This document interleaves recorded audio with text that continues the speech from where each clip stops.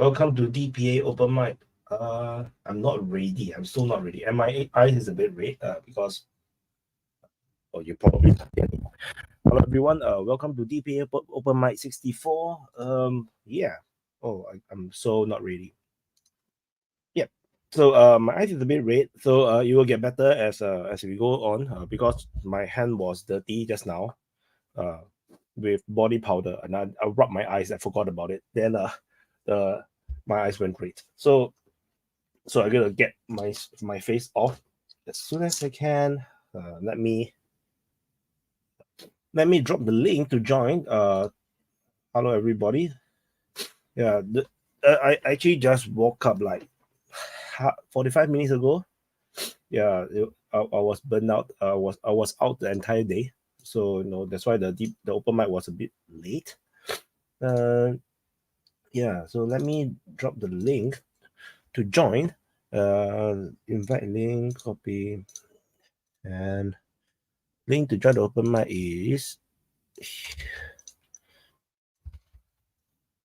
here. So I've dropped the link on the DPA open mic YouTube channel and also on the Rumble's open mic channel. And I don't know where's my sunglasses, so I cannot. And it's very dark. I can't really hide my eyes. But you will get better. I forgot. I just rubbed my eyes. Just when I was preparing the stream. So yeah, I got the red eye. Okay, so hi Vaun. Hey, I'm only going to be here for like an hour and a half before I got to leave, and I can come back, but it won't be the same. So, I mean, I'm only asking if we could hit Ukraine real quick, and then move on to everything else. It's been a crazy day. I mean, a lot of crazy stuff flying around. What's going on, gentlemen? Hi, Nunya. Can you test your mic, Nunya? Test my mic? Oh, okay. Yeah, I can hear you. I hate you, Wyatt. Why so late? I was sleeping. Dude, it's 10 He was sleeping. He had a birthday party with his daughter that he was rested. He has reasons. There. Yeah. Shame on you. So I'm going to be 1 hour or two maximum. Then I'm going to leave to do my sleepy.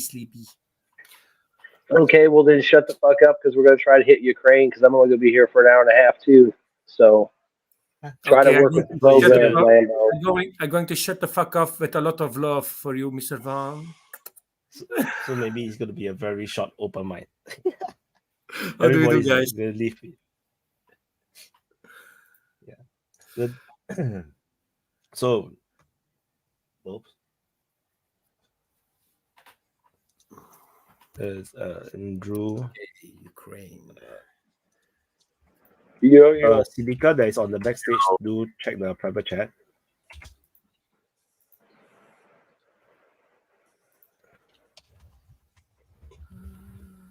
So, what's up with Ukraine? Do you guys plan anything to talk? Because I probably have screwed it up if you have planned anything. I mean, we could start. Yes. I mean, I was waiting for some more people, but we could just start at the bottom of Ukraine. I mean, the Krinky bridgehead's gone. It looks like they may have opened something else somewhere up south, which I don't know why they keep trying to cross the river and create these beachheads in the swamp. Well, I mean, it's for all intents and purposes gone at Krinky. I mean, I don't think anybody's crossed there in a while.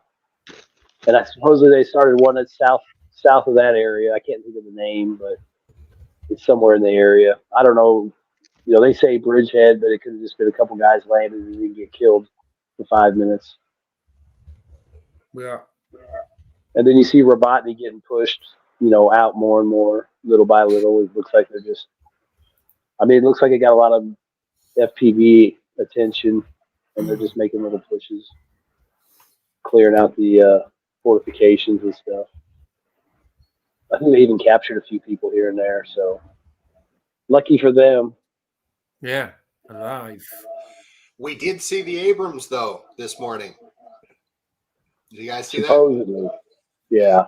Yeah? Yeah, I saw the video. We might as well tweet up there to Adiska. I mean, I don't think it, because they say it could be with the 47th, which is possible because the picture was taken from maybe a Bradley. And then if I think of where the 47th is operated, it's kind of along this line, kind of northwest of the coke plant. And I don't think they're that close.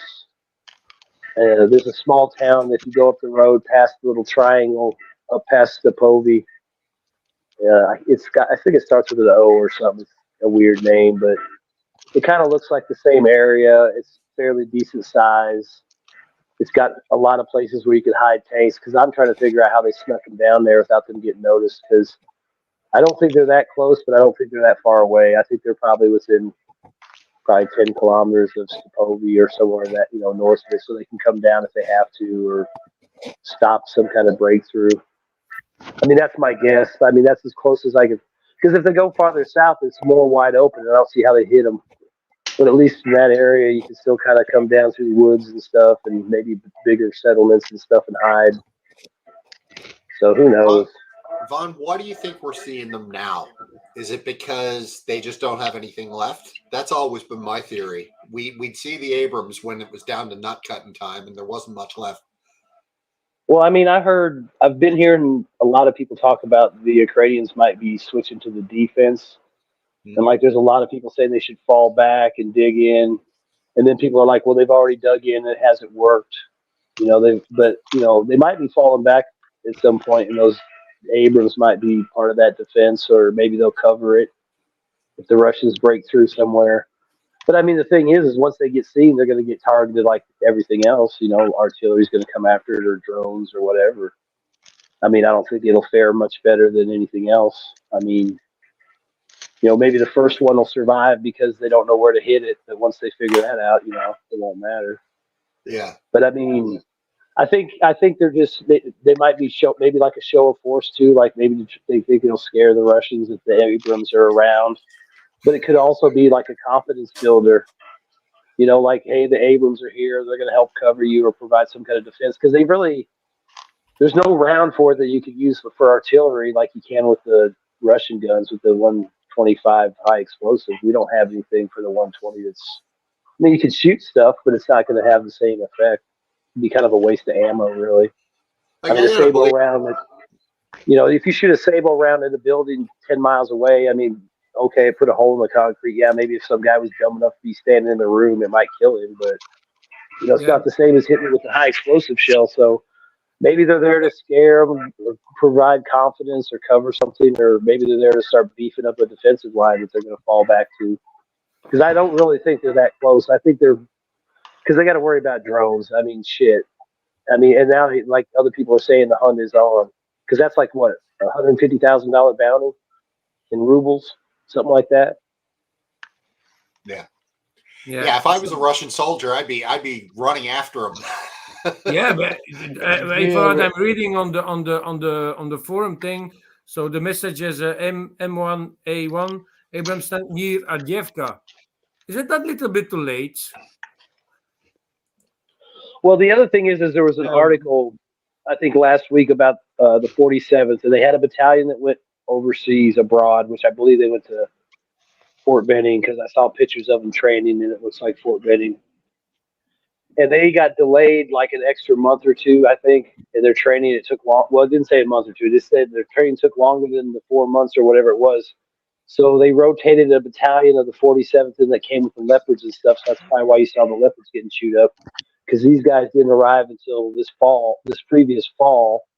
So they've been hiding out somewhere. So they're actually probably where they should have been in place of that first battalion. So maybe it's just, I mean, I don't know, it's kind of dumb to rotate them up, because you see they can't really accomplish much more once they get, targeted. You can bum rush some guys and shoot them up, but once the drones come, it's over.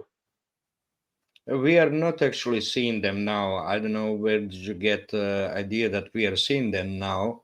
We're just seeing the video of it. They're not on the front line. They're not risking. They didn't show up. That's what we said. we figure Yeah, they're so behind it's a about 10 or 15 kilometers.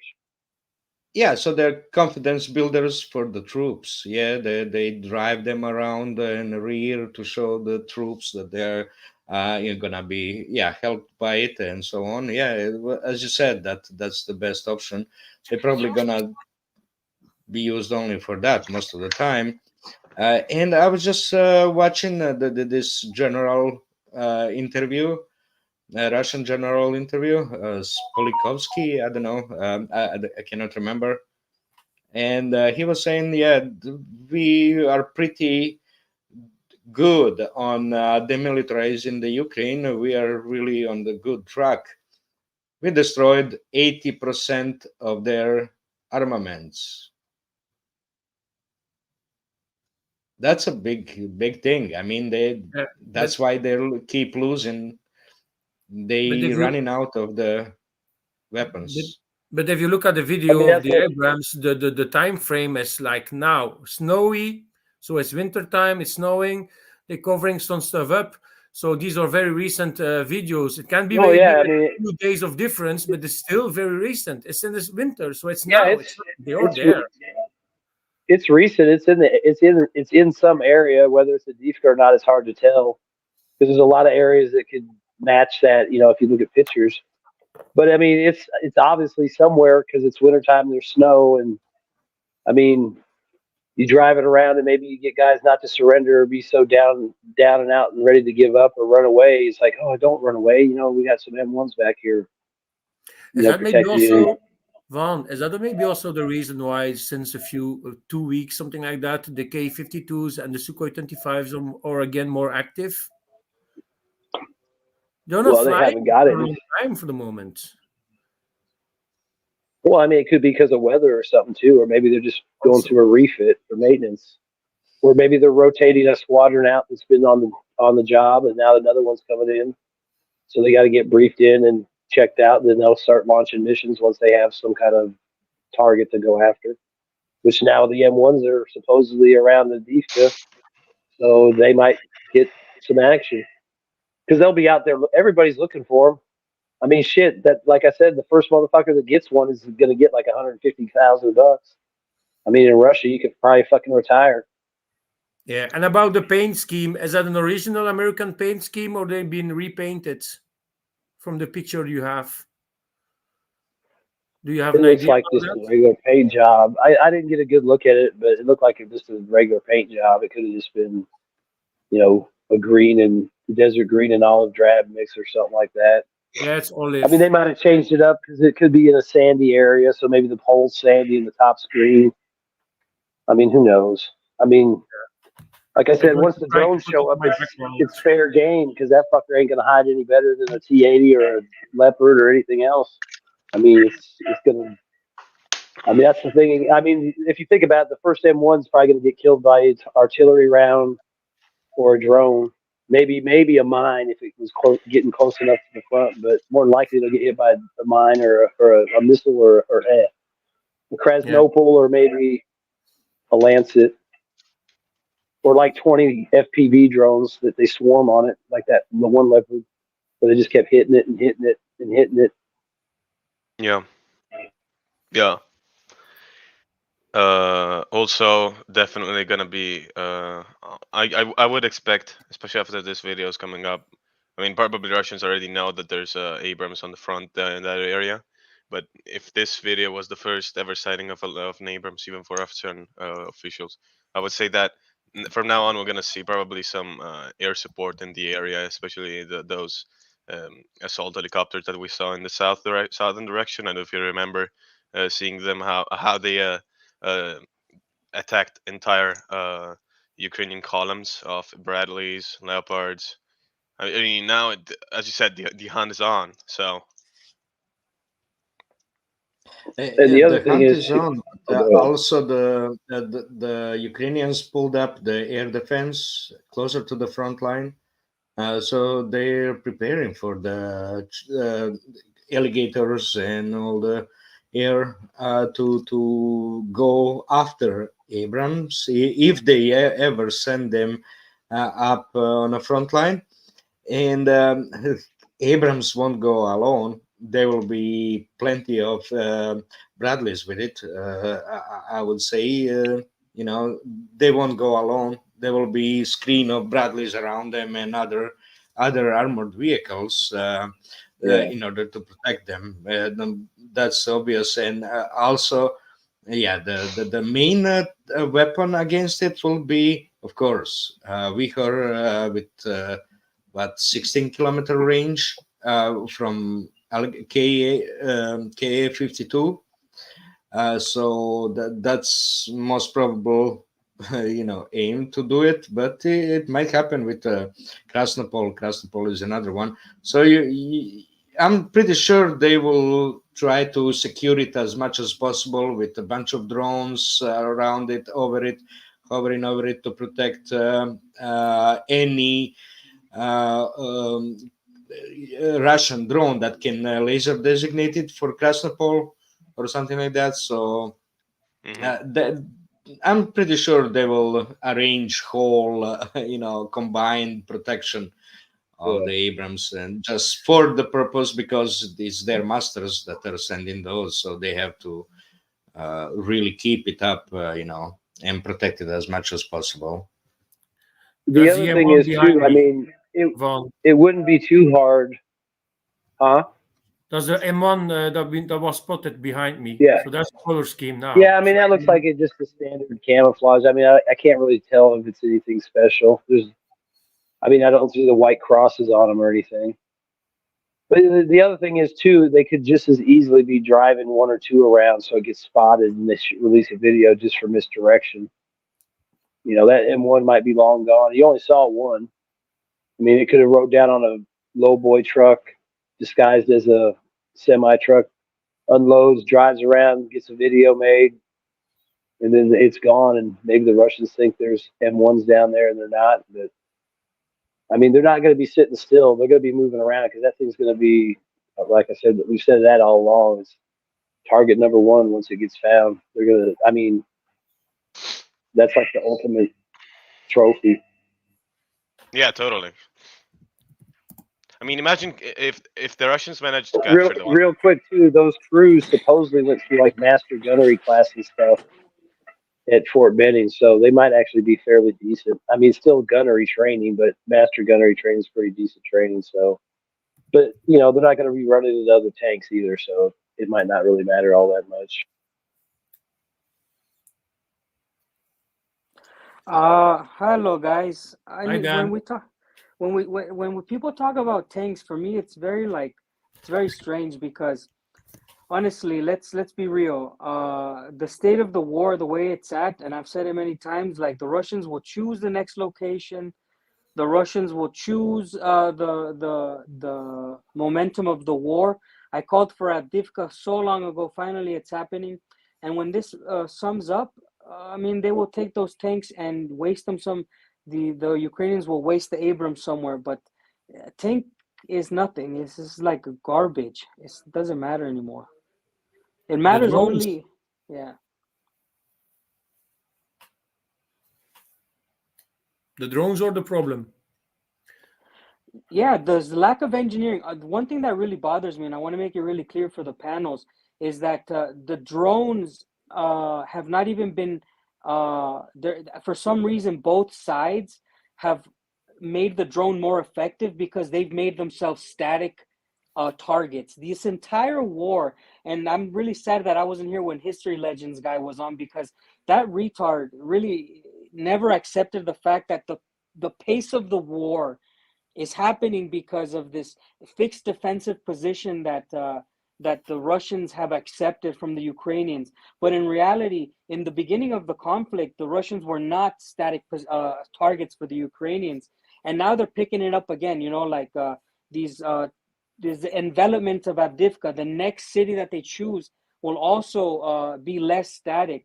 If I was the leaders of the Russian army, I would put a huge buffer zone with an insane amount of landmines and just stop digging trenches and just actually build up. Ukraine is very flat, like a freaking desert. Mine the shit out of your area, which makes it that operators cannot get close enough to fucking send a signal. And I mean, nobody's engineering anything for the drone problem. The drone problem is only there because of these two sides choosing to fight this stupid war of attrition. Let's be honest here, guys. It's like if it wasn't for the Russians' initiative, this war would be absolutely static because the Ukrainians aren't doing shit. That's the truth. Yeah, you have a point.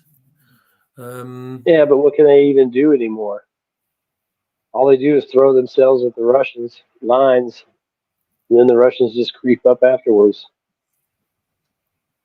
Yeah. How do you see Adjevka evolving?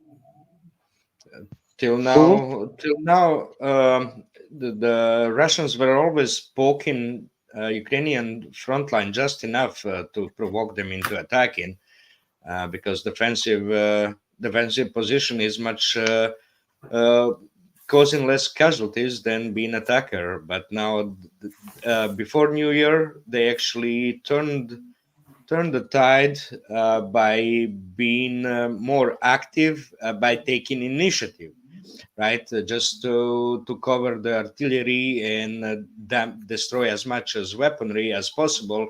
So now it's more active phase, and in another maybe half a month, there will be more active phase all the way to the election in Russia. So this you can understand it as a campaign,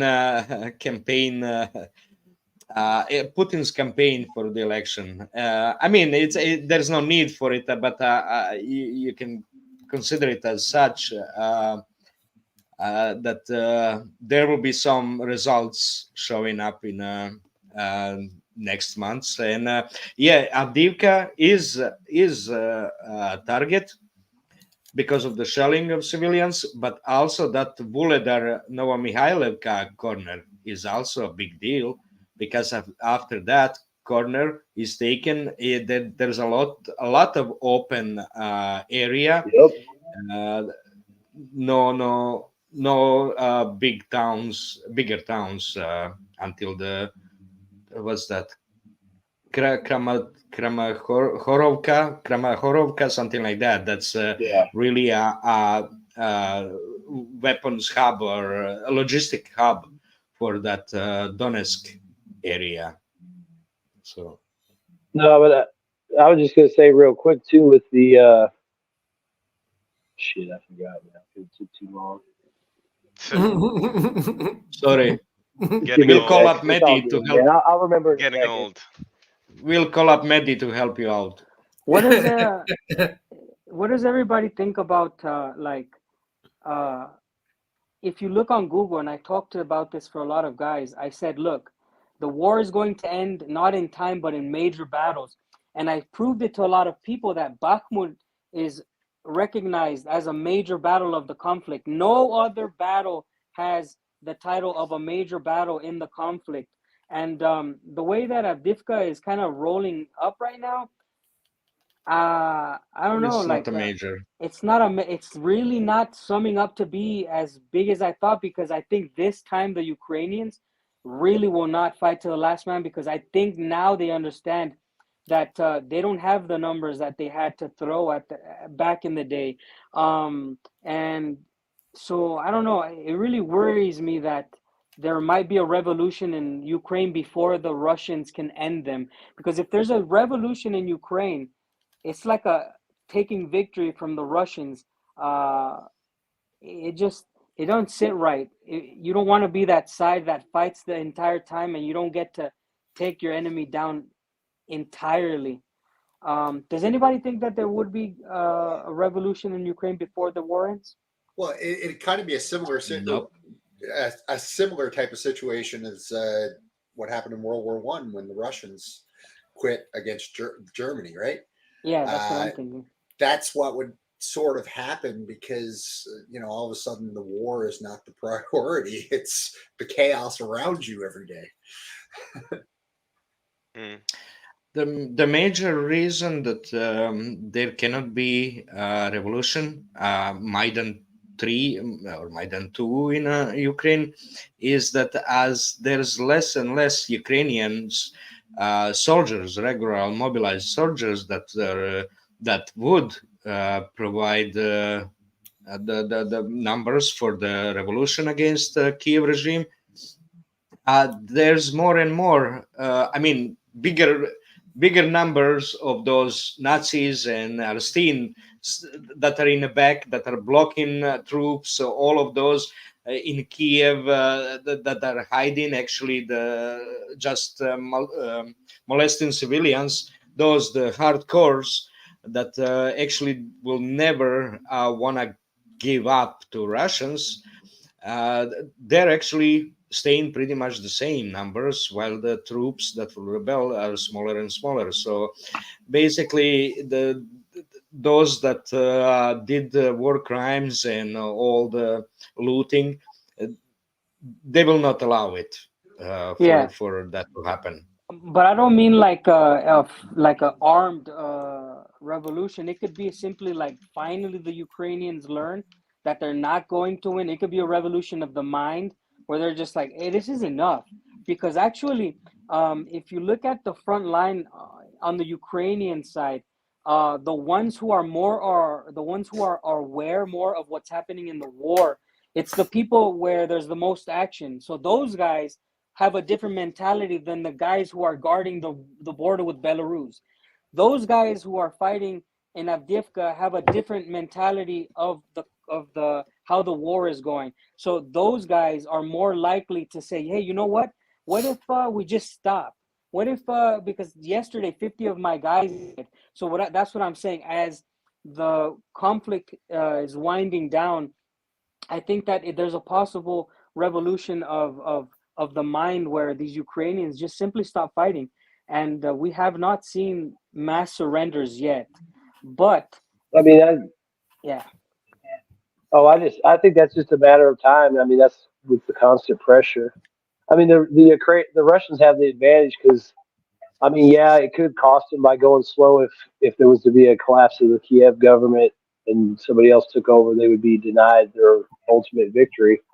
But at the same time, they could just sit there and grind them up, and they don't really have to take any heavy casualties unless they want to assault something in particular or go after a city. I mean, that's the only time their shit spikes. So I mean, it kind of works in their favor to be popular, to keep the war, I guess. The comment on made favorable by terms. Rosomac saying, Dan severely underestimates the ability of a line soldier to make decisions. Well, look, I'll tell you what. There's no. I'm not underestimating the ability of the soldier to make a decision, but I'll tell you what. There's places in the front line where there's soldiers that have no leadership anymore. They're sent somewhere and they're just said to stay somewhere. So these are not an organized army. So if you're listening to this and you think I'm underestimating, there's just no way, man. There's plenty of stories where guys are walked out to places and left, and then they end up being captured or dropped off at Russian positions or just left for days on end with no food or nothing. There's plenty of stories about that. It's been going on forever. True. So he's right. There's no organization in a lot of places, especially where there's been heavy combat. I mean, everybody runs away. I mean, I heard a story today from somebody who's got Ukrainian friends and stuff. They lie about people that have been dead for a year just to keep getting the money. So, I mean, there's all kinds of fucked up shit going on. And then that's another thing you figure that's going to contribute to the breakdown, the mind. But it still hasn't happened. Dan, do you think this sort of revolution could come even with a sort of mutiny? But I'm not even talking about normal soldiers. I'm talking even like higher ranks, like perhaps more rational generals like Syrsky could sort of mutiny. I think those people are bought. I think it's really, really hard to have. So look, I'll use the example of like the Germans. Really high-ranking generals of Germany wanted to topple the Nazi regime, but they didn't really get so far. The higher up you go, the harder it is to go against the grain. For some reason, I believe in my heart that it'll start with like low numbers from these guys in trenches, and then you'll see like lines eventually collapse. And I'm talking about like 2025 campaign, because 2024 campaign is already tied. Avdiivka will be the center of this year, and then the next push will be God knows where, maybe Kharkiv, I think, is the northern city. And more than that, I don't think the Russians should even be fighting anymore. This is the last city, mark my words, that they should even try to get. Everything else, the Ukrainians will defend the Kharkiv like with everything else they have, and that's it. The campaign ends and everything ends. But yeah, it's hard to rebel as a general, where it is easier to rebel as a private. I mean, I was just gonna say real quick. I mean, I think there's plenty of places they could still take. Kupiansk is on the table. You know, Avdiivka's gone. You know, they could. You know, if things go right around Avdiivka in that Volodar corner, they could push and be threatening Dnieper and Zaporizhzhia. You know, they could be within artillery range of that. I'm just saying, Kupiansk has to go. Yeah, but I mean, they don't even like Kharkiv. They don't even have to take Kharkiv. They could just cut through Kupiansk and push forward and cut it off from the south. I mean, and the thing is the Ukrainians, they cannot replace the manpower. They can't replace trained manpower. They can't replace equipment. It doesn't matter how much they get. They're never going to catch up to the Russians, and they're never going to beat the Russians in that sense. So it's just an ongoing. They're just feeding the machine, and they're never going to catch up. It doesn't matter how much money the West sends them. It doesn't. You know, they're asking for like 3D printers to make drones and asking for investment so they can make more ammunition. None of that shit's going to happen. Even if they do it in Poland and Romania and all these other places, they're so far behind in numbers. I mean, their conscripts are the most untrained, pathetic people they can find pretty much at this point. I mean, they're the ones talking about conscripting women and pregnant women. I mean, it can't go on. It's just a matter of when the people's minds finally snap. I mean, you see it starting to happen in here and there, but who knows how bad it really is. I mean, I'm sure the guys on the front have their own opinions because they're there, but then you got to figure all the family members that don't hear anything or whatever back home. So, I mean, I just think the Russians, you know, they can just keep doing this all day long, and they probably will until someone gives them an offer they can't refuse. It's just everything they want. It's just a conflict of time. It's just waiting when it's going to end. If Russia keep in that way, it's just a game of waiting till the Ukrainians are going to collapse. That's just a reality. Well, I mean, think about it too. Yeah. We talked about it before. The longer it goes on, the more it hurts Russia's rivals. It hurts it takes out Ukraine. It hurts the West. And they're already in position to play the game long term. Yeah, in the beginning, everybody said themselves they got ready 10 years ago. Yeah, everybody was saying in the beginning, "Oh, they haven't won the war yet." But obviously, the longer it goes on, the better it was for the Russians from the beginning, from the very beginning, because you need to massacre your enemy. You need it. That's just how it works. You need to massacre them. If this war ended today, there would be more Ukrainians alive than there would be if it ended tomorrow. And the point of this war is to kill the enemy, because the Ukrainian will always be a token for the West. Unfortunately, now that is what they've tainted themselves as. Now they're going to forever be the puppet of the West, and the more you kill of them, and this is not my opinion, this is the opinion of a warrior. The more you kill of them now, the less you have to worry about them in the future. Hello, Prada. I wanted to pick up the thing about the revolution that you had before, and I just real quick on Dan's already. Huh? Just real quick on Dan's point, like you said at the beginning of the war, the Russians are able to pull out all this old equipment, use it up, and that, like that guy last week said, the Merc, you know, they're using up all the old equipment and they're replacing it with new equipment, but they're managing that equipment and holding it back. So it's worked out great for the Russians. You know, they're basically recycling the old stuff out of storage, using it, and then replacing it with new stuff. And that's all I had. Sorry. Yeah. So picking up I decided to come in because Dan talked about something. It's very interesting with the revolution. He thought there might be a revolution. I wouldn't put too much cards on it, but it's still very interesting what happened this week with Zelenskyy trying to fire Zaluzhny, and nobody, and he couldn't fire Zaluzhny, not because he could fire Zaluzhny, but because he had nobody that would accept his place. which is pretty much a revolution, which means that Zelenskyy is losing completely the grab, even in his most faithful people, he's losing completely the grab of power. And I mean with that is that it's becoming very difficult for him to counterbalance, because I think, if I'm allowed to say as well, I think Europe, the West, especially Europe, is ready for round 4. So they lost all rounds all the time, or perhaps one round they won. It was when Kupiansk and Kherson cities were taken. That round they won, that's true. But all the rounds they lost, and they are ready for a 4th one. And they are giving them weapons, actually. They are preparing to give them more, even everything they have, and give them even more money than they actually would have. I think it will be a very short one, because the whole world is in turmoil, and they also need to support other conflicts. But the thing is, the revolution could happen. I think it's a very good, big possibility. Great point, Dan. And the other one is actually they will go for more fighting. But nevertheless, like Mr. Lam is saying, yeah, let them go, because they will collapse. It's a question of time. As more they fight, as bigger the fall will be. Yeah, you have a super chat also to address. Only way to collapse is by individual units on the front line, and that they catch on a chain reaction, basically surrendering on a wider and wider area, one after another. That's the only way. Like the first puncture of the southern Avdiivka was by one unit pulling out of the front line, one larger unit, probably 50, 60 soldiers, and another unit that was supposed to replace them didn't want to go there. So the Russians just walked in. What about the political collapse? One of the southern. Now that money is coming from Europe, there will be no political collapse, because they can still loot. There's so much money to loot more. So as long as the money is coming, they won't run away. So basically, I think Mike only was when saying something.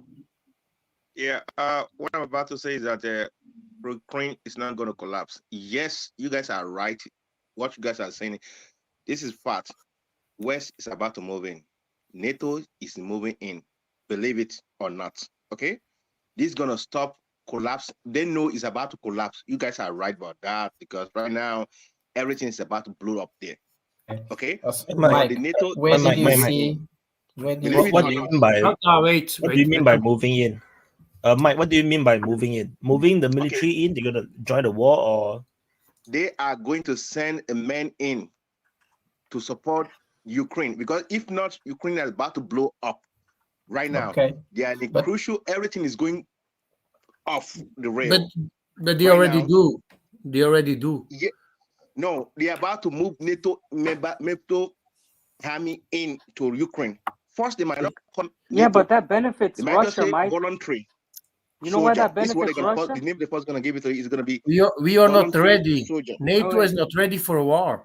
Need to understand Yes, that they NATO are. has Europe has not an army. Okay, for well, you know, fight we could get back to Zaluzhny real quick before we go to the NATO thing. If I may just provoke a little bit, Mike. You see, Mike, in order for you to go to war, you have to prepare the population for that. And we saw some people trying to do it last week, although it was not to prepare for a war, it was for something else politically to be achieved. And the support of the population in most European countries was zero. So I don't see how you will get support from the populations to have armies going to Ukraine. Also, Mike, if you allow me, it needs to go through the parliaments. I am not seeing it. I'm so sorry for you. Let me add something. No NATO. In my opinion, I don't know when military Okay. ask for the civilian support, especially when it's ruled by, when NATO is ruled by US, and they just send the troops there without. I mean, the whole civilian Europe can be against them. They will do it. They don't care. This is based on. this is based on what Mike was saying. A military summary gave an option that the exercise, NATO military exercise of 90,000 troops on close to the border of Ukraine in a Polish and Romanian area. That they will, after the exercises finish, they will go in and replace the Ukrainian troops that are in Western Ukraine, and there's a plenty of them. That in order to solve the mobilization, lack of mobilization, the NATO troops will move in the Western Ukraine, and Ukrainian soldiers from there will go to the front line. That way, they will fill the lines. Okay. That was military summary. That's more doomer for military summary talk. I mean, he always is dooming on shit. Okay. Can I say something though, guys? Okay, this is my... guys. The reason why I'm saying that West Dan has first. invested too much in Ukraine right now, and they will never let go. Okay, they invest too much in Ukraine. Yeah. That is why they're moving. They have no other choice left. They sacrifice a lot of stuff for this. Yeah, but so in my now opinion, the only option they have is either total war or nothing. Yeah, in my opinion, if NATO moved in, it would only be to every time America has led something where they lose, they end up cutting it in half. You used to have like South Korea, North Korea, Vietnam was like fighting from the south and the north. It was a whole thing. There's like buffer zones. If NATO moved into Ukraine, all they would say to Russia is, okay, keep everything from on the other side of the Dnieper. That is the biggest win you could give Russia. So if NATO joined, it would be a catastrophic failure. Right now, you want Ukrainians to die. NATO does not want to die for the fucking Ukrainians. I'm sorry, but I don't see it happening. Sure, they can go and take care of the border, but that's a fucking fuck you to Ukraine because they're going to let 90,000 more guys to go die. So this idea, like, it means nothing to Russia.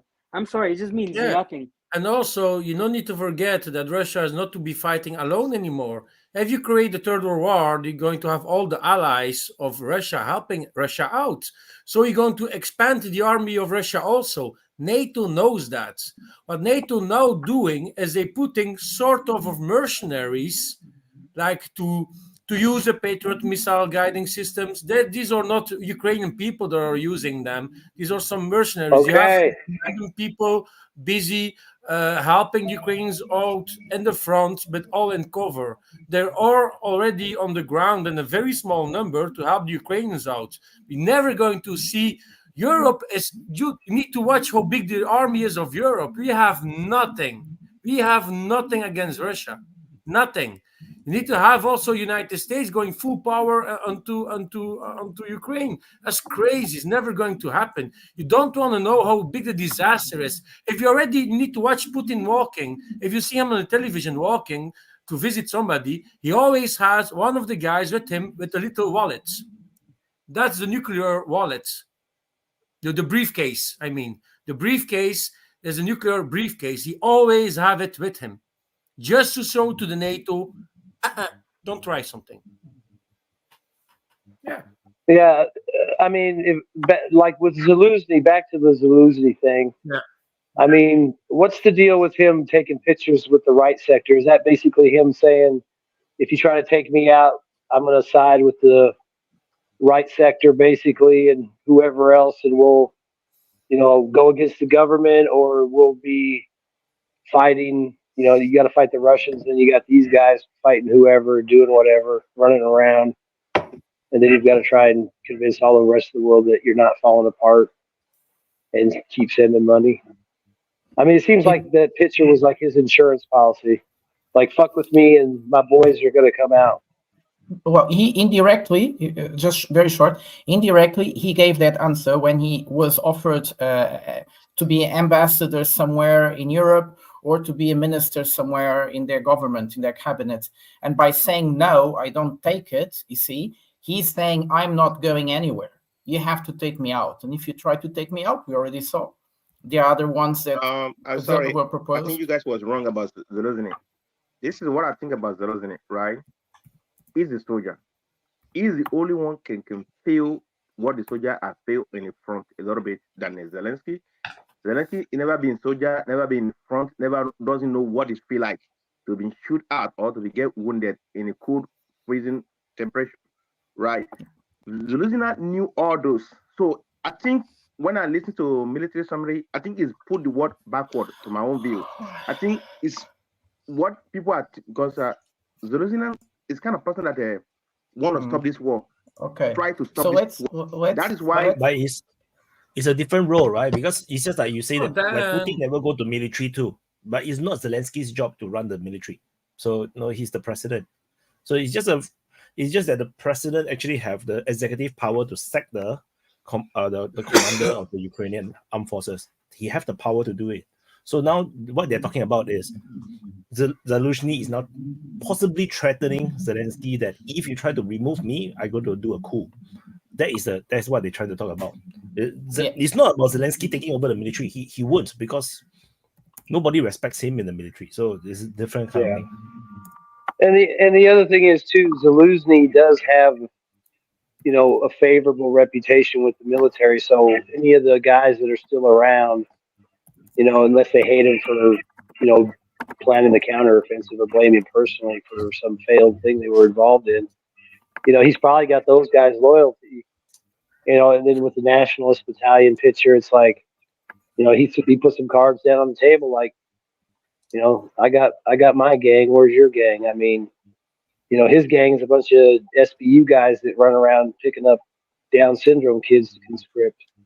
They ain't been out there in the trenches fighting. So it might, you know, it could get interesting, but I just think that's a ways off still, unless they really get stupid and try to go after Zaluzhny. But I think he kind of laid down the law and he's safe for now. Nonya. Yes, sir. Regarding Zaluzhny, just to follow up on your point, Prada, about how Zelensky tried to fire him, and he basically said, "Yeah, no, I think I'll stay." And then Victoria Newland came over to spread her sunshine last week, and basically cemented Zaluzhny back in place as a president. Zelensky now is completely undermined. I don't understand how he can stay in power whatsoever. If I was him, I'd be looking to get the hell out of there as soon as humanly possible. I don't think he's long for this world otherwise. So with all that said, how's the government going to actually run there, given this weird dynamic now? I'm throwing that out to the group. I just wanted to pick up something. You just mentioned Newland, and she said something very interesting, that Putin should expect some funny things this, well, nearby, something in the next times. Funny things, she said. Amazing woman. Yeah. So charming. It's going to be probably in a form of a cookie again. You know, she'll send cookies to Putin, maybe. It's sad she became so fat. She was before, a few years ago, pretty beautiful. Fuckable. That's a picture from like 40 years ago. Yeah, something like that. I mean, how much longer do you think Zelensky's there? I can't see him lasting beyond the next couple months. I mean, I think if Avdiivka falls, that would be a big hit, and people would be asking questions, and then, you know, let's say Kupiansk opens up more, because those two spots are pretty ripe, you know, and then let's say it becomes more public knowledge that the Robotny salient's, you know, gone, all that progress is gone. You know, maybe they'll hear more about these idiotic river crossings in the Kherson region. I mean, I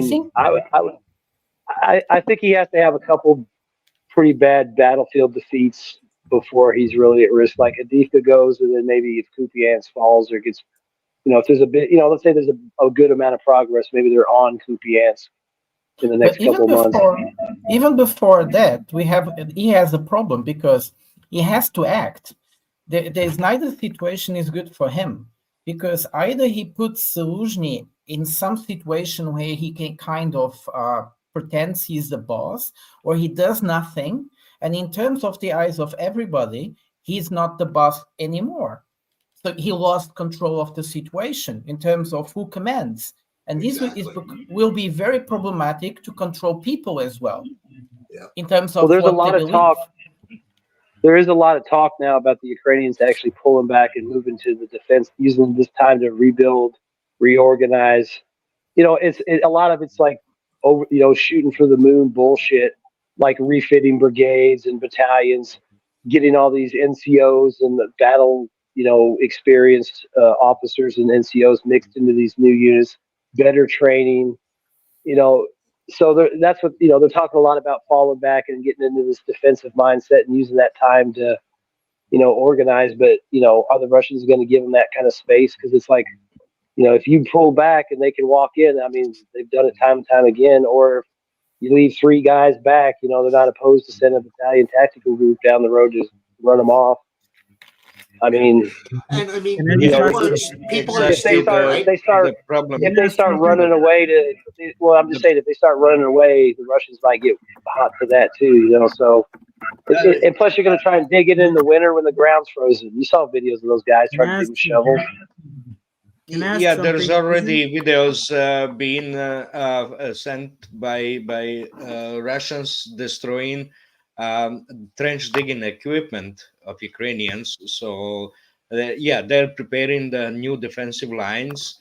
But there was an analysis from one guy, really cool guy. There was analysis about it, how they were able to pull back to the defensive line after the Bakhmut fell, because the Wagner was already exhausted by the time they captured all the Bakhmut, and flank was already being covered by the Russian forces, not Wagner, because they didn't have enough. So because of that, the Ukrainians were able to stay close to Bakhmut and build a defensive line there. But this time with Avdiivka, the Russians have multiple reserves. I mean, reserves after reserves, Well, I mean, think about it. After Avdiivka fall, they will just keep the pressure. So Daniel, go on. Think about it. Daniel, go on. Just real. Let Vaun go. He seems he needs to say. Well, I was just going to say real quick. Even if they fall back, I mean, think about it. They can fall back 20 kilometers from the current line of contact and dig trenches, and that would give them a lot of space and time. But it wouldn't be out of range of some of the drones and the Lancet. So, like you said, I mean, as soon as they put a bulldozer out there, it's gone. So, I mean, and that would, imagine getting the Ukrainians to bite, accept, we just gave up 20 kilometers west for 1,000 kilometers along the front, just to give us space. And then, on top of that, you can't even dig, because as soon as you try, they're going to hit you. I mean, think about it. You somehow have some old man with a backhoe get hit by a Krasnopol. I mean, it's not like they got shit tons of bulldozers and those kinds of equipment. I mean, they're just so fucked in so many ways all the time. I mean, it seems like they always wait till it's way too late. Well, I think with respect, I was gonna ask. Go ahead, Daniel. Sorry. I was gonna ask. Isn't technically what Zaluzhny did isn't that in military terms anywhere a mutiny? I mean, isn't that a mutiny? I mean, if you like ignore a direct order from your commander in chief, isn't that a mutiny? So why is he even in command still? I mean, the commander in chief doesn't have the balls to enforce it. The commander in chief doesn't have the balls to enforce his order. So, is it really mutiny if he's not in charge? That means he's not. He never dared to sign the order. He was talking about the order of taking Zaluzhny out of his post, but he never dared to sign it.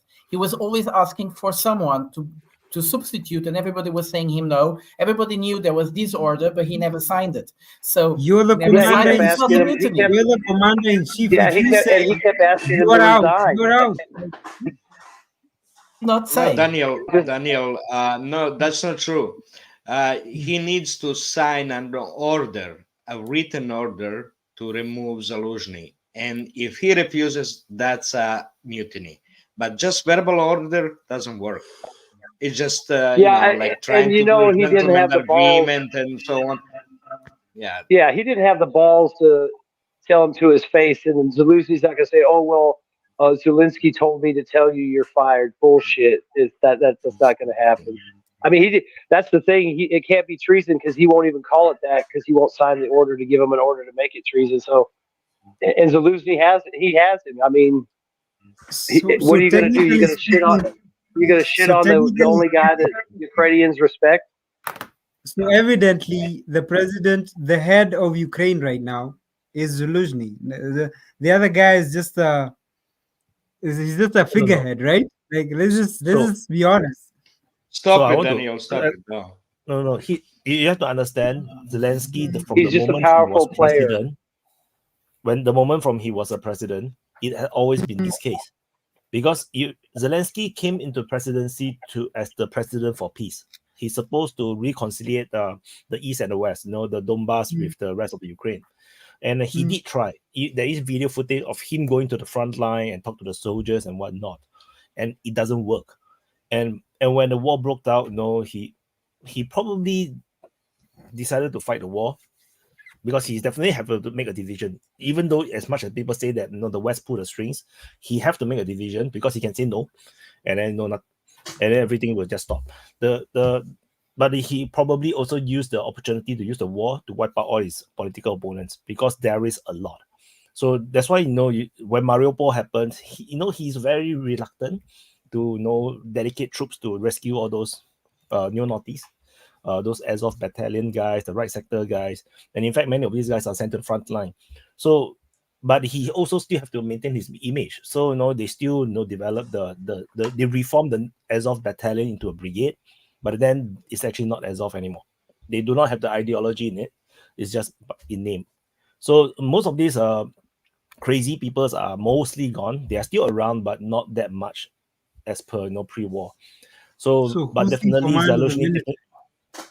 Yeah, but the thing is Zelenskyy don't decide the war continues or not. It's Zelenskyy decide. The Zelenskyy decide to fight, then you have to send your good fighters to fight. And the Azov battalion, it used to be one of the more fiercer ones because they are ideologically driven, and they are getting the best equipment. Because Ukraine. So the situation now is that I think Zelenskyy can't stop.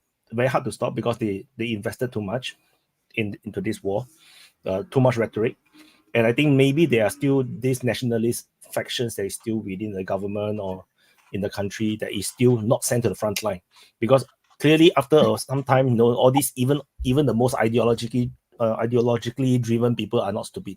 They want to survive. Yeah, so we're not sure. We're not sure how big is the right sector or the Azov people are still in Ukraine. And Zaluzhny taking that photo, of course, it most likely a signal. Most likely it's a signal because I don't see Zaluzhny a lot. It's usually maybe I came in late and you guys already went through this. Sorry if I have to repeat, but the Zaluzhny pretty much. I don't know whether it's Zaluzhny or some other advisor. Pretty much told Zelenskyy that if he doesn't have, I think 800,000 men in the front line, Ukraine is fucked. Like he was literally told that. He was saying that Ukraine is fucked. And this is the point that I'd like to make because this is a point I'd like to make because I think I'm going to make a bold prediction. If Zelenskyy is still alive by Easter, I'll be surprised. I think he's going to get hit by a Russian munition, and he will go by the wayside. And I think they're going to set Zaluzhny up to take over. No, I'm gonna go, Nanya. I'm gonna go with a helicopter malfunction. That is the one that usually. Yeah, helicopter. Yeah, that'll work. Gonna malfunction one of these days. Yeah, by the way, guys, stay in power at this point. He can't because he's been so undermined. Everybody knows it. The Ukrainian people aren't stupid.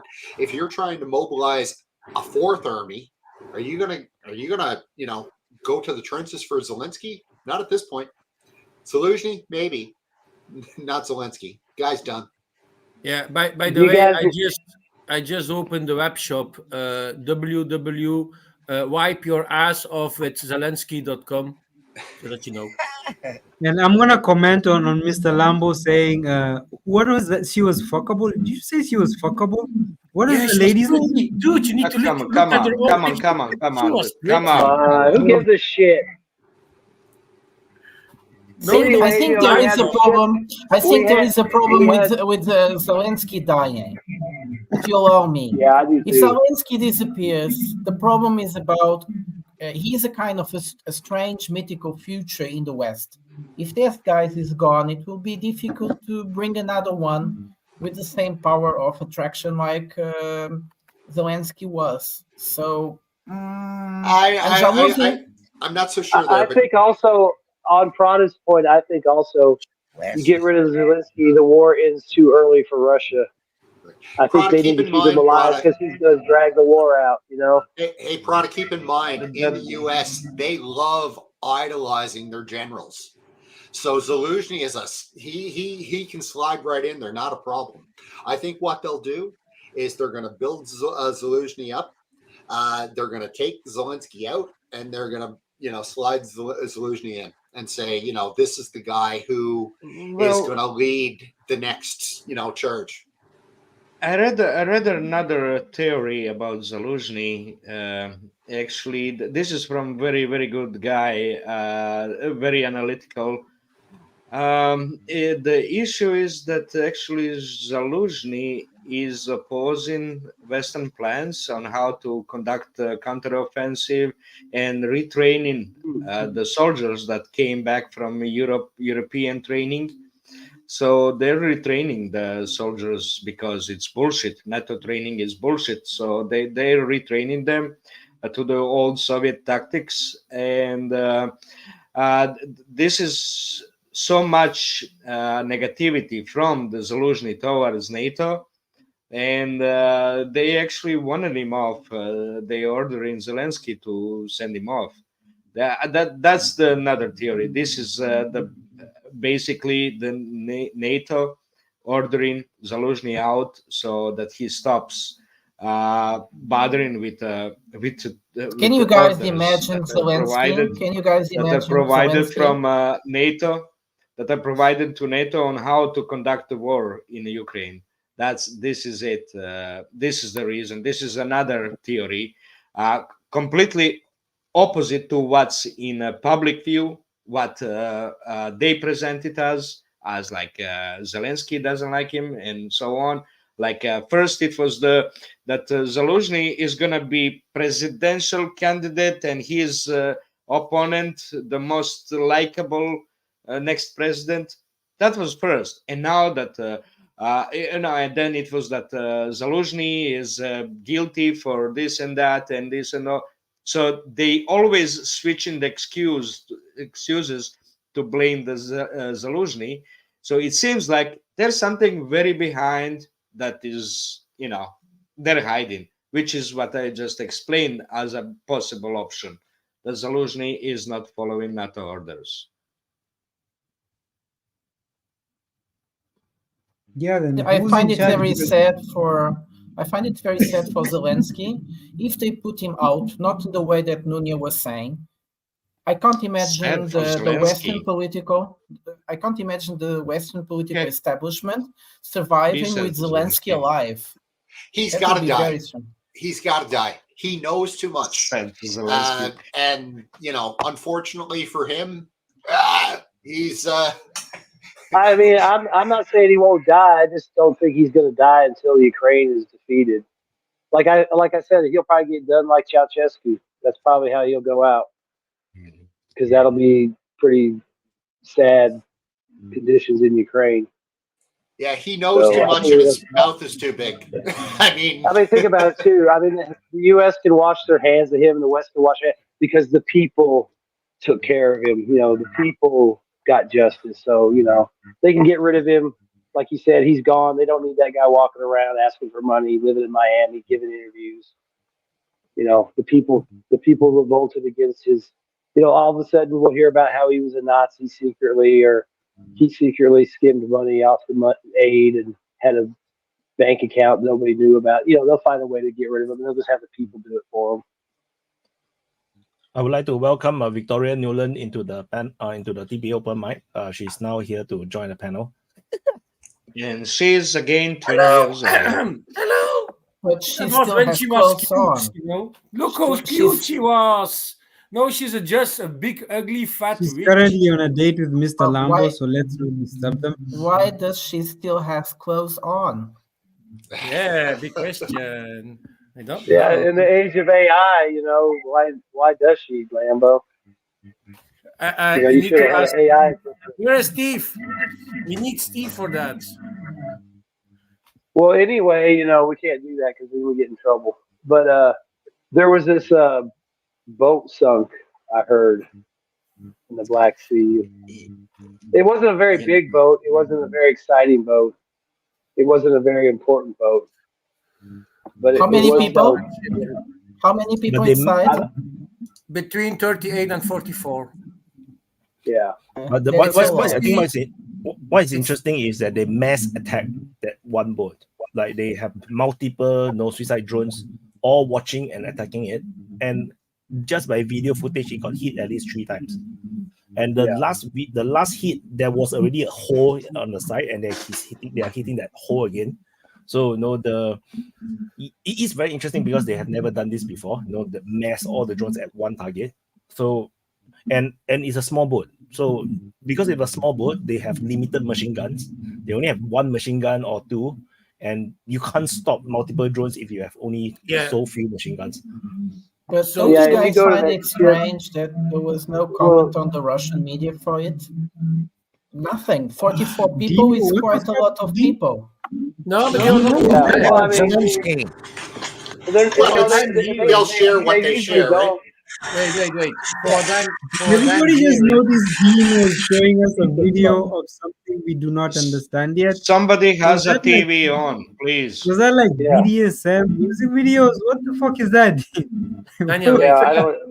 can I But speak yeah, about on the- that ship? Yeah, go ahead, Lambo. Yeah, okay. So it's a Tarantula class ship. It's 60 meters long. It's 600 tons. It has a 76 millimeter main gun and 2 Gatling gun systems. And it's not the same system that like the Americans has. They're lacking an angle. So if you're looking at the more modern Gatling gun system of the Russians that they have on the people and the new cruisers they have, and also on the American ships and the NATO ships, they can angle very low. And that is a problem that ship has. It's also a coastal ship. It's a fast ship. It can go 44 knots. And like Vaun said, it was swarmed by all these small drones. But after a while, so they were shooting at some drones. They're lacking the angle. So they were able anymore to shoot it when it came too close. And like Pratt also said, Wyatt, so they hit the ship one time, and the second drone went into that hole, and just underneath the missile system. So you can't imagine how big the blast was. They already evacuated. What I'm hearing is they're evacuating the ship after the first strike. They say there are maybe a few casualties and a few wounded people. So I think a few dead. They are not all dead. So the capacity of that ship is they say there are 38. The maximum capacity of that ship is 44, something like that. But it's not a big loss. Ship is a ship from the 80s. It's a loss, but it's not going to make any change. Yeah, and if you watch the video from the cameras of the drones, you can see the Gatling guns on the back. Yeah, and they can't depress low enough to hit. Right. And the thing is, it was a coastal patrol ship. I would venture to say that it probably has a fairly routine patrol route. That's why they were able to get a bunch of drones in the area and swarm it. And it obviously doesn't have, that 76 millimeter gun can't depress enough to hit. It's probably got a slow rate of fire. I mean, if it saw them far enough away, it could, but they would have to be facing them. So that means he's closing on them. They're closing on him. And the Gatling guns are old. It's got 4 missiles. They're not anything fancy. They're just anti-ship missiles. It sucks. It was probably an easy target because they probably watched it use the same general routes, in patrol. So then they got something in position and hit it. Yeah, because it's not anything major. It wouldn't be escorting anything. No, it's nothing like that. The major problem why they didn't use Gatling guns is they can be aimed only by using radars. You they cannot used it. sit on it and aim it. No, they didn't use it. Yeah, They they did. used Yeah, they no, did. They just it couldn't. was You the could see it soldiers. when you go down. It was the soldiers. It was the soldiers shooting at the drones by their Kalashnikov. You Okay. can see the small dips. You can see the small dips in the water. It's nothing big, nothing fast like Gatling gun. 30 millimeters. So it's a handguns. It's I'm not saying I it's, saw them shot, but in the thermal camera, Kalashnikovs. you They can use see them the Gatling Kalashnikov. guns. And you can Even see the barrels. let me talk, please. Let me talk. Even they say the second drone that was going that was the third one. First one made a hole. Second one went for the rudder, and then third one went to that hole, and it was destroyed 1 meter away from the hole by a soldier. That's the report of one Russian officer was saying that it was even after they destroyed it 1 meter away from the hole, they kept shooting at the other drones because it was soldiers on deck shooting at the drones. That's all they have the option.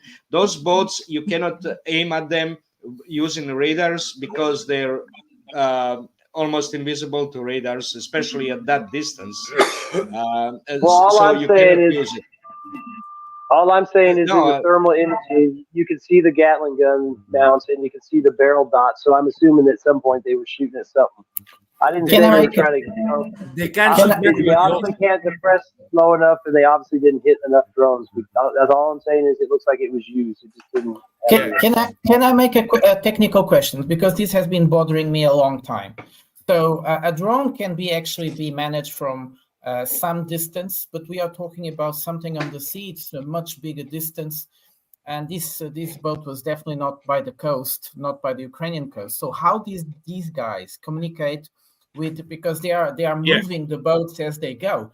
How do they communicate? They have to have a direct link to satellite. Satellite, probably So satellite. Yeah, so the calculated range was something like 250 nautical miles of kilometers, something like that. They can have support of UAV drones of the United States, like the big drones or even so they can have. For that Gatling gun, I still want to add something. Is that you can manually control. You don't need radar. If you can spot, you can use the thermal imaging to spot your drone and shoot at it manually. That is what I'm trying to say to Euro. You not need to use only. It's not automatic system only. You can use it for manually. They did it already with Somalian pirates. They shot at them with that same type of Gatling gun manually. Just you spot it and shoot it. Also it was happening in the dark. So I just never can believe the soldiers could aim at it at that distance with AK-47, something like that. So, and so I Vaun, thought that they used the thing is with those drones, it would be Vaun, I wanted to ask. All you'd have to do. Go ahead. I wanted to ask you, what's the range on that gun? What's the range on that gun realistically? Not like in books. Like, can you actually? How far can it actually shoot when someone is using it? Mile or two, but it's just using. If you're using that as air defense, is the last thing they're going to use to shoot down a missile. Yeah, so you're just spraying a wall of lead. Yeah. I think my question may be but with those addressing for many other people wait, outside. let's first Vaun continue. Vaun. Well, I was just going to say with those drones, let's say they identified that ship's patrol area. They could just pre-program those things to drive to that area. And then when they get there, they could flip on a link. That way they don't compromise them until they're pretty much right where they want to be to operate. Then they could have turned them on when active, found the target, and then steered them with guys driving them, zigzagging them and all that. Or maybe they got some kind of system on them where once they get close enough and identify a ship, they just zoom in on it. But since they hit the rear, the side, and then the hole, I'm guessing they were guided. But it would be easy enough to put them in position, then flip them on. That way the Russians wouldn't know they were there until they got the signal. And then it's, a race to see who hits the ship first or can get to the drones. Even if that ship knew it was zigzagging and stuff, trying to get away, but maybe those drones are faster than that ship. I mean, they basically look like little cigarette boats with a bomb on them. Yeah, I even think- one I strike think- was enough. I think the guns that they are shooting at the drones is actually just a GPMG, just a machine gun. Typically Navy ships, they have those machine guns, the big ones, but you probably wouldn't have more than one on one side.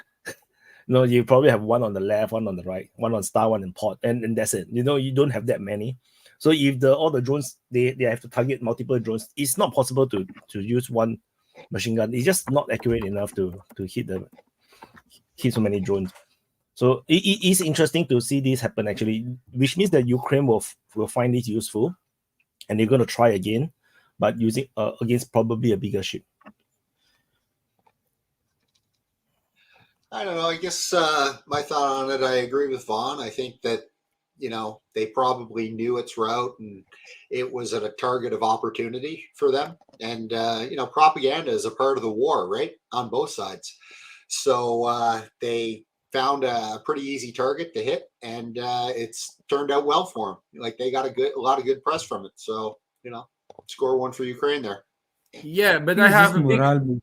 I have a big thought about these drones, and it's actually a very concerning one. These drones are not for the moment a problem only for Russia. Actually, they are a problem for the rest of the world. All the NATO countries are busy fucking investing a lot of money to make some sea drones, mini submarines, drones, all that shit. The problem is, and Russia, so as a proof, the conflict with Ukraine, is that they don't have really a solution to defend themselves against that. That problem is no maybe for Russia, but for the future is going to be the problem for the rest of the world. That is actually a very, very, very big concern for the Navy, just because these are small, made from polyester, difficult to track. Now even these drones are maybe even basic jet ski type of stuff that been converted, teleguided. Not an easy thing to develop, but if you have these mini subs, even more difficult to track, is going to be a major problem. Actually, now we can laugh about the pro-Ukrainians can laugh about the problems that Russia have with these ships, and it's also something that I don't understand. The problem is already for a long time, and Russia still using and patrolling these ships in that region where they actually know that these drones can get to that distance. So it's for me that what's happened was a stupid mistake of Russia. And also just a warning to the rest of the world: you need to find a fucking solution for these things. This is going to be a pain of the ass. Just think about a flight carrier group from the United States that been attacked by a swarm of 50 to 100 of these little drones. That's going to be a major problem. Naval I cage. see like 5 drones attacking one ship. That was a big problem. They barely be able to shoot one down. So just imagine by night. So they are only attacking by night. Also, you're going to have a strike like that with like 50, 100. You can go much higher. It's not expensive to make. You can just swarm them to carrier group, and you can destroy or damage a carrier, a multi-billion carrier. That is a very big concern in my mind, is now we are laughing with the Russians that they did a fucking mistake and Ukraine is doing good.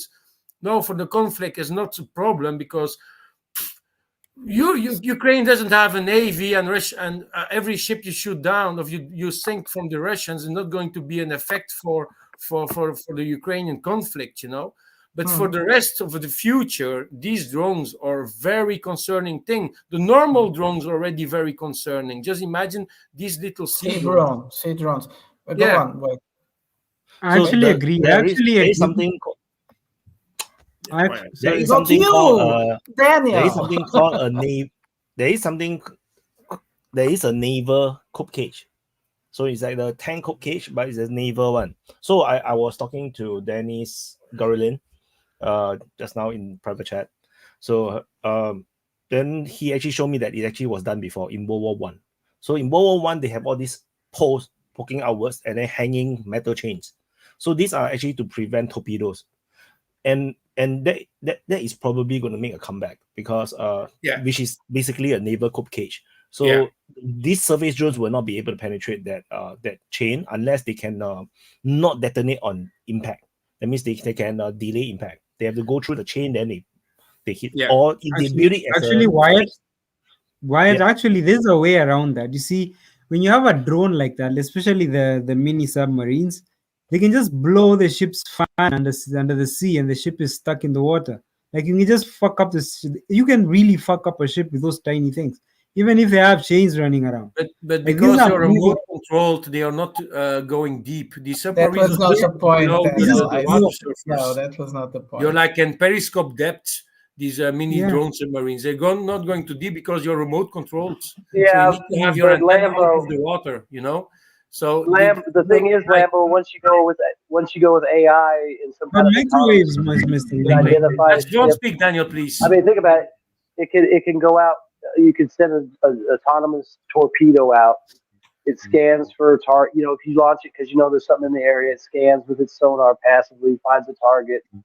You know, identifies it just like sonar would with. Okay, it's a certain type of ship. It's okay to kill. It goes and kills it.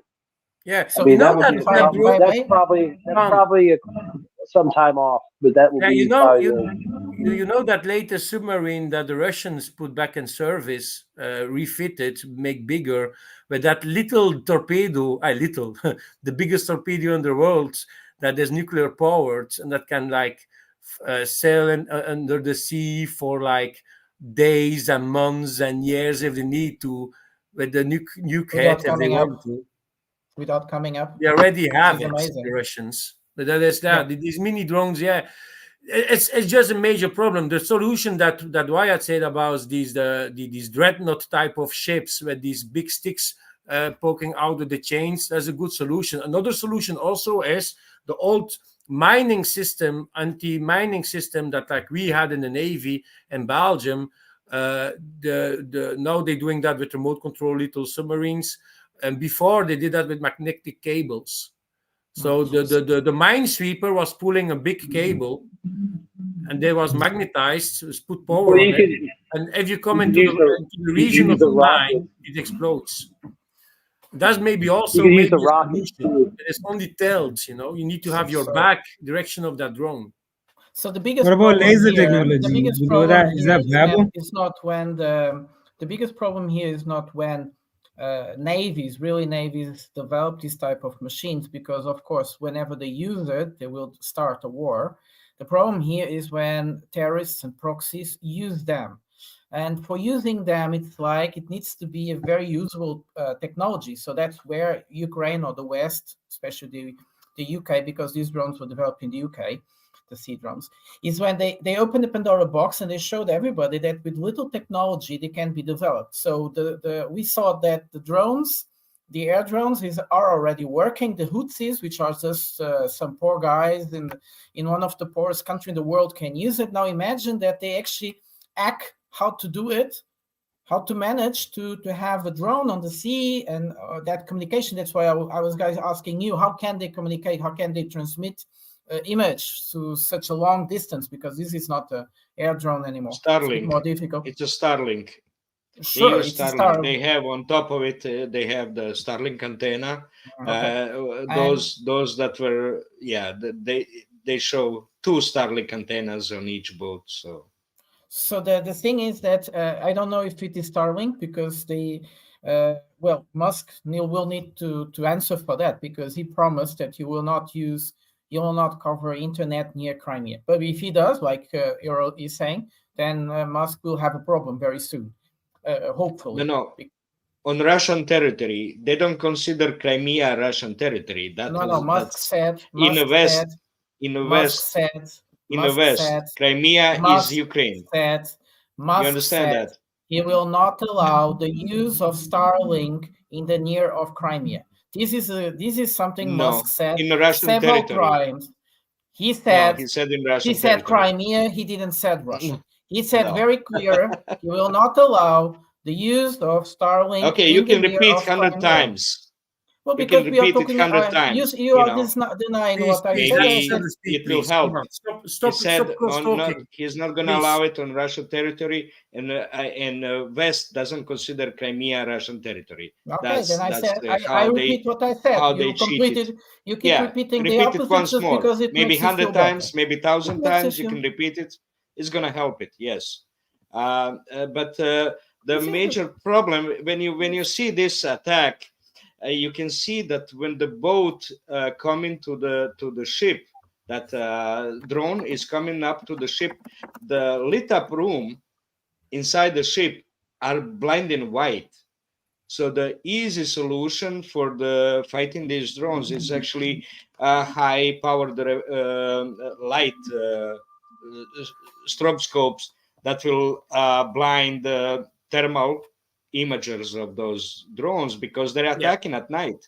So yeah, but they're still going to use sell into the light. They're still going to sell into that light. That's the problem. So you're still going to find your targets. From afar, they will be very visible targets. But when they close, they won't know where to hit, because they will be blinded. So maybe last 20 meters, it's going to be impossible to see. That's for me, the most realistic solution, the fastest solution, is that Russia needs to refit all these Black Sea ships with the newest Gatling gun system that they use. The same that I can explain, they are higher and they can angle very much lower. If you see on my picture, if you see my head here you see the Gatling pointing in the sky. These has a major task to do air defense, but they are limited in angle, so they can't go below 0 degrees. Of barely below 0 degrees. That's the biggest problem. The new ones, they also have missile pods. So they have two Gatlings and you have 2 missile pods. They can angle very low. For me, the easiest solution is just do a refit to all these ships. It's not a big work. Just put the new Gatling gun systems on it, and you have already a big problem that is solved in self-defense. That's still an issue with the targeting, how to target those. But they target it manually. Because that you don't understand. You are thinking they only use radar system. No, they have multiple solutions. If they're losing their rangefinder by missile strike or something like that, they still can operate every type of machine. So the big main gun, so the 76 millimeter you have behind me, and the little Gatling guns, you still can remote control it, so they still can target it with other targeting systems. They still can use it. You have as far as I know, you cannot sit. You cannot sit and target it. There's no camera. There's no camera. There's no camera on it. So you. There is a camera on it. There is that is the targeting pod they have. So they have in the mast, they have targeting pods for the main gun and for the little guns. They are actually not on the mast, they are like next to the gun. They have like the rangefinder. The easiest way is just Google the big battleships, and they are fucking huge. Each main gun has a rangefinder. For these type of Gatling guns, they also have a rangefinder. They are next to the Gatling gun. So for the air defense, they have the automatic modes, and if that doesn't work, they still can enter. They still can change it to a manual mode. But I think the stroboscopes are still the best option. You slow it down last 20 meters. You slow it down because let me explain. You slow it down by blinding them thermally last 20-30 meters. And that allows you to shoot them up. That's just enough to shoot them up, and they become visible also, highly visible, easier targets. I think that's bigger help, not like hard defense, but it's something to help, because blinding them thermally, I think that's important. The quickest fix would be like what Jur said. You get searchlights or spotlights on the ship decks. That would be easy to mount them on the rail and hook them up to some cheap electric. And the other thing is you just get a bunch of fucking PKMs. It's not like they ain't got shitloads of machine guns. Spotlight them to blind them. Try to shoot them with the machine guns as far out as you can. Maybe add some deck mounted 14.5s. That would be the quickest, because that's just fucking screwing them to the deck, or making little rail mounts for them. And just stacking up ammo, and how hard is it to mount some searchlights on the boat in a couple spots? I mean, that would be the quick way. I mean, refitting them would be the ideal thing, but that would take a long time. So it'd be better off just refitting something if it had to be in for a long-term service. But in the meantime, I'd be just loading up with machine guns on the rail and spotlights. That's probably your easiest way. Actually, what you're doing is the opposite of the Second World War. In Second World War, you had like the Iowa class battleships had like 1,000 men extra on the ships just to use anti-air defense. Now you're working anti-sea defense. You can do the same. These ships have more accommodation space for more people, so you put more people in, like Vaun said, and you add more rails, more guns to help it. And if you combine it like the system that you say, Euro, the same. So you blind them, give you more time, and you have also more vision to shoot. You have more people on the deck shooting at it. You have more chance. That's the cheapest way, actually. The cheapest way to do. So yeah, that's a good solution. That's a very good solution. No, it should be a combination of everything. It should have the cook cage, and then you have a super bright light. In fact, I would say that you put the super bright light on the end of the cook cage post also, so that they cannot even tell how big is the boat. And then after that, you put the Gatling gun that can point downwards.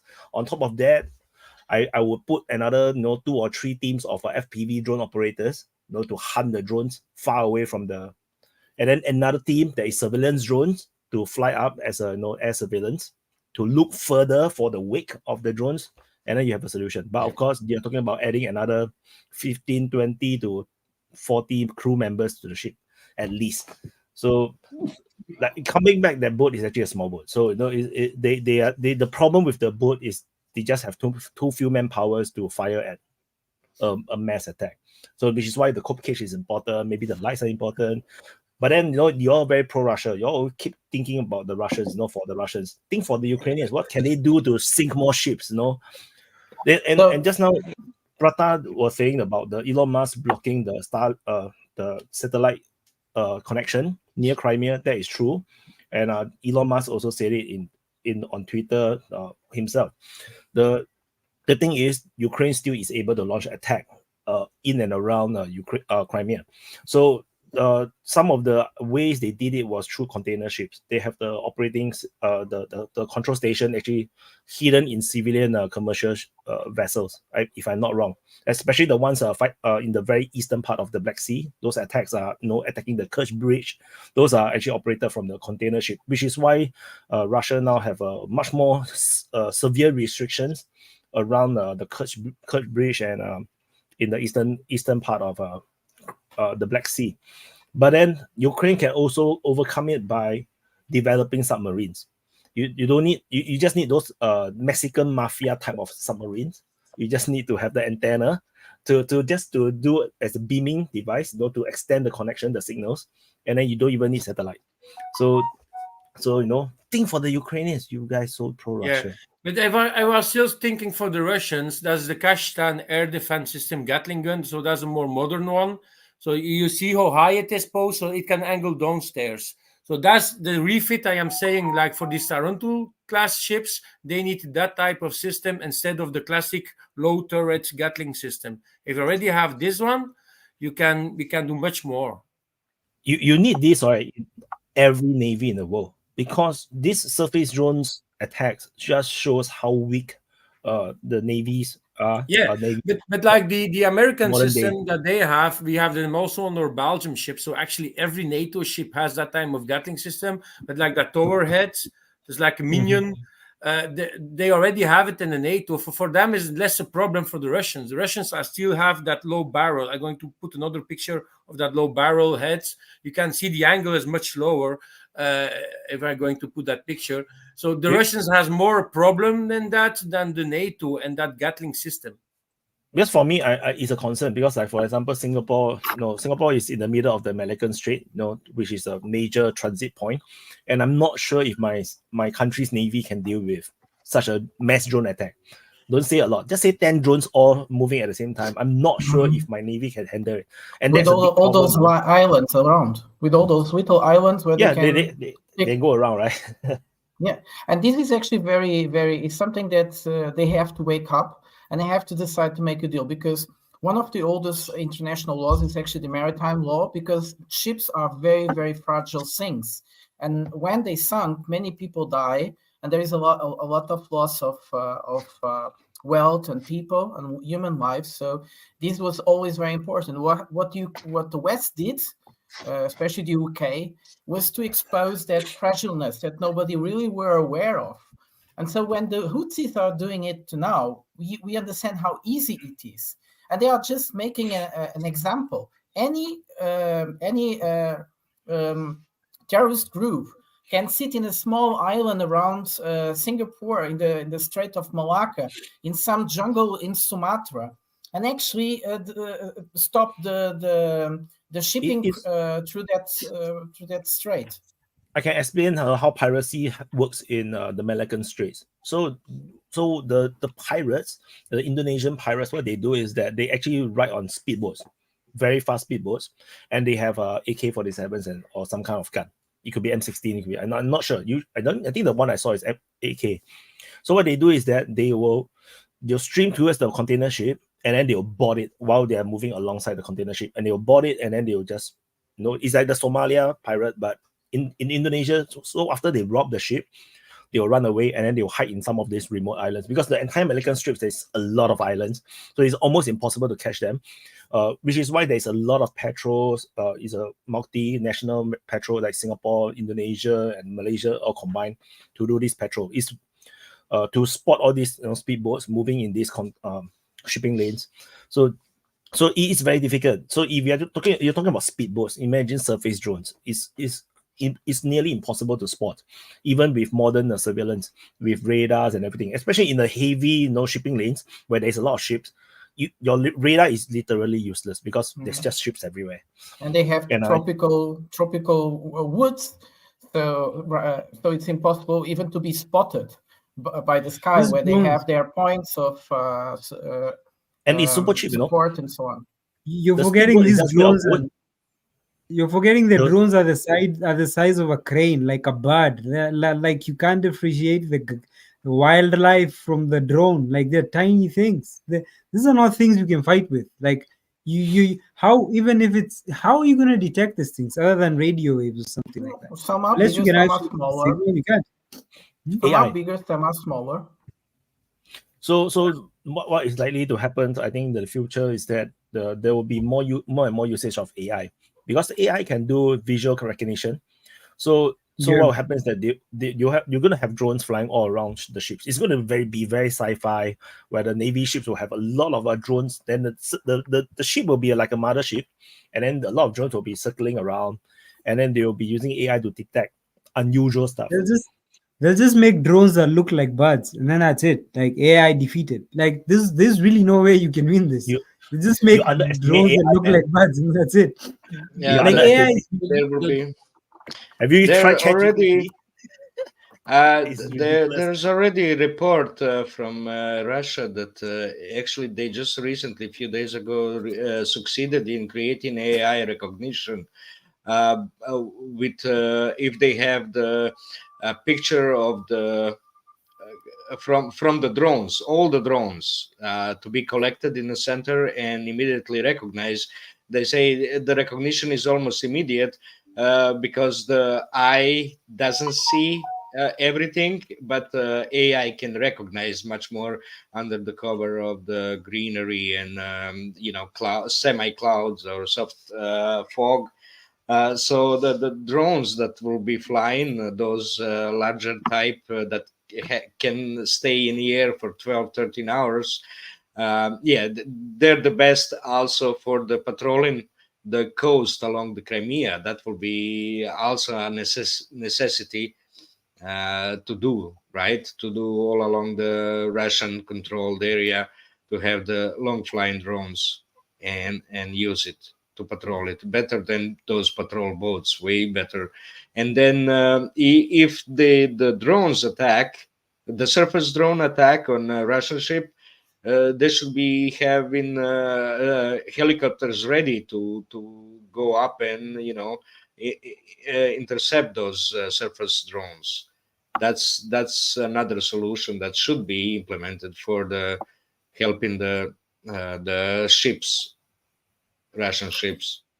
Picking up something that Daniel just said, which was very interesting, the thing about the birds, and I just remember something, a study they have been doing with how do the Russian drones actually manage to get inside of Ukraine, so deep inside, although actually those big drones they use. They are very noisy. They avoid urban areas, first and foremost. And secondly, they use patterns similar to birds. Yes, they go through rivers, so places where there is more wildlife, in order not to be recognized. But those drones are loud. We know. They still have to solve that problem. If I follow some YouTube channels, about drones, it is possible to do very quiet drones because they just need to use a certain type of propeller system, the design. They can minimize the sonic booms around the drones, the propellers. It is possible to do very quiet drones. It's just that it's not very popularized just yet. There's so much experiments out there just on YouTube alone.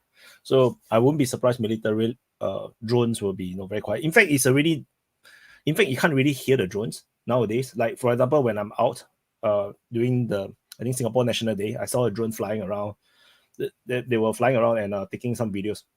It's so quiet. You almost can't hear it nowadays. The drones are like so much quieter than a few years ago. So, and if you look at the Ukraine war, the soldiers don't even know the drones is up there. The drones can be hovering there, like aiming very slowly with their grenade. Like, the soldiers have no idea. So I think it's just going to be a scary world. I really wouldn't want to be a soldier in the modern age. I think the only thing that drones haven't been able to do is the weight that they can carry is still low. That is the only barrier right now to being completely like 100%, and like you cannot defeat them. The minute that weight goes up, you're fucked, because you can have like, I don't know, depleted uranium bombs on it. Like, those are all the things that are not possible right now. But once we get there, I really don't see much you can do about those things. Why do you want to use depleted uranium? Yeah, because it's really heavy. Yeah, it's a bunker buster. Like, there's no ship that can withstand it. It can go right through your metal like aircraft carrier in seconds. But that would need to be fired. So a drone. No, you can carry it. Really... Depleted uranium is using in artillery shells, and like take the A-10, the plane of the United States, that big bird with that big gun, with a 30mm gun, that using depleted uranium. They can, with one bullet, they can take a tank out. Yeah, like, so I saw once a video from Afghanistan when they shot at a guy driving his motorbike. He had a fucking big hole in his body. Yeah, like once they get those on drones. It's not the problem with. It's not armor. That's not the problem with carrying loads. You have that Baba Yaga. They can carry 62mm mortar rounds. That's what? Big. Those are really big. 15 kilos. 15 kilos of carrying capacity. So yes, that's the problem. If you want more carrying capacity, drone has to be bigger. You cannot have a small we drone. want to reduce the size and increase the load. Get better propellers. Have you seen those miniature? Because it becomes too expensive. No, have you guys seen the miniature fighter jets with jet engines? Oh yeah, that's where I was going. You already have mini jet turbines. You can carry it up. Go. Just super noisy, but the thing is, it's very powerful. There's no way you can shoot down a mini tiny jet fighter. It's not possible. It's super fast. So, and you can have that kind of power. It's just that it's fucking scary if you ask me. Yeah, if you're the Navy, if you're in the Navy anymore. That's actually the thing that you just need to consider. The drone issue is a big issue. The only thing you can really stop a drone is using electronic warfare. That's actually the best solution. But even the Russians are testing drones with like grenade launchers on it. They shoot. The future is going to be a mess for every country because of these drones. Just look at the Houthis are using them. Everybody is using them now. That willing to fight at somebody. They're using these drones. It's a major problem. Just now, the countries are needed to find a solution to see how to defend on it. You can speak about all the different drones that are existing. Each drone is a problem. Each drone. My other prediction. A big problem.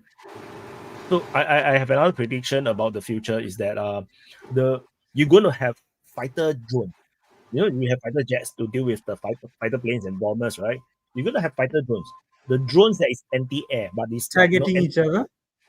Yes, drones, the fighter jet version of drones that to target other drones. So these drones will be basically patrolling around and basically finding drones and shooting it down. Either using a gun, a projectile, or using some kind of like a sword kind of thing, where they just fly past and hit it so that it will disable or destroy the drone using a more melee version, melee style. Because the AI can target, can fly very accurately, so they can do melee attack.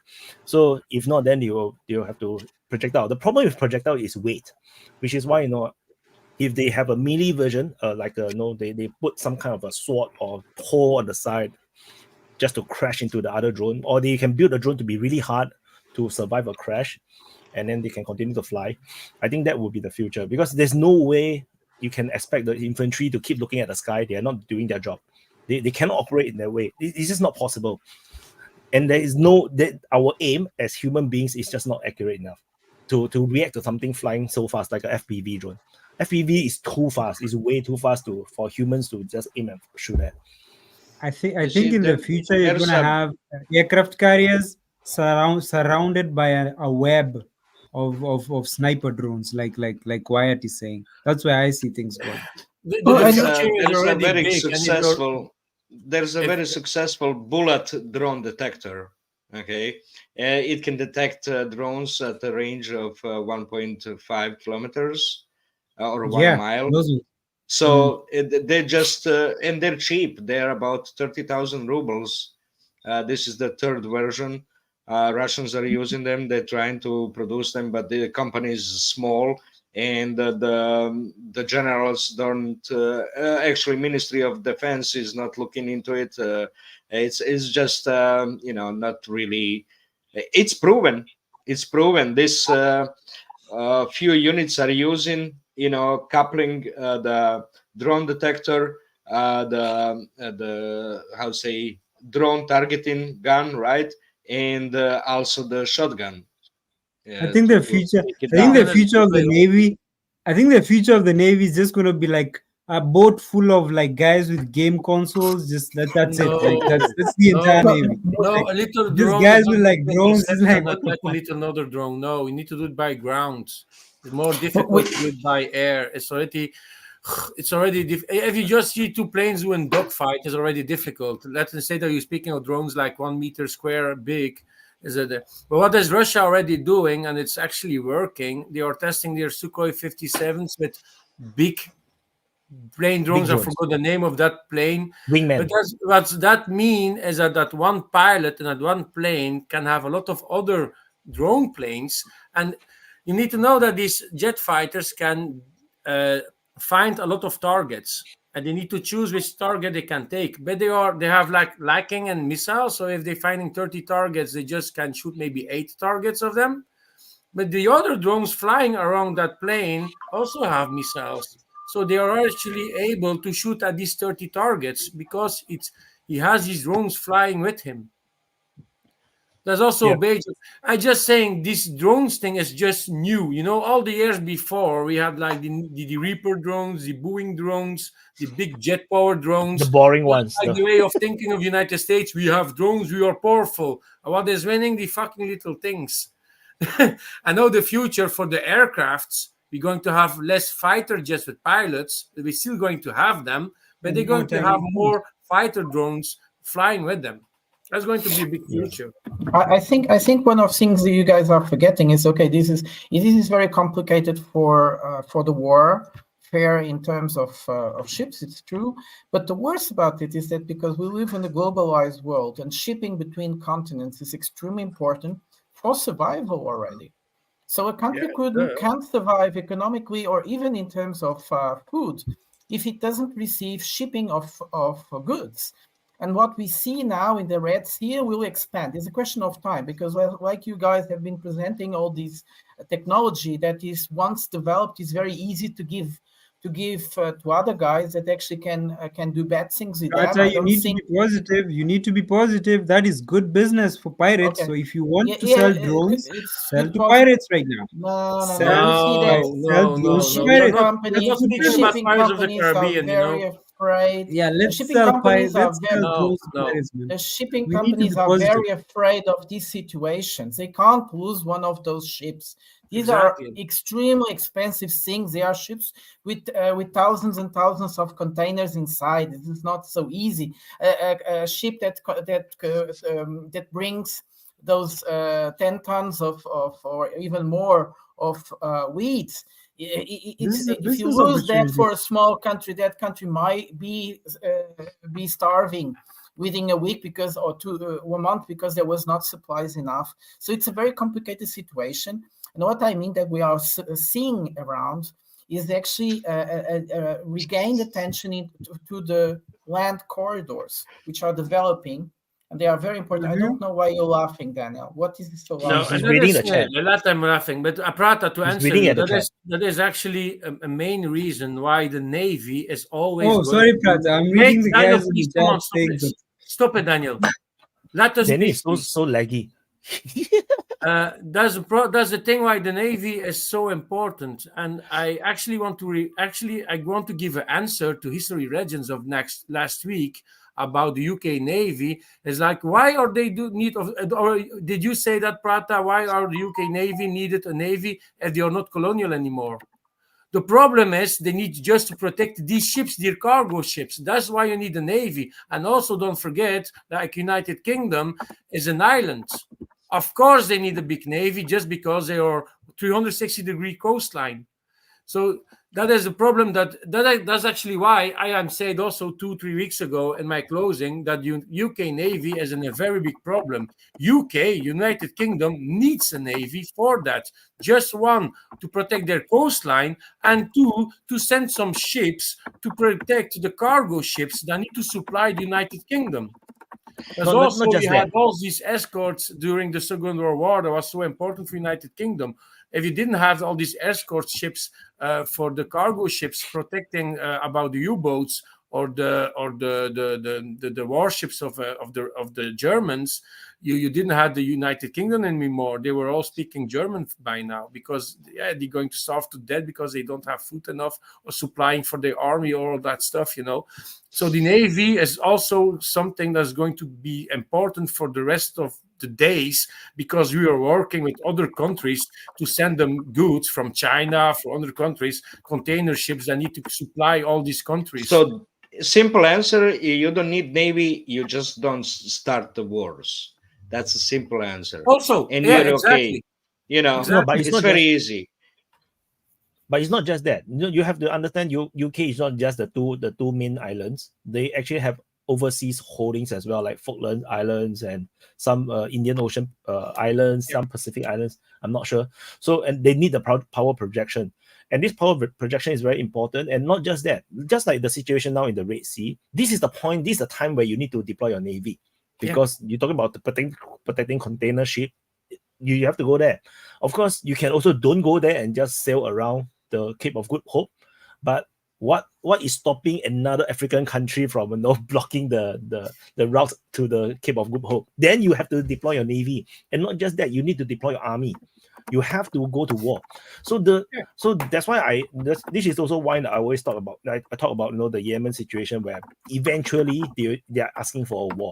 The land invasion, because there's no way you can go on like this. Your keyboard is too loud. Yeah, he's typing. Yeah, so he's old school. He's still using a type machine. So the thing is, people, the country, the international community can tolerate the Houthi situation for maybe 1 year, 2 years, maybe 3 years. But when you go beyond 5 years, things get a bit stupid because the amount of money lost is just not worth it. Then there will be some kind of actions going to be taken. And Wyatt, do you remember when I was asking whether they would use this to negotiate for themselves, and you guys say no? I still think they will. Yeah, they will. They definitely will. They would leverage this. It's just that these international countries, will they negotiate with them at all? Because there's always this principle of you never negotiate with the kidnappers, the terrorists, no one not, because every time you negotiate, you empower them. So that's a big problem, because it's just like, Palestine situation, the Israel and Palestine situation. Why we have this very bad blood? Because they always try negotiation, and no one ever follows the negotiation. Then they just hate each other more, and then now Israel feel like they need to do a final solution sort of things, and to really solve the Gaza situation once and for all. So the same thing is going to be with the Houthis. Maybe they negotiate. Okay, they say they want this, we give them this. They want that, we give them that. Eventually, they will still continue to try to do more, and then you will just stop negotiating. You will just go to war with them. North Korea is the same thing. They just asking for more aids and more aids and more aids and more aids. And in the end, nobody give a damn about them. They just sanction North Korea for good. North Korea don't get aids anymore. They are entirely sanctioned until Russia and China rescue them.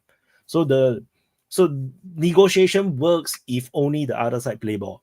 If the other side going to make use of the situation and then not developing themselves to become part of the international community, then it will not work. It really depends. That's why it comes back to the Houthis, whether do they want to develop Yemen? Do they want to become a proper government? People that can respect. If they're going to just do this kind of attacks at container ships, they are casting themselves as a pariah. The same thing goes for Hamas as well. Hamas can claim that they are the legitimate government of the Gazan people, but then they decided to go to war with Israel. And then now when the bombs come, they are the government and not the government at the same time. It's very confusing. So nobody will support Hamas internationally because they just cannot be trusted. You have to be consistent. You have to be representative of the people, for the good of the people, and really protect the interests of your people, and really join the international community. If not, it's going to be very, very difficult. I went off track so far away. We are talking about no, you didn't, because that's true. That's true. Well, the Houthis are just saved now by the fact that they are making a kind of a political statement because they are to the side of the Palestinians. But they can't go for forever. But like you said, they will probably not stop, because this is the game of these type of groups all the time. But the problem now is that they are attracting airstrikes. You see, this is the precursor. It always slowly escalate. First, you have the navies coming into the Red Sea as defensive actions. They are not attacking. They are only defending. They are shooting down the drones and missiles. Then the coalition got pissed off. They started to do airstrikes. But the moment airstrikes start to arrive, you reduce the development of the country.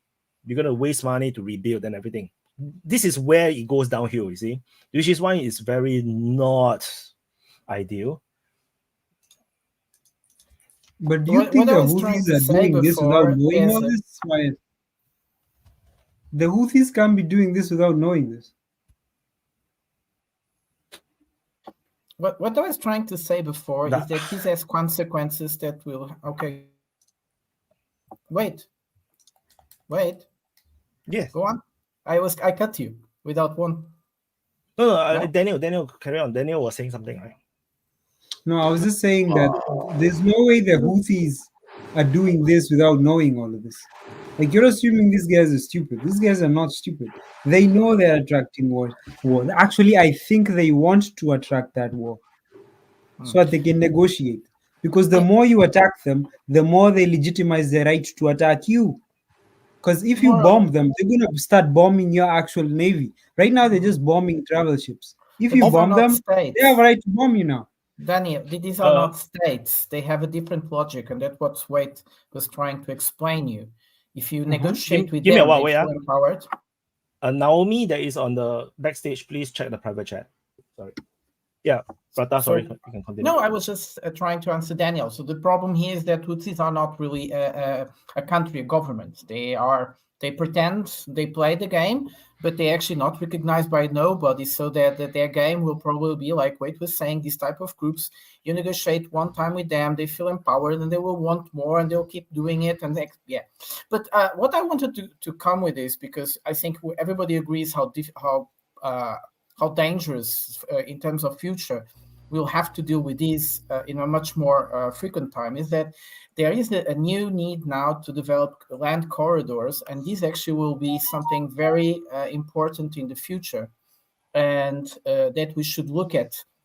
I just read a message, a news that the Belt and Road Initiative, the trains that go through Russia and Central Asia, Jury is playing with his mobile just to show us that he's a child. And the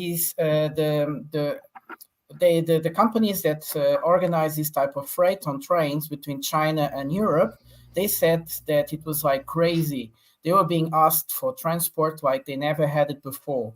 And they are already transporting 40% more than usual. So this is probably something that will be very powerful in the future, the land corridors and countries organizing around the world with these land corridors. And this I was going to come to Iran, because this is one of the points about Iran, and probably seeing Iran trying to take advantage of a big chunk of the Middle East. They are playing in Syria, they are playing in Iraq, and some people see it like it's because of Israel. It is not because of Israel. It's a bigger game, or a geopolitical game, that they want to control these old routes, because these old routes, once controlled again, established again, like land corridors of trade, they will be very powerful. Yeah. Raja, So you're forgetting that. Sorry, you're forgetting that the reason Iran supports this country is because they're all is it Shia Muslim. That's the primary reason. It's not because of geopolitics. No. It's because of the Shia Muslim. Oh, okay. Yeah, it's interesting, right? Because there's kind of two different levels at play here, right? On the one hand, the Houthis are kind of religious fanatics. They're not really doing this out of any actual normal state level geopolitics. They're not really trying to improve the quality of life of their citizens like a responsible state should, because they are religious fanatics, and that's an important factor to understand in this part of the world, as well as most of the world, actually, including the West, I would say. But that's another topic. The point is that at the same time, they are being supported by other states. They would not have the ability to do what they're doing just being some kind of non-state actor that doesn't care about getting bombed, that doesn't have any responsibility to the quality of life of their people. They are being supported in this by mostly Iran and by the Iran-Russia-China axis in general. And this is why I think that the American strategy in response to the Houthis is completely wrong. What it should be is a proportional attack against the same interests of Russia, China, and Iran that are being attacked as far as American interests are being attacked right now. That means attacking Russian and Chinese shipping, just as the Russians and Chinese are attacking American shipping. But wouldn't that cause the Chinese to support the Houthis even more? Like, wouldn't that just add powder to the keg? Yes. That's not wise. That's just stupid. Well, America will win, so. I think. Let's have our new member introduce herself. Hi, Naomi. You're from South Africa. Naomi? You might have something to say about this. Yeah, I'm here just in case you guys talk shit about South Africa again. Archimedes, stay calm. Is talking shit about South Africa. Mom. Noted. Well, let me say this about South Africa. Somebody was saying earlier that, okay, so we're blocking the Red Sea right now, the Houthis are. Is there any possibility, do you think, that there might be some other group in somewhere around South Africa that could make the Cape of Good Hope inaccessible as a shipping route, just as the Houthis are doing with the Bab el-Mandeb? No. Because the port. Did you say made it inaccessible? Yeah, exactly. By attacking shipping that's going around the Cape and shutting off that whole region of the ocean there. No, because all of the ports are run by private companies who profit off of shipping. Well, also, you have to understand that the Cape of Good Hope, it's very difficult to cross. That is true. So it would be also very difficult to manage with any type of drones. They are very windy. They are it's very troublesome. Also for the ships to go, so they need some help. But it's still open sea. So if they don't go as near to the coast, they will have to go further away. Probably it will work as well. I think the Cape of Good Hope is not blockable unless you have a real marine on it, No, or a real navy on it. Yeah, there's a huge gap between is the there- Cape of Good Hope and Antarctica. You can't just, unless you had, anti-ship missiles with ranges of thousands of miles, or a real decent air force. You're not gonna be able to do that. Probably you need entire air groups. superpower. You need superpower status to Yeah. do that. Like maybe the U.S. and sure. possibly China could do that, but I don't think any other country could. And But even let's then, they would also- need the consent of South African government. But let's also say it, South Africa doesn't profit much for having all these ships crossing through their waters, actually. Not their Naomi? waters. Right, the government does. Well, can I just do a mic check, because I'm in rural South Africa and the internet's kind of bad. Am I coming through audio yes. okay? Audio is okay. Visual is laggy, but it's okay. Audio more important. Okay. The government doesn't profit, but the private companies profit. You guys know South Africa is pretty corrupt. So, I mean, I don't think anybody's going to be messing with the ports around here. Have you seen the economy like visibly better, this 1 month or two in South Africa? Sorry, what? Do you visibly see that things are getting more prosperous? Economy is slightly better over the past one month or two because of this increase in shipping in South Africa? No, absolutely not. Absolutely not. Nothing has improved here. I think things are actually getting worse. The infrastructure is collapsing. We're experiencing a power blackout right now. In fact, I only have lights because I have solar panels, but it's a third power outage today. We experience it about every day. What, People what's who are the actually cause of compare that? our infrastructure Guys- problems to Gaza. I also wanted to What's just the cause make a of quick it? point. cause- All of these little moves, you're not going to feel them immediately in the economy. They'll take 6 months to a year to start making an impact. So I just want to throw that in. I was asking, what's the cause of the light blackouts? I mean, if a country that's not as rich as South Africa has lights, why does South Africa not have lights? Like, what's up with that? It's because after apartheid ended, the ANC decided for some reason to not maintain the infrastructure, the waterworks and the electricity programs infrastructure that was in place. I don't know. Nobody really knows why. They never maintained it. So everything is falling apart. Everything Well, is they falling apart. It expanded. started. I forget. I read something about this a couple of years ago about how they put price controls on the central power provider there, like the central business that provides electricity in South Africa. It's a state-run enterprise, and because they have price controls on it, a lot of the power provision isn't profitable anymore, so the firm just doesn't do it. I They don't also know if that's accurate or expanded. not. They also expanded the power grid extremely without constructing new power stations, and all the money that was created in government projects to improve it was just stolen. It's gone through corruption. But there was progress. It was just everything was stolen, and that's very sad for South Africa. And when nobody was expecting it, because they also were not caring about it, everything collapsed. It's collapsing. Everything is collapsing, which is very sad. But you've been having and then these blackouts. Sorry, you can go. You've got crime syndicates that also steal electrical cables, and so it's like everything is under constant maintenance, constantly.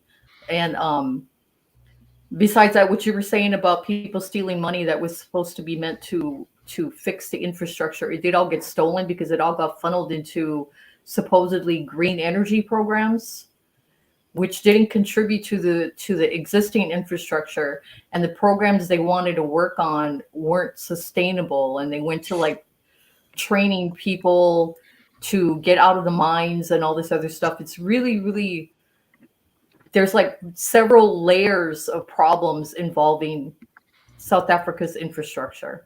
Well, and then, of course, with the electricity problems, it affects the plumbing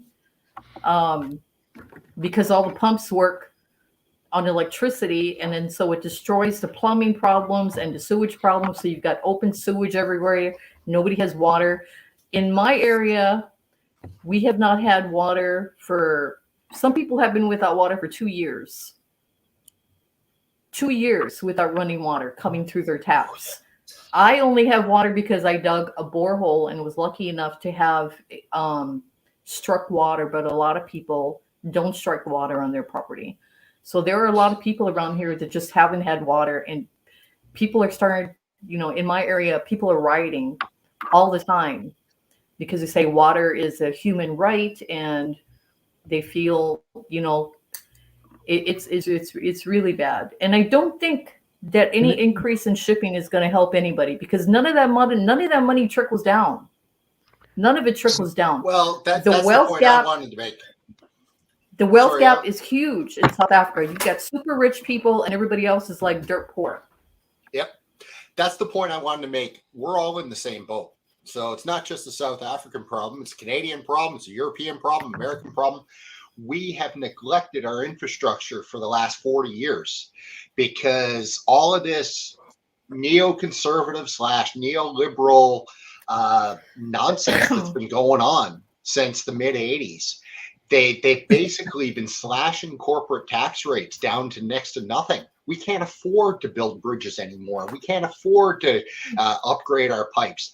So because we basically just absolved, our government has absolved, you know, the corporations from paying their fair share. And you know, we don't have the money to pay for this stuff.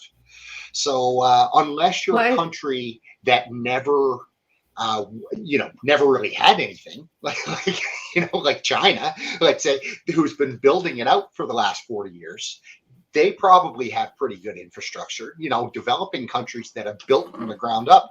But if you're like an old world country that, you know, used to have good stuff, you don't have good stuff anymore. Yeah, but Nunya, how many people do you know that haven't had water for 2 years? No, that's extreme. That's bad. I agree. But you know what? I'll say this. We've got that in Canada too. We have tons of that in Canada. Tons of it. We've got people dying of thirst in this country. Thing that is happening in South Africa as well is the collapse of the political structure. So the ANC is actually splitting. The guy from, what's the name? The guy from the Zuma. What is it? Yeah, Zuma. That's crazy guy, but he says interesting things. But he's a crazy guy, so we don't know. Malema, you're talking about Malema, not Zuma. We've got the same problems in Canada. Same problems. So I actually wanted to ask Naomi something. I wanted to ask Naomi something about what Prata was saying. I mean, somebody, one of your politicians called South Africa a powder keg waiting to blow up. How likely is it that in the next 5 years South Africa blows up, like an Arab Spring kind of thing? No. I don't think it'll be like that. Because, you know, people still, the memories from the struggle, apartheid struggle, anti-apartheid struggle are still fresh in people's minds. People don't want civil war. And then a couple of years ago, there were those riots where everybody was looting everything in KZN, which is where I live, in KwaZulu-Natal. And everybody realized that that was stupid because people just destroyed their own things. You know, they destroyed their shopping malls, their hardware stores, and everything was destroyed. Like in the little neighborhood that's nearby me, they had one big hardware store that everybody depended on, and during the riots, they ended up destroying it, and now they have like nothing, you know. So it's not going to be like that, but I think what might happen, you know, you guys were talking the other day about how these warlord governments. Does anybody remember that? We're talking about how any country can end up with a bunch of warlords running their country, these gangs. I think something like that is possible. We already have that type of thing going on right now with the taxis. I don't know if you guys have heard about the taxi wars that go on over here. So is the No, I had situation something in about Daniel, please wait. But it's like the situation in Brazil. So the history legends talked about that last week. So you can compare maybe. Yeah, I can see it. Yeah, South Africa becoming a new Brazil, maybe something like that. Because I think it's already been something like that. Oh yes, it is already. That was the comment of. Well, yeah. It's kind of like low key lawless here. Low key. It's like we make jokes about how it's like living in the Wild West. When you have trouble, you don't call the cops. You have like your local people who handle things. You know what I'm saying? You have your community. It's referred to as your community. So like if somebody comes and robs your house, you don't call the cops. You call your community leader, and then they go hunt the guy down and beat the shit out of him. That's the kind of stuff that goes on here. People do not call the cops. And when you do call the cops, they don't really do anything. They don't do anything. So I know in the Western Cape province, you have, I think, about 50%, maybe a majority of the people there support, seceding from South Africa and making that province an independent country. And the sort of the overview I get from it, like from South Africa in general, is that the white South Africans are more like pro-West, pro-NATO, versus the black South Africans are more, lean more towards, Russia and China. And so, and I know that the Western Cape province is like, South Africa as a whole is only 9% white, versus that Western Cape province is like 30 or 40% white. And so what you might end up having with that is that, that Western Cape province, if it secedes, it becomes super pro-NATO and pro-West, versus the rest of South Africa could end up leaning more towards Russia and China. So do you see that happening in the future at some point, or what's your interpretation of that?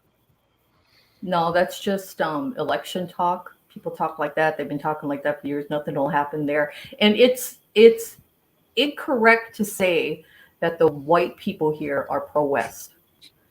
Absolutely wrong. Okay. The loudest people, which are the English-speaking South Africans, the white businessmen, they are pro-West, but most of the whites here hate the West. Most of the whites here, the Boers. Most of the whites here hate the West. The Afrikaners hate the West, and they're most of the white people. It's totally not true. They're not pro-West. They're not. Everybody I talk to, the British-based population that is anti-West, anti-Russia. So what about in Western Cape specifically, right? Because in the Western Cape, you have I primarily don't British really colonization know. there. I don't really know it's possible, but I don't live on that side of the country. I live on the other side of the country. I live in KwaZulu-Natal. I actually live in what used to be in apartheid. I live in KwaZulu, which used to be one of the homelands, one of the sections of Africa, South Africa, that was partitioned off for Bantustans. I live in a former Bantustan, so I don't really know the Cape. I'm more familiar with KwaZulu-Natal and Johannesburg, because I go to Johannesburg. And all the white people I know in Joburg, most of them are Afrikaners, and they hate the West. They hate the UK, the British. They hate all that shit. They do not identify as European. It's only the minority whites who are the British, the descendants of the British. But can I test you out, Naomi? Mm-hmm. Hoe goed is je Afrikaans? Hoe goed is je Afrikaans? What's that? Do you speak Afrikaans? Can you speak? Speak not at all? No, I don't. My husband does, but he's not Afrikaner. It's so funny because I am Dutch, so I'm Flemish, so I can understand. No, Afrikaans. I don't speak language. Afrikaans. My husband does. Let me ask you something. Yeah, so as I understand it, right, Afrikaans, just to make sure I understand the history, right, Afrikaans is the Dutch derived language, and most of South Africa was actually colonized more by Dutch people than English people. The English just kind of took it later on in its history. So Rylar, I mean, you might know more about this. I mean, the thrust of your question was that if we're talking about the Western Cape specifically, that part might be more of sort of a British outpost within the rest of South Africa, whereas the rest of it is Dutch and of course African. Is that correct in my understanding? Yeah, but I mean, just more broadly, I was asking, like, with the attitude I got, or like the overview I got, was that that part of South Africa is more pro-Western versus the rest of it might be a little more pro, Russia and China. Well, sorry, I think there might be. I'll let you finish, but I'll speak after. Sorry. No, I thought that like if there was some sort of balkanization or breakup of South Africa happen, that in that province secede, you could see the rest of South Africa becoming lean more towards Russia and China. Right. And I think that we're kind of seeing like a bifurcation in the world, right, between this BRICS sort of situation and this alliance structure of the BRICS versus the pro-Western, right? And I think that we see one of the most dramatic places we saw that was with Brazil and Argentina, where of course Brazil is part of BRICS, one of the original members, and Argentina was added, and then Milei was immediately elected, and he's planning to leave BRICS. I'm not sure if he has already. And I think that as we start to see the different countries of the world really decide which direction they want to go, whether they want to go with BRICS or with the West, I could see that becoming a bigger question in South Africa. That begins to be a split that people start to care about more, and maybe we will see a secession. Like I said, I'm not a South African, but I could see something like that happening. Naomi, bring us your input. They already tried that. South Africa, they're all pro-BRICS, but they're not going to break up into. They're not going to do that. They already were like that before, and it didn't work. They're not going to go back to that, where they're all broken up into different. What was it called, honey? Before Bantu South Africa, stands. like united. Oh, No. Even before that. The Boer republics. Yeah. Exactly. It's not going to. They're not going to go back to that. It didn't work for them. But most South Africans do not like to choose between countries. They don't like it when like the West and the East and everybody tries to pull tug of war with them. They want to be a neutral country. So, most of them are like, oh, I wish they wouldn't try to make us pick all the time. They don't like that kind of politics. And unlike people in the West who have time to think about geopolitics, people in South Africa don't have time to think about that. They got real life things going on they need to pay attention to. Okay. And everybody here is like on constant alert because of everything that's going on in their communities with crime, etc. They don't have time to think about the outside world. They don't even watch like international news. I swear to God, some people still think that George Bush is president. Swear to God. So, they don't pay attention to that kind of stuff. They really don't. They got their own problems. They really don't care. They just want to be left alone. Hey, Kenya, do any people in Kenya still think? Pay attention to what's Wait, going on Aki, here. I'm sorry. Now, Naomi said something that give me some inspiration. She says that life is very complicated right now in South Africa, so nobody cares about geopolitics.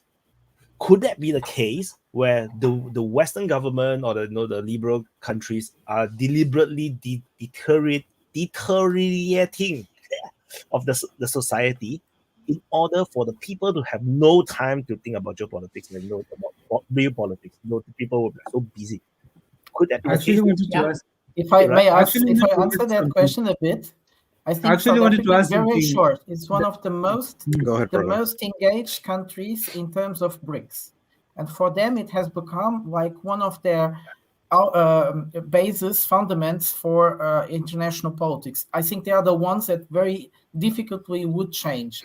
Also because BRICS allows them to be a voice in South Africa, and South Africa still has that ambition to become the voice of Africa, and that's what BRICS allows them. I wanted to ask Naomi, because I wanted a perspective from white South African, because from my understanding, in your political structure, you have the DA party, which is primarily white, and then you have ANC, and then the newcomers, which is EFF.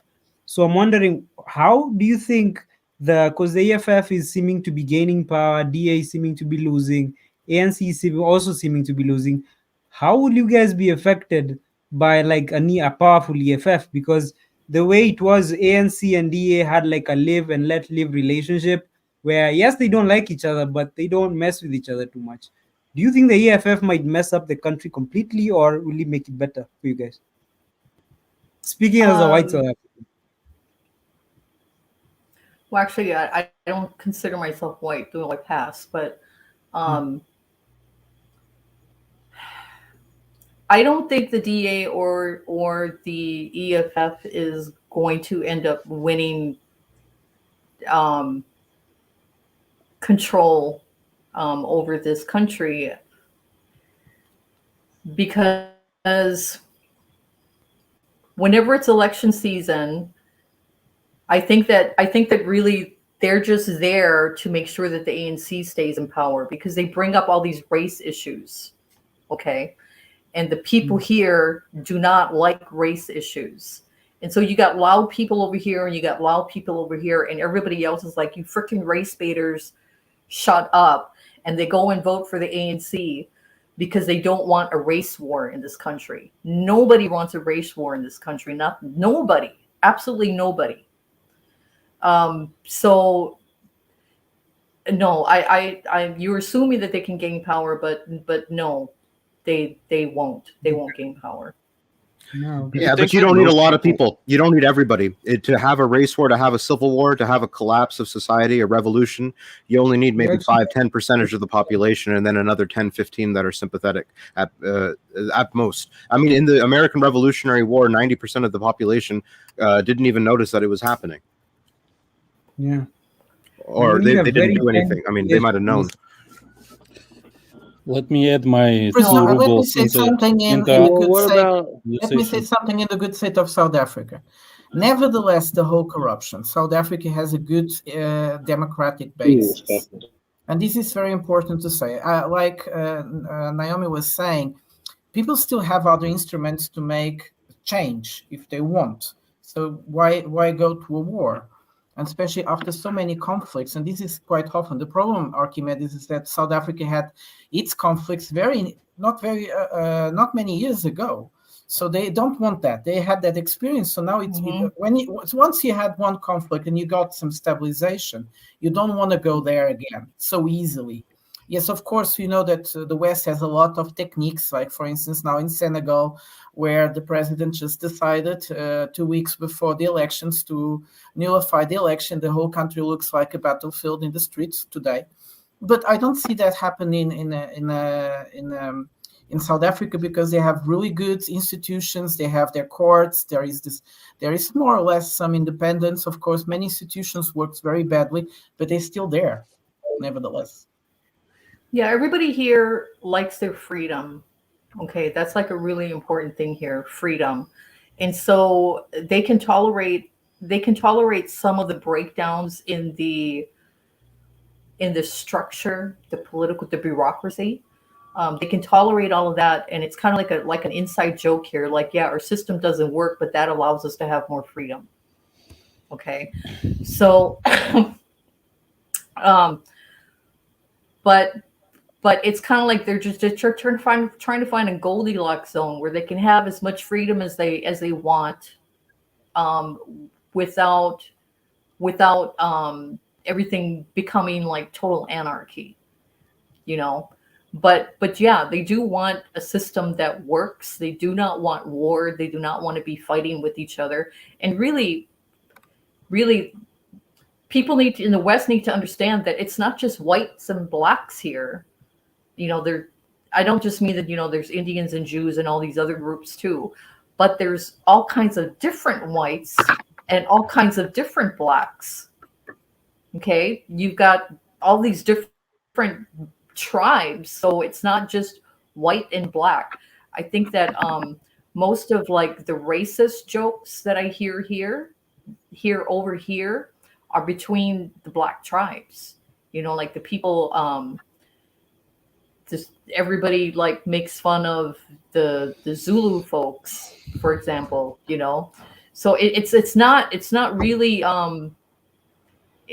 people just really have a really big misconception, and conception of all the whites being together on one side and all the blacks being together on one side. And it's really, really not like that. Really not like that. And the Afrikaners are the ones that are always framed as racist people, and they're the ones who get along with all the different black people the best. They get along with the black people. A lot of the black people around here speak Afrikaner, speak Afrikaans. Do you think that can I add 2 rubles in the conversation? Yeah, thanks. Sergey. Hi.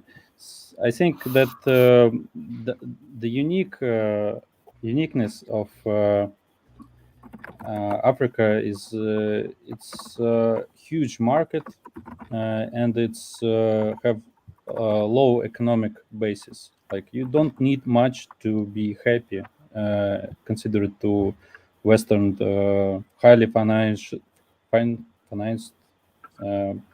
economies, like heavily in-depth economies, Western economies, service economies. You don't need much. You need just to secure basic needs like food, water, security, and this will push you further. Like, you need just a little episode of time of stability. Put aside all this racist stuff. It's not important. What is important is water, food, security, and some time of stability, and this will propel you further. And actually, this what I think Russia understand this because 90s. China understand this because of century of accumulation and so on. And West also understand this, but West don't want to give you that. They want to confuse you into some disputes about races and so on. It's not relevant. It's irrelevant for you. I would like to give a geopolitical perspective about South Africa. Given what you just explained, Naomi, about how people don't want more wars, more civil war, actually only possibility to create one is outside influence, which is how it happens most of the time. Outside influence is actually creating the civil wars. And given that right now South Africa is more with the BRICS, more with Russia, China, the United States would have to influence any civil war, any fighting to split it up and everything. But then that will present a danger that unknown group will go pirating the shipping routes. So they won't touch it. That's my perspective. That West is not going to touch South Africa and cause more problem, because they will get problems for the shipping routes. You know, the people around here are very aware that external forces are trying to trigger a race war in this country. They're very aware of it, and it irritates them, but sometimes they just think it's funny. Okay. So like the last time an external force, it was the Brits, tried to start some kind of conflict between Lesotho and South Africa. Okay. And everybody just thought it was funny. They just treated it like a joke. They don't take all this crap seriously. They know that people are trying to manipulate them. So I mean, that makes me feel, you know, even more confident that there isn't going to be a conflict, a civil war conflict. And this whole thing with the white genocide thing, you know, is like all of these messages are coming from the outside, and they're picking up, you know, just a few very small and very fringe group of people who talk this kind of crap. But nobody here really pays attention to them or takes them seriously. It's just, I just don't see it happening. But people really also live in bubbles today, I think, and that's been true for all of history, and it's also true today. So I would be hesitant to think that just because it's some kind of small and and tiny fringe. That might seem that way, but objects in the mirror are closer than they appear. You know what I mean? It might sneak up on you before you know it. But I want to toss it to Vaun. I think he wanted to say something on this. Yeah, I was just going to say, I mean, hi to Naomi. It's cool you're from South Africa. We agreed to a list of topics prior to the show starting. And it's all well and good to get Naomi's intro. No offense to Naomi, but it's kind of ridiculous in the middle of the topics to go into a deep dive about South Africa and the what ifs and the could be's and the possibilities in this race war that's not going on. So I don't know why we're spending a half an hour talking about it. That kind of stuff could be saved till the end of the show when we have the free for all and the more open part. We can at least do the decency to get through the freaking topics. No offense again to you, Naomi, but really all this questions and deep dive should be in the more free for all open area of the chat. It's only like 3 or 4 topics at the most. It takes 2 hours max to get through it. And instead of doing it, we go all the way through it. There's all kinds of airstrikes in the Middle East and all kinds of targets hit. I mean, it may not be a big deal, but we can at least cover all that, then get into the personal introductions and the whole life story and the what ifs. I mean, that's kind of what we all agreed on prior to this, and it's kind of BS that it keeps happening. Yeah, let's go ahead and go forward with that topic now on the Middle East. So let me give a little bit of context on this, just about the USA and Iran strikes, just in case anybody's not aware. I think on Sunday, about a week ago, there was 3 American soldiers that were killed in strikes in Syria, I believe it was, although they initially said they were in Jordan.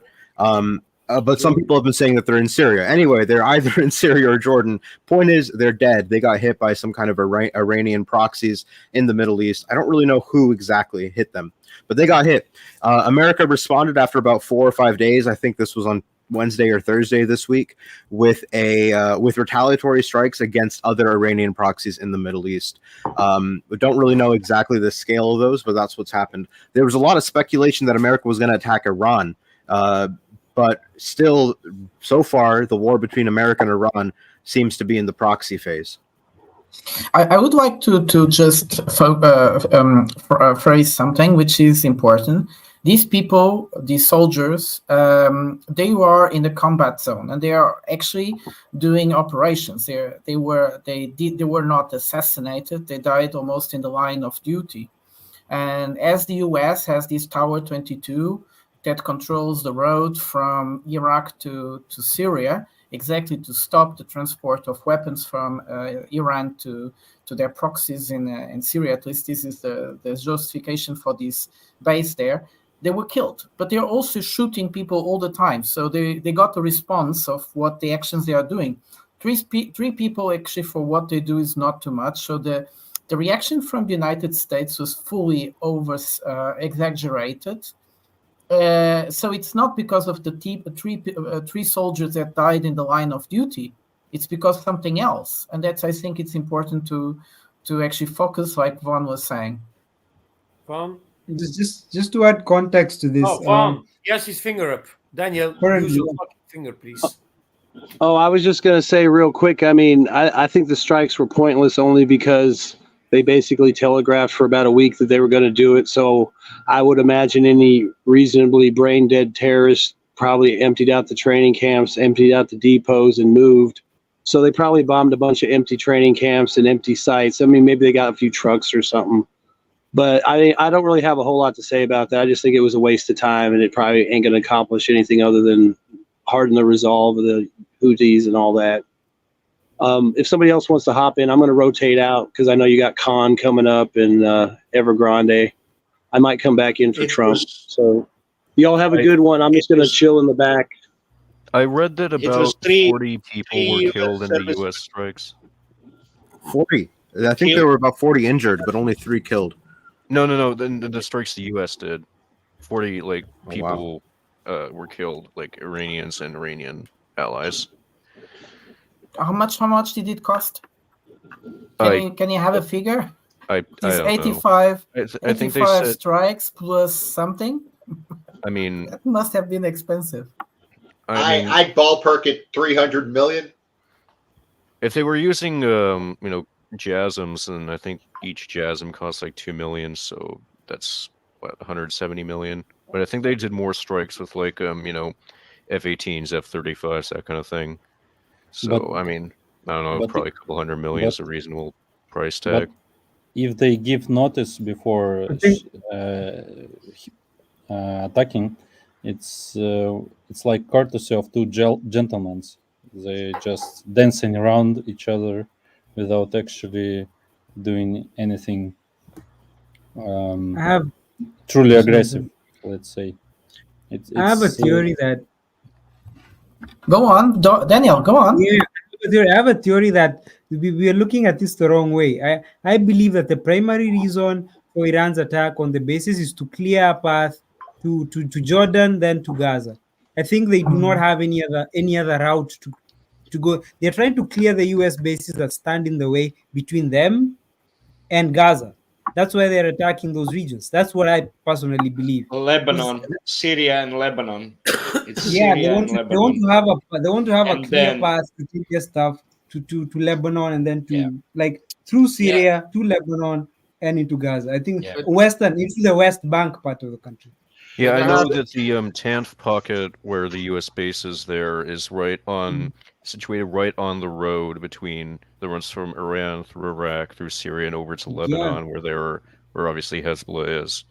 So I think that has a good deal to do with why the U.S. has troops in that specific region in Syria to sort of block that road and make it harder for the U.S. for Iran to supply Hezbollah. It's the most fascinating. Sorry, it's the most fascinating story. To read all of the because- East Syria, Finger, all of the East Syria No, is Nanya is controlled. talking. What the fuck? Yuri, relax. All of the East Yuri. Syria is covered, so only road is that one. Yeah, all of the East Syria is covered by US. There is no way from Iraq directly to Syria, so they have to go that way. Yeah, that's the only route. Just wanted to confirm. Ask yourself a question: why does United States have a base in Jordan at a few hundred meters of the border of fucking Syria? Well, Actually, it's in Syria. Lambo. No, that was it's my Jordan. point. Jordan. It's just the funniest. It's the funniest thing to read in the media, the Western media. This whole story, because you read all these articles in CNN or wherever, and they're dancing around this whole thing about why they have bases there. It's the most hilarious thing because they won't just come out and admit that they have bases there. So whoever the author is just does this word salad around it. So you don't really know what's going on. And I was reading an article in BBC today, and they were talking about, pressure is on Iraq to demand withdrawal of American troops from their soil. Guys, they already did that like 2 years ago. Like, what are you talking about? And they kept doing it again, and they kept doing it again. And there was this press conference from Pentagon when they were meeting the Iranian Iraqi officials, and the Iraqi officials said they want them out, and they were like saying, no, we are just negotiating the reconfiguration of our presence in Iraq. Whoa, this is like this like the Iraqi president came out with a statement: I want the US military out of Iraq as soon as possible. Yeah. And then the Americans were like, no, we're just negotiating. Yeah. Like, This sort of mastery of language, right? This way that they use language to obscure the truth is something you see all the time among the liberal media in general. It's really, really horrible. I think what we've done in Syria is some of the most horrible work that we've done in any parts of the Middle East as far as what the American military has done, because what's happened is that the American military has used a small number of people to bring in fanatics from all across the Middle East to destabilize Syria. I mean, it's really a tragedy what's happened to that country. And these troops that are in Syria right now are pretty much there to maintain control of various oil fields that are in the country. Now that more or less the conflict has stopped and it's at peace with the country sort of split with I think about a quarter of it under the command of this Kurdish faction, and the rest of it just under control of Assad, and then some control by the Turks too. Interestingly, it's what I wonder though about this is who are the Americans going to be attacking long term? Are they going to continue to attack little proxy groups in Iraq and Syria, or are they going to go after Iran? I think that's the bigger question. Well, I think that even we're though mining the thing is that Iran is very complicated. If they wanted to go for Iran, they would have done it many years ago, when they had better opportunities than now, actually. And better excuses as well. The thing about Syria is very interesting because, like Nunya was saying and Daniel, the Iraqis are in a very difficult situation now politically, where the population demands the exit of the Americans. The state, the government are just mirror those claims. And it's let's see what Iraq does, because if Iraq really expels the American bases out of their territory, they will have to leave Syria, and then things will change. That's one point. And then they actually will lose the interest with losing that geopolitical stance. Then they will lose the interest in Iran. The thing is that they have to be very careful with Iran, because Iran can actually do much worse than the Houthis in the Strait of Hormuz. And with good reasons. Archimedes, If to answer your you question, say I think to answer your question, Archimedes, I think what the US will do is going to scale back attacks in the Middle East and then prop up Israel to do it for it. Israel is going to be the one attacking these terrorist groups on behalf of the US, because it is Israel that is ultimately being targeted by Iran. Iran is trying to clear all the Shia countries for itself so that it can get to Israel. So Israel is the one who's going to, like, the US will fund Israel more. Sorry, Sergey, go on. Yeah. So suppose you say we'll attack Iran. When the conflict will stop? Like, Iran is just there. It's basically like it's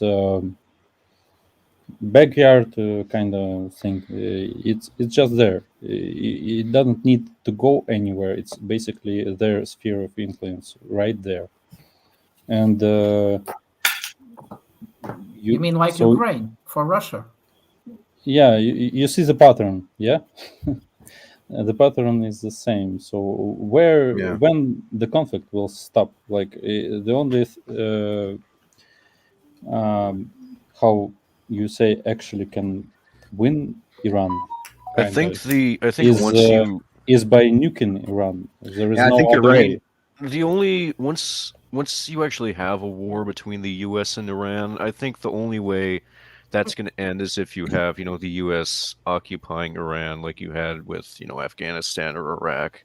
And of course, there could be an insurgency with that, but, until the U.S. actually occupies Iran, I don't know. Yeah. It's going to take a while before, if you have, sort of a full-on interstate war like you have with Russia and Ukraine right now. I mean, I don't think the U.S. is going to accept a ceasefire in that for a very long time.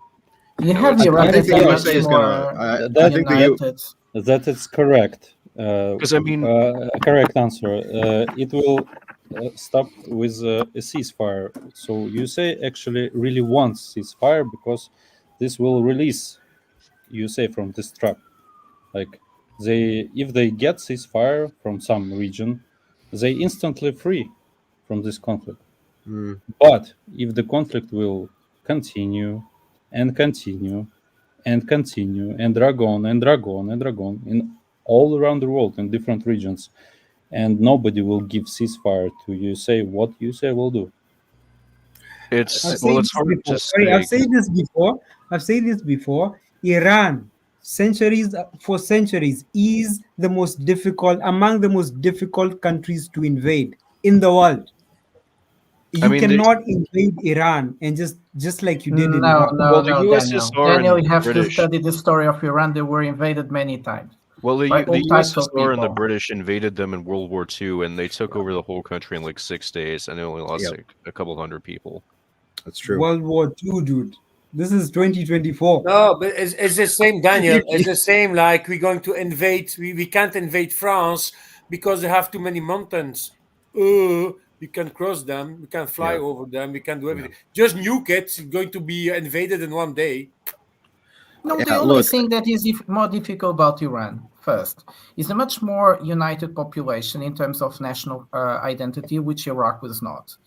It's a much bigger population. It's technological more advanced, and they have been preparing for war for a long time. So they have their ways to do it. Yes, will they be successful? I doubt it. But they had a lot of experience in Iraq, in Syria, and with the Tutsis as well in a terror type of warfare. So yeah, I think you should be afraid. It's all I yeah. can say. I think It won't be ultimately, though, easy. I think that the USA would lose if they tried that. I don't think that they would not the USA in its current state would be successful in attacking Iran.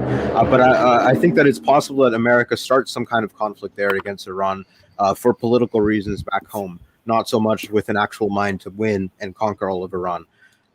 Just to do enough damage, destroy their oil fields, perhaps, and then call that a victory nominally. But I think it's very, very unlikely. The other thing about it is, of course, Iran is extremely important to China, because without the Iranian oil that goes through Central Asia to China, China is it depends on that. It really does require that. Iran is not really able to trade with most of the world, many of the countries around it, because of the sanctions that it's under, right? And it really depends on. So China and Iran have a really strong relationship, is my point. Well, I think the main reason the U.S. opposes Iran as much as it does is because of, the U.S. wants to support Israel and, to a lesser extent, Saudi Arabia and the other GCC countries. And so, let's say, if Trump was still in power, Trump was super pro-Israel and pro-Saudi Arabia, and I think it's almost guaranteed that we would already be at war with Iran right now if he was in power. But with Biden, though, Biden's, sort of less supportive of getting involved in the Middle East. I feel like he's more focused on Europe and supporting countries like Ukraine. And so, where we stand right now is that you basically have these Iranian groups attacking U.S. troops, and you have the U.S. not really wanting to escalate too much. And so I just feel like it's going to be, I don't know, it really just depends on, what these Iranian proxies end up doing at this point. I think you're also forgetting the Strait of Hormuz, where almost all our oil comes from. How do you think the world would react to a complete closure of the Strait of Hormuz? No one would want that, even the US, because gas prices would skyrocket. You have inflation in the US, inflation in Europe, inflation all over the place. No one would ever do that. This is a very tough nut to crack. Iran is not an Iraq. Iran is pretty strong. I don't think you guys really, besides some kinds of hysterical warmongers, congressmen and senators in the US, you don't see really the US making a type of strategic move. What would they gain with it? Because we can understand what happened in Iraq. It was to make a point that they had the uniform war. I think something important to keep in mind is that when people talk about things like, geopolitical influence, what they're really talking about is that you have, it's basically just the government of a country has more power to influence other governments around the world. I think more often than not, the average people in a country don't actually stand to benefit even when their government gains more geopolitical influence. So as it stands now, I think, you basically have, the U.S. trying to oppose Iran in order to, support Israel and Saudi Arabia, because you have them, obviously Saudi Arabia produces a lot of oil, and Israel, you have, the big Israel lobby in the U.S. And so I think just as it stands now, you might want to have, the U.S. and, might just, oppose Iran to sort of, obviously, like you said, keep the Strait of Hormuz open, and I guess maybe just, but I don't know. Rillard, you know that Saudi Arabia is not so dependent from the Strait of Hormuz, actually. Right. But they have those pipelines that bring from the eastern part of the country that bring the oil actually to the middle of the Red Sea. So actually, they are not even being targeted by what is happening in the Red Sea now. But of course, they would have countries like India would be in completely despair. they get all their oil by the sea. We are talking about the biggest nations on earth now, and they are also the biggest trader on oil in the world.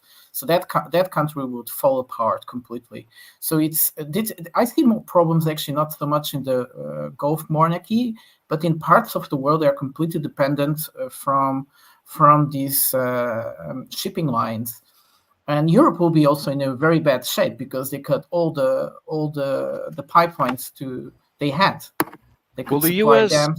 If we're talking about the U.S. produces like it's a net exporter of oil. The U.S. produces more oil than it needs to sustain itself, and so I think that if you're looking at this from a realist perspective, the U.S. doesn't really, obviously it's going to bring up gas prices, but in terms of like actual national survival, the U.S. isn't going to worry about this as much as a country like India and China would. And so in that sense, I feel like, if the U.S. does go to war with Iran, it's not going to so much be, it's not going to have the short-term economic consequences it would on a country like India or China. Ryla, let me ask you, do you think the U.S. can win a war without Europe's help? Because Europe will be suffering.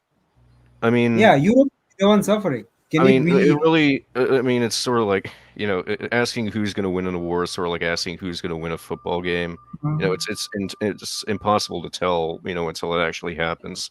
So, I mean, if the U.S. invades Iran and it just ends up being like Iraq in 2003 or the Anglo-Soviet invasion of Iran and they just collapse after a couple of weeks. In that case, obviously, yeah, they could, defeat Iran without European support and, gain geopolitical influence that way. But then you're most likely going to end up with an insurgency, and that's going to end up like how you had in Iraq and Afghanistan. And so I guess the alternative then would be for the U.S. to, or another possibility at least would be if the U.S. attacked Iran and Iran was much more, morale of Iranian people was much higher and they were willing to fight the U.S. And so in that sense, if Iran was just fighting on its own, I think the U.S. could still occupy Iran eventually.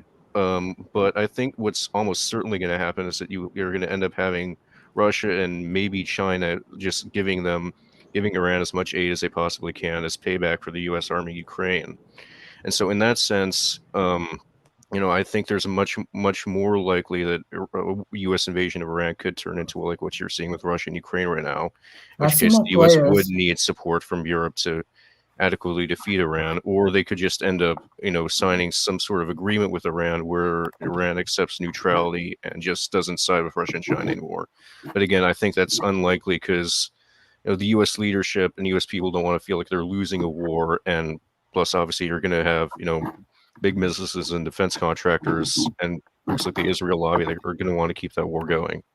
Yeah, but for coming back to your hypothetical scenario for war, we have other players which are much more important than actually just U.S. going to Iran, which is they would need the bases in Saudi Arabia, they would need their bases in Qatar, they would need the permission also from Oman and the Emirates to let their ships cross the Hormuz Strait, and they would be able to cross the ships through the Hormuz, which is a very difficult. It's even tinier and more difficult to cross than even the Red Sea Straits. So yeah, I think it's a very complicated situations at the moment, and what we see actually is.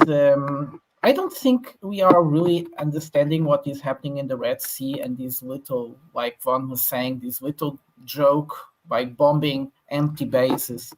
I think the game goes more to show the world that they can cut an important shipping lane like the Red Sea, because actually the Houthis was a problem, but was not a major problem.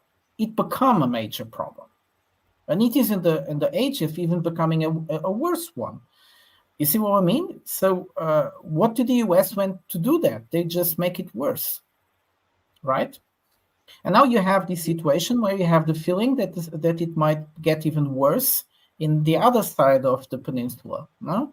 In the Hormuz Strait. Brad, I think you're forgetting what I keep saying. Even Putin was saying it. The US is stuck.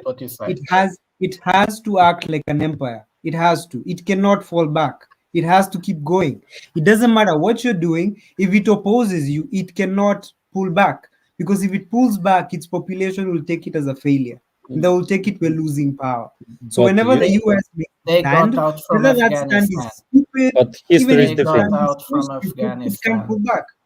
Come It's on, But stuck. history is out. different. And But the history is Philippines. different. You say always pull back eventually. You keep saying it. Historically, it always goes But like that.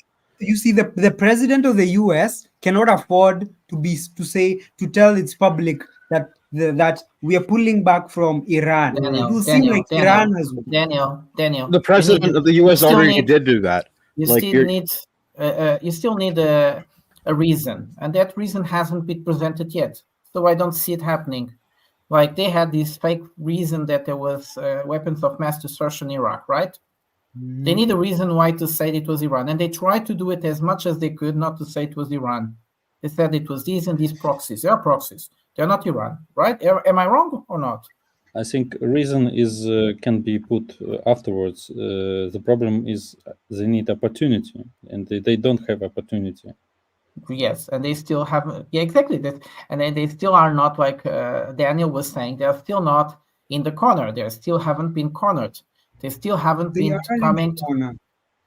No, Sorry. officially no. Officially, it's not like that. They blame they made it very clear. They blame the proxy Iranian groups. They bombed them, and that's over. They haven't been cornered. They haven't been humiliated by the world by Iranian forces bombing them. And the Iranian forces did that. You remember? They did that after the Soleimani death, and they wounded a lot of American people, and the U.S. didn't say anything. Why do you think that is? Because doing anything to Iran, they can't come back. Sergei told you they don't have the opportunity. They don't have any good cards in their hand. Well, I kind of see it. I'm starting to observe just in U.S. officials in their official statements and what they say, and more importantly, what they kind of say off the cuff. When you put it all together, I think they might be starting to have a come to Jesus moment that, they don't have the power they used to. And they've come out and said that. Some public officials have basically started coming out and saying we need to prepare for this new world. So when I think about Iran or anywhere right now, the U.S. is spread so thin. I mean, keep in mind this whole Israel thing that wasn't in their playbook. This one came up. This was a freebie. So they were going to shift focus to remember Obama's pivot. They were going to pivot to the Pacific.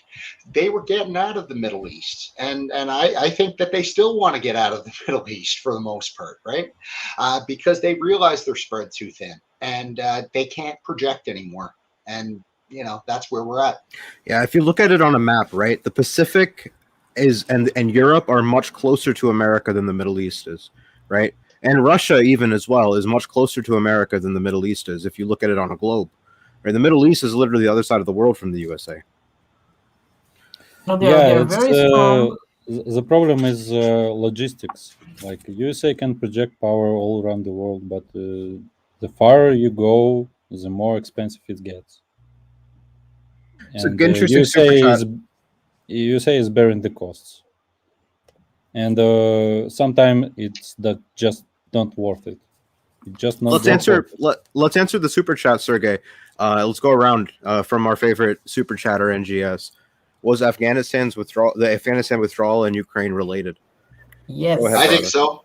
Yes, completely. It's completely related. It's all about the great game. I think it was related in some corridors. It's all about the land corridors. It's all about. It's going to go around. I think it was related. It's going to go around. Riley, you'll get your chance. I'll make my excuse and then you can ask. You can. You will have the opportunity. I think it's completely about it. We have been talking about it a long time. We have made videos, me and other guys here with Mr. Lambo, with Shadov and so on, about these topics, about how Afghanistan means it is so important for these land corridors because the U.S. power is based on the sea. So actually what we saw is that Afghanistan was made when Russia was rising again, China was becoming very powerful, and they to cut them their access to, let's say, the Eurasia railways, land corridors. And what we see now as well is with the Red Sea stop that I was trying to say before, one of the most interesting developments is how, again, the land corridors are becoming so important. They were extremely important during the pandemic for Europe, because there was all these types of bottlenecks with shipping due to many factors, and now they're becoming again, and they just show how important this will go forward. And when we talk about Iran, and we see that someone said that Iran is being taken out of isolation by Russia, by China, and now by the rest of the BRICS, because they are now a BRICS country. And as being a big country, they don't sanction themselves within themselves. And this was a very important geopolitical moment. And what we also see is that some other Middle Eastern countries, Egypt, Saudi Arabia, and the Emirates also got into BRICS. And these guys are all in the same table now and eating like they were the best friends. They might have their problems, but they agreed that coming into BRICS, they are not going to solve the things like before. They are going to work in a different type of discussion. So the thing is that Iran has a lot of interest in becoming this new central hub of transport corridors between Asia and Europe. There are like 3 different corridors already crossing through Iran to come from China, from Russia to India, and through Turkey and so on. So it is very important for them actually the access to Iraq and to Syria. And that's what the things people don't realize. So Noeno is saying, look, why is Iran doing it? It's geopolitical. If they have free access through these areas, they have it open. There is nobody can stop their commerce. Nobody can stop their ships. They are in the middle of everything. So that's, yes, Afghanistan and Ukraine is very important. Why? Because once you can't control Afghanistan, once you can't control all the transport corridors that are just going around Afghanistan, that's the problem. The Americans realize they have to go to some other place. They have to go in Europe, where these corridors would actually cross, and that's Ukraine. They can go through Belarus, but it's very difficult. If the Ukrainian corridors was open, they like 3 different corridors already built, it would be amazing. Yeah. Prata, I think we're giving the US too much credit of being this giant strategist. The primary reason, in my honest opinion, the primary reason the US left Afghanistan was primarily a business decision. The US military industrial complex was making money, logistics, taking soldiers to Afghanistan, guns and all that. And all of a sudden, you have another big whale coming. It has more money, more opportunity, more everything. So you don't need this tiny thing called Afghanistan taking over your time when you can go and build airplanes and jets and everything for Ukraine. It was more of a business decision. It was not that strategic. It was not. They were just like, okay, we can make more money in Ukraine now. So what the fuck are we doing in Afghanistan? And I would challenge you on it not being strategic. From what I understand, the whole reason why they wanted to get out of Afghanistan was twofold, really. Number one, to reposition troops and equipment to get the frig out, and also so they wouldn't have to worry about the troops that were in Afghanistan when they were off fighting another war in Russia. But the other point was strategically, they wanted to show that they were getting out of the Middle East because they had these Abrams Accords and they wanted to sign this all up with Saudi Arabia. Everybody was going to, embrace Israel as a nation state. That was the whole plan. So, and getting out of Afghanistan was part of that. As a show that they were not going to be controlling the whole Middle East indefinitely. I think the Afghanistan withdrawal and the Ukraine war were related insofar as the amount of aid the U.S. could send to Ukraine is greater now than if it was just still in Afghanistan. But in terms of one somehow making the other more likely or influencing the other, I don't really see that, at least.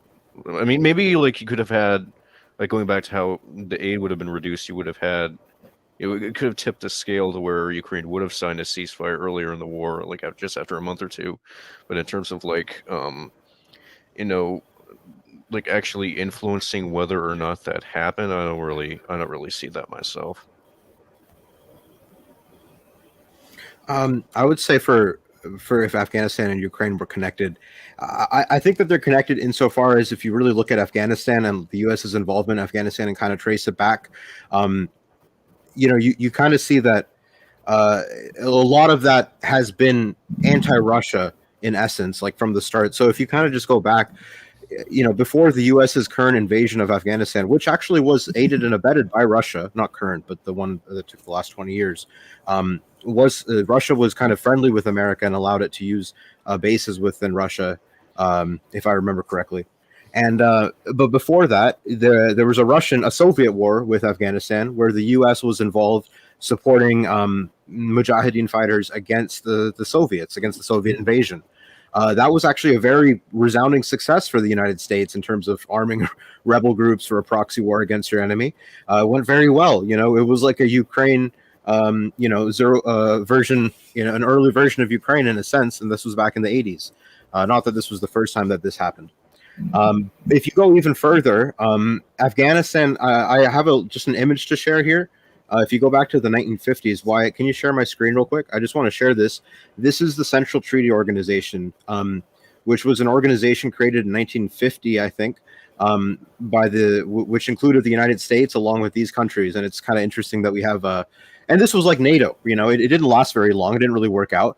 But this was kind of like NATO, but for the Central Command, right, against the Soviet Union. And this was it included Turkey, Iraq, Iran, Pakistan, and the United Kingdom, which is kind of funny. And this was an explicitly anti-Russian organization as well, right? And notice how Afghanistan is right there in the middle of this entire belt, right? Like this whole region has kind of been it's been in America's interest to control this region. At least that's how American strategy has played out, because of how going all the way back to the post World War II Cold War era. As the whole point of controlling that region is to prevent Russia from reaching the Indian Ocean and having trade that connects that way, and to keep that within our sphere of influence and not in the Russian sphere of influence. So I think there is kind of a connection there, if you think about it from that perspective, of it being basically another battlefield against Russia at the end of the day. But yeah, that's all I wanted to share there, as far as answering NGS's question. But I think Naomi also Archimedes, yeah. Do you think, Archimedes, that all this time that was all the US was thinking about, the rise of Russia again, and that will become an enemy? I wouldn't go so far as to say it's the only thing they were thinking about. I just think that it's been a factor that's kind of been there for a while. I know it's a bit of a stretch, but I just see that connection there. That's all. But, as far as documents go, they expected Russia to rise in 40 years after the end of the Soviet Union, and it got come much sooner. No? In 2007, 2008, they were already very assertive and against whatever NATO was thinking it should be the best for the world. That was a surprise. Daniel, come on, go on. No, I was just saying, I think we also, just because the US is the US doesn't mean it doesn't make, at times it's not as intricate as it might seem. I personally don't think the withdrawal was not really like some strategic master chess move. No, I think it was just like, we don't need this anymore. Let's Daniel, go. Would they be able to go to Ukraine with Afghanistan happening? No, that's what I'm saying. They were like, we don't need this anymore. Let's go to. It was too clumsy. It was too clumsy. A decision almost made on over the knee. There was no. There was a big decision made, and they had to go out of Afghanistan like crazy because they had something in mind. Something really changed there. It is different. And if you notice, Biden was completely anti-Russia. That was all he cared. Like he called him Putin a killer. It was intention. It was really intentional, and they didn't stop there. They put sanctions on the Nord Stream 2. They made all types of really aggressive measures against Russia, and so Biden knew where he was going. So he couldn't have Afghanistan running if he had that in mind. Naomi has trying to speak for a long time, and we never let her. Oh, I never saw her lifting her hand. She did have her finger. Did she? Oh, yes. sorry, I didn't see it. We should always say ladies first, anyway, right? I just wanted to say that you all are assuming that the United States is run by rational people. That's all I wanted to say. That's what I'm saying. You're giving them too much credit. They're not like some master strategists. They make stupid decisions all the time. The United States is running by her. Newland does a recent version of her. No, I also wanted to remind us that Wyatt called the Singapore Army my army, my navy, and I was like, okay, he's the actual commander. But he is his country, and he was in the army there. But it is literally how we brand it. It is how we do the branding. If you look at the advertisement and everything, it's our army. No, it's literally written our army, our air force. And correct me, why? Do you guys do those military, like the evacuate the street thing? What do you mean? Parades? No, like they get this like war alerts or something, and then you guys go hide in the like. Do you guys still do those? You mean the like air raid siren, and then we go and hide in the and then you guys hide in the city. Yeah, we haven't done it for a long time, and they only like did drills. for like they did some drills only for specific areas, and we used to do it long time ago. But nowadays what we only have is like every year on the anniversary of the fall of Singapore in World War II, we have the air raid siren, and then they have a message to be broadcast, everywhere they can, and then just to remind people about World War II, how Singapore had fallen. So that's about it. We don't really, so because the air raid shelter is a bit different nowadays. There used to be a time where there are some, then after that there is the train stations, which is underground. Some will use that. Now we have the air raid shelter within our own apartment, the newer ones. So it's basically the storeroom, but then it's reinforced concrete. So that is the air raid shelter. Although I always wondered that if the missile hit my building and then I'm inside the storeroom, I open the door and it's just empty. The whole building have collapsed, just leaving the whole storeroom column. I have no idea how to go down. So hopefully we'll never fight war. No, Singapore cannot fight a war. We are too small. Yeah, we can win the war, but the country is gone. Like the British Empire. The British Empire won World War II and then it's gone. I think the husband of Miss behind me is going to fix some issues this year. Yeah, I hope so. I hope so. Yeah, I'm betting on it. Or else we are doomed. You might also make some stupid decisions. Let's not be too optimistic, okay? Let's just be balanced. But still, it's going to be not worse than Mr. Biden. So bad can it go Trump, more right? than now? It is still the US, you should remember. Okay, let's not like inflate but now we're speaking about Biden versus Trump. Dude, come on. Be realistic. But I would say that Trump have a huge advantage against any other candidates. The main reason is that he got the experience of the first term, how the whole government, the whole system, the whole deep state, the political parties, or how they actually fought against him, and then how he didn't realize that the appointment of the appointments that he have to assign, basically the leaders of every single department of the government, he had to decide himself. And those hundreds of positions was a surprise to him, that he realized that the people that the party gave him is rubbish. And then now he's going to have his own candidates, I guess.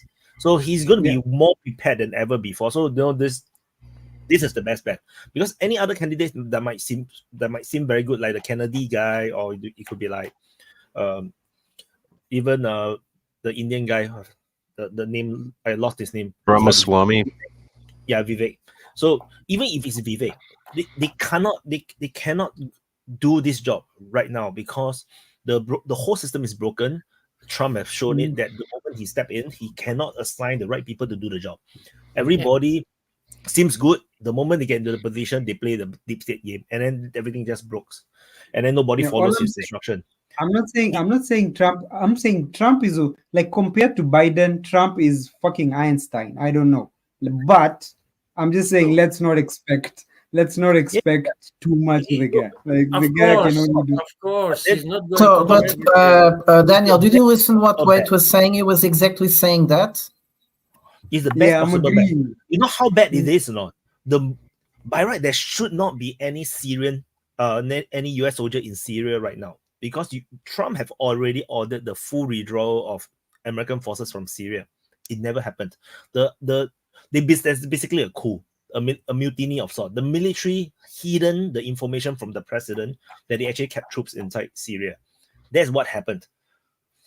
Trump was so happy with that. He's go. Hey, everybody. Good afternoon, evening, whatever it is. I'm sorry. Something that you mentioned about that, it was actually a story in the New York Times that actually backs what you said. They even said in that article that certain elements of the intelligence community withheld information from Trump for his briefing for Syria. So they didn't give the president the full brief. In that, how does a president make a decision when the intelligence community is hiding all the information from the president and only giving them selected information that'll keep him going in the direction they want him to move?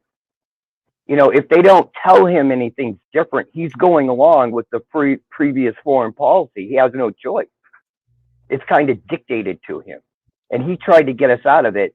And the intelligence community saw it. I think it was something like, quote unquote, we were scared what he would do with the information. Literally saying they were concerned about what the president would do with the information American people chose him to make decisions on, and they withheld it. That's where we are. I think it's really one of the blackest chapters in the U.S. politics, because you see, like the Democrats never left the government. And the guys that stayed behind had instructions to actually make this type of insurgent politics, not saying the same things, bringing up, leaking stuff that is not even true or that is true, doesn't matter, but it should be secret. And it's really one of the worst moments in American politics. And the world sees it. And this has destroyed a lot of the U.S. reputation, because they don't look at the U.S. as an exemplary democracy. They see it as a failed democracy where people scream, where they really show the worst of their side. And now we see also the result is a country completely divided. Can I ask Wyatt a question about Singapore, or are we going to get on to the next topic? Sure.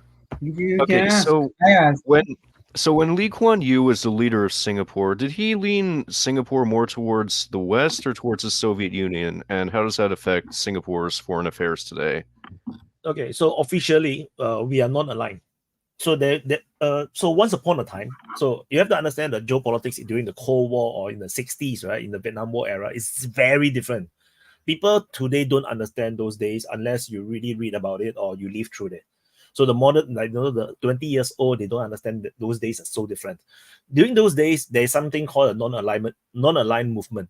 So it's basically India and most of the other countries all around the world that says that we're not going to take sides in this Cold War. But the reality is we all took sides. We all took sides some way or another. Singapore is actually, we are still newly out of the British colonial powers. So basically, we are still under the protection of the British, and the British during those days are still powerful. Post World War II, they are still considered quite powerful, and they created this organization similar to NATO, like just now what was mentioned about the the Middle East TO. We have the CETO, the Southeast Asia Treaty Organization. So it's like the NATO for Southeast Asia, but actually those countries, most of them are not Southeast Asian countries. So using that organization, the British have actually placed nuclear weapons in Singapore secretly. In fact, I don't even think that the Singapore government during those days knew that we have nuclear weapons in our military base. So that was the situation during those days. So and post that, as the British slowly withdraw and become smaller, we still lean west because there's no leaning Soviet Union because we are actually democracy. So Soviet Union is not a democracy. So naturally the democracies will stick together. So that's what happened, which is why even so when North Vietnam conquered the whole of Vietnam, and then when they invaded Cambodia to stop the massacre by the Khmer Rouge, Singapore actually stands against the invasion, despite the Vietnamese are actually going there to save people. So we definitely took a side. We are still lean west, but we are also the one that helped China to open up, to learn the new way of economics. They learn everything from Singapore. The entire economic ways, the way the public housing, the one-child policy, literally everything they learn from Singapore, but they tune it like twice as ridiculous. So like we have two-child policy, they follow us, they do one-child policy. So they screw up everything because we also screw up ourselves. So because during those days, we are also afraid of the Americans, because the Americans have very bad reputations. Their CIA was messing around in Singapore. So we are trying to create another power. We try to rise up, make China rise up so that they can be a opposing power, because you don't want hegemony in our region, because the British Empire is going off. Because we used to have the British is countering the Americans. So Americans are trying to infiltrate into the Asia Pacific. The British are the counter. But the British is weakening, so we try to encourage China to become strong. So now the problem is Americans are weakening, and then China is getting too strong. So you can see how Singapore is have to maneuver. So we are now, going to Beijing and kowtow to the new emperor and everything to make him happy, while we are trying to figure out how the hell are we going to maneuver next, because there's no more major powers that can counter China. Well, India? We are very friendly with India, but India is nowhere close to fighting with China. They're nowhere close, like militarily, economically, nowhere. So the Americans' downfall as they decline is actually a very, very bad thing for Singapore. And that's why, when people say I'm pro-West, actually it's not wrong, because I'm in the Western society, put it that way, even though I'm living in the East. Just like Australia and New Zealand, we are all part of the Western society. And if the West collapse, we are going to follow along. We are going to have, at least we have a hard time. We're going to have a very hard time. And China would have free reign to punish us for being so pro-United States over these past decades. So, it's not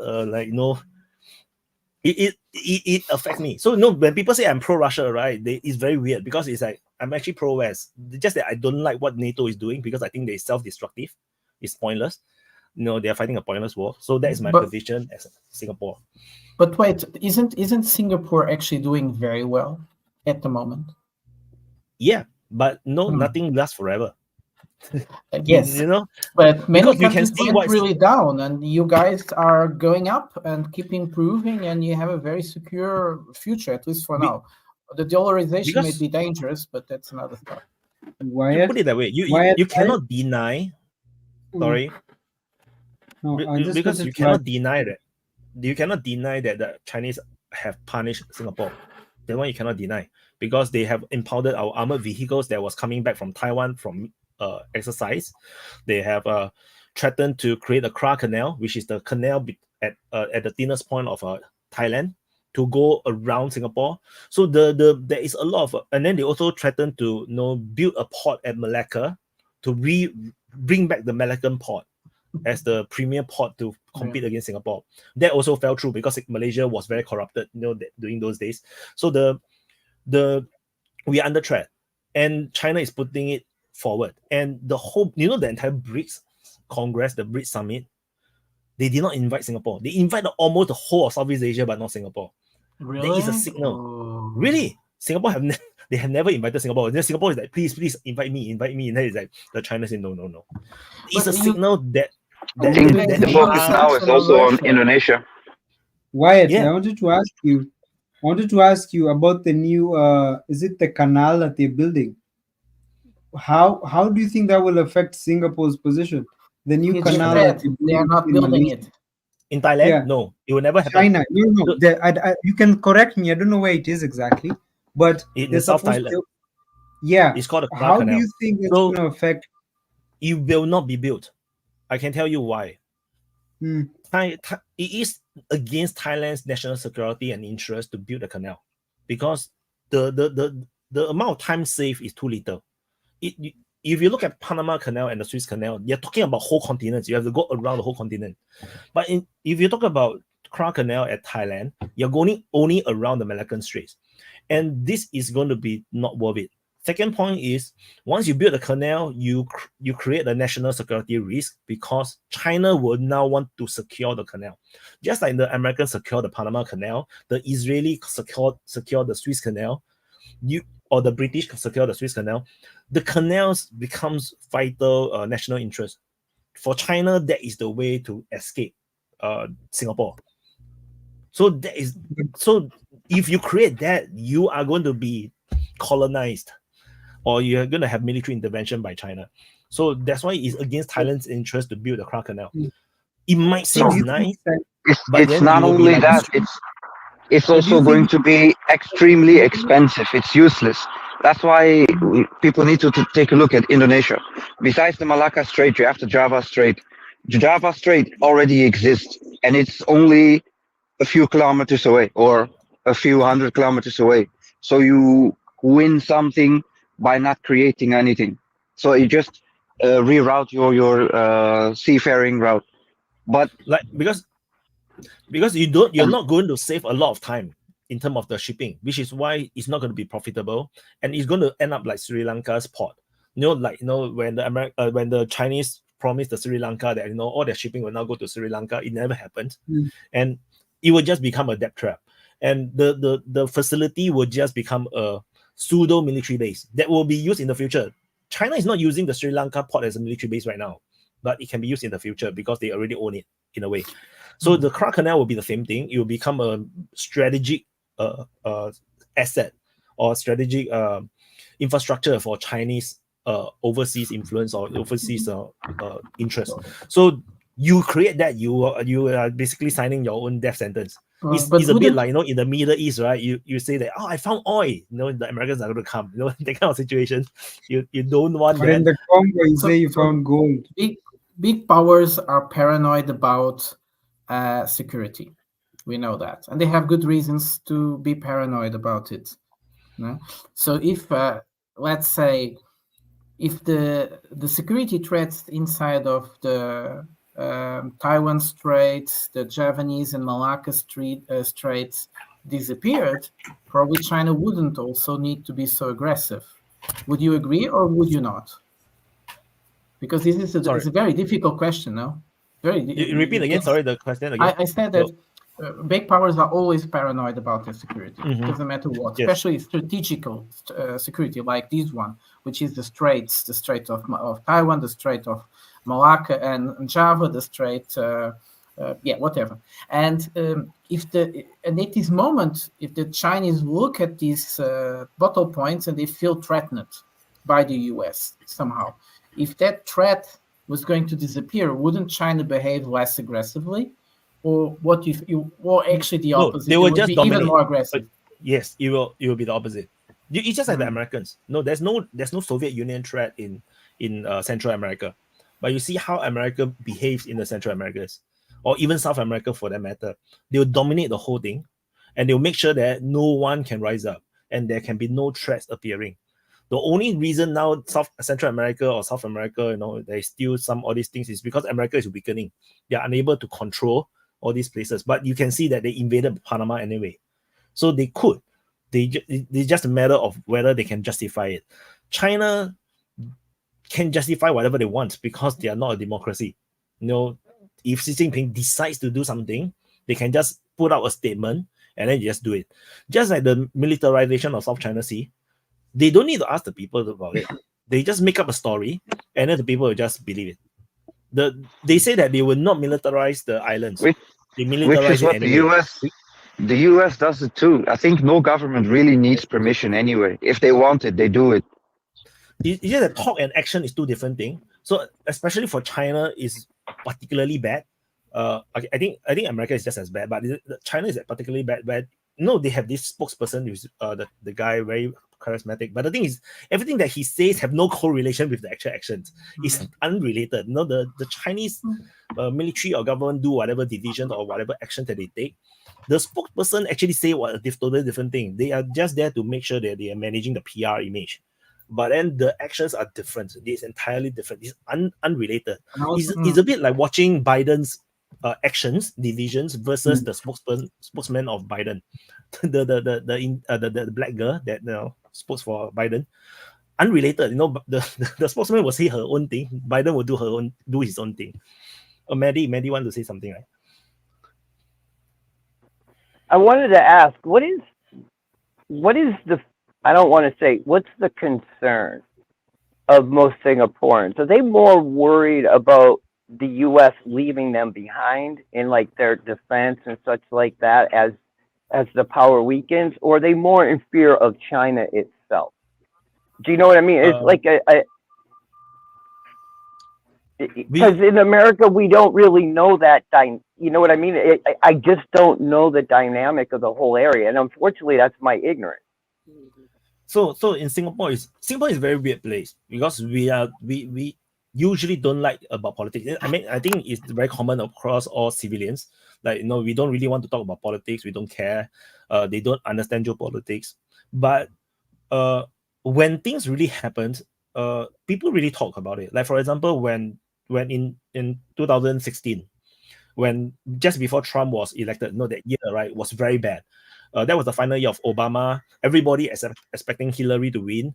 And then, Trump, Xi Jinping was flexing his muscles because he knew that if Hillary Clinton becomes president, and everybody thought so, China is going to dominate the whole Southeast Asia. And then they were flexing their muscles. So they were punishing and they were putting pressure on Singapore during those days. And it was so bad that because they impounded especially impounding of the armor was very, very serious.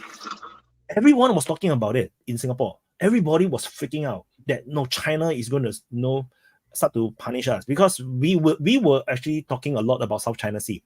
We were trying to protect the Philippines' interests and to deny the 9-dash line. Singapore was the leader because Philippines under the time was under Duterte. He became the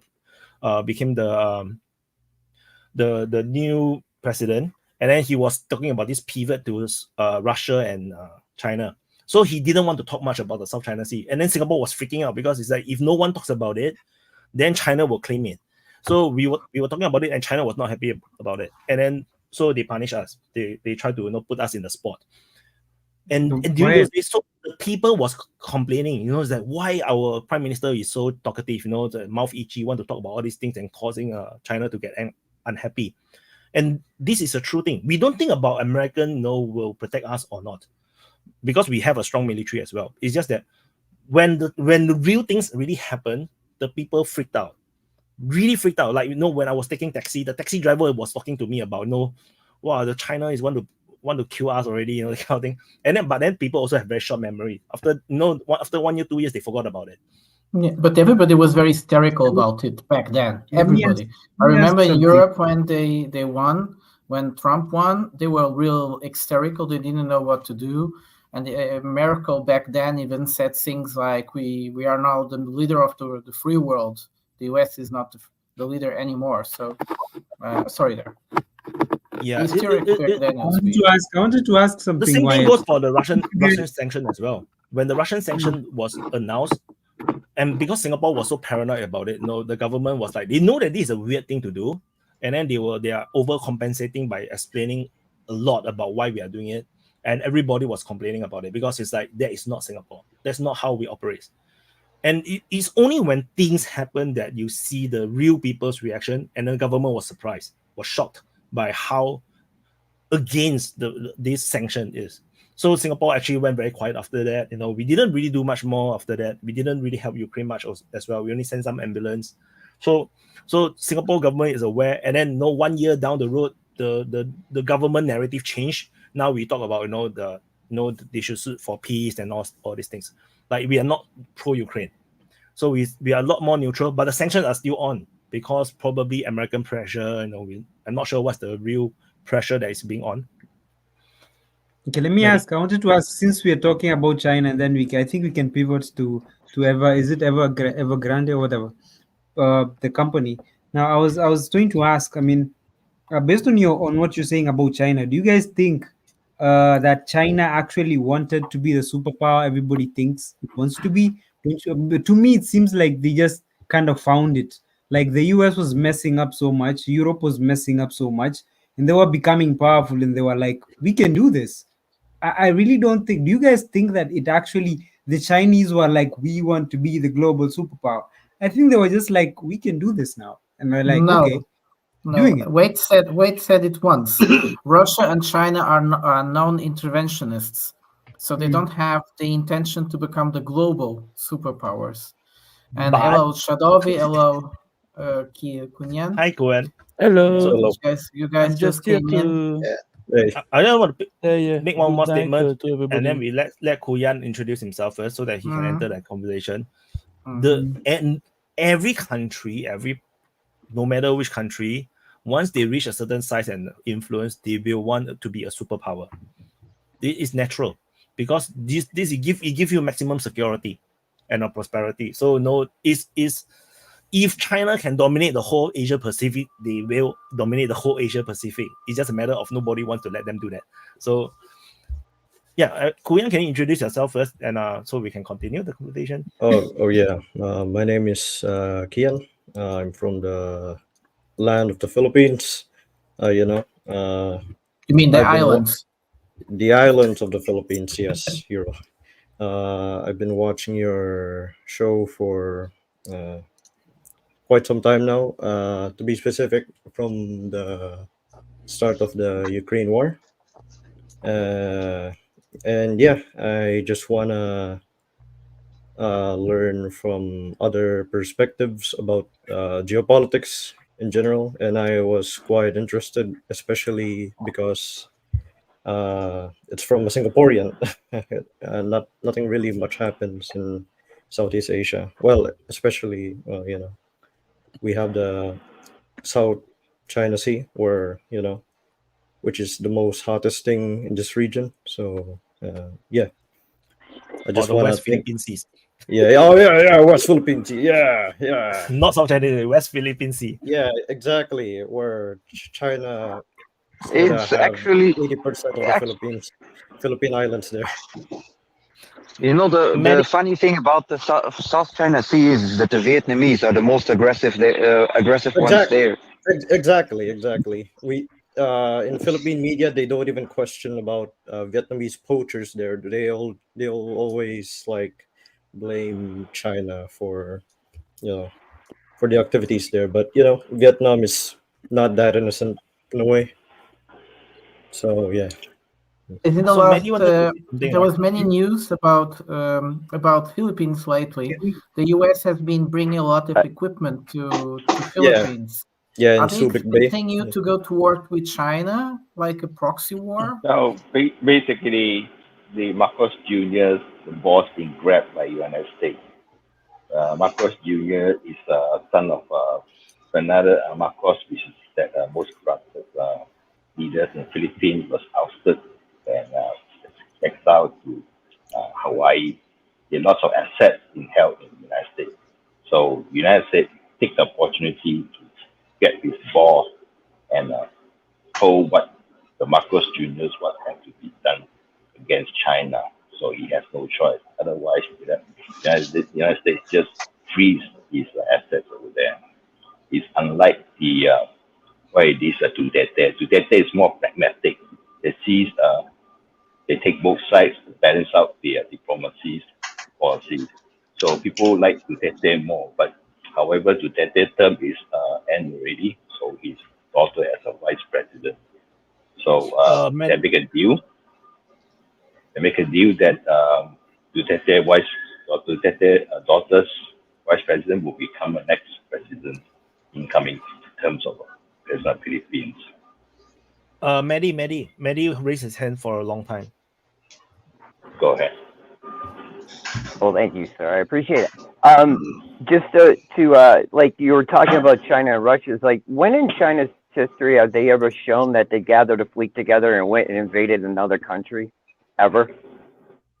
You know, of any major proportion or size? They're not interventionists. They're well, in the beginning when we met China, they were very insular.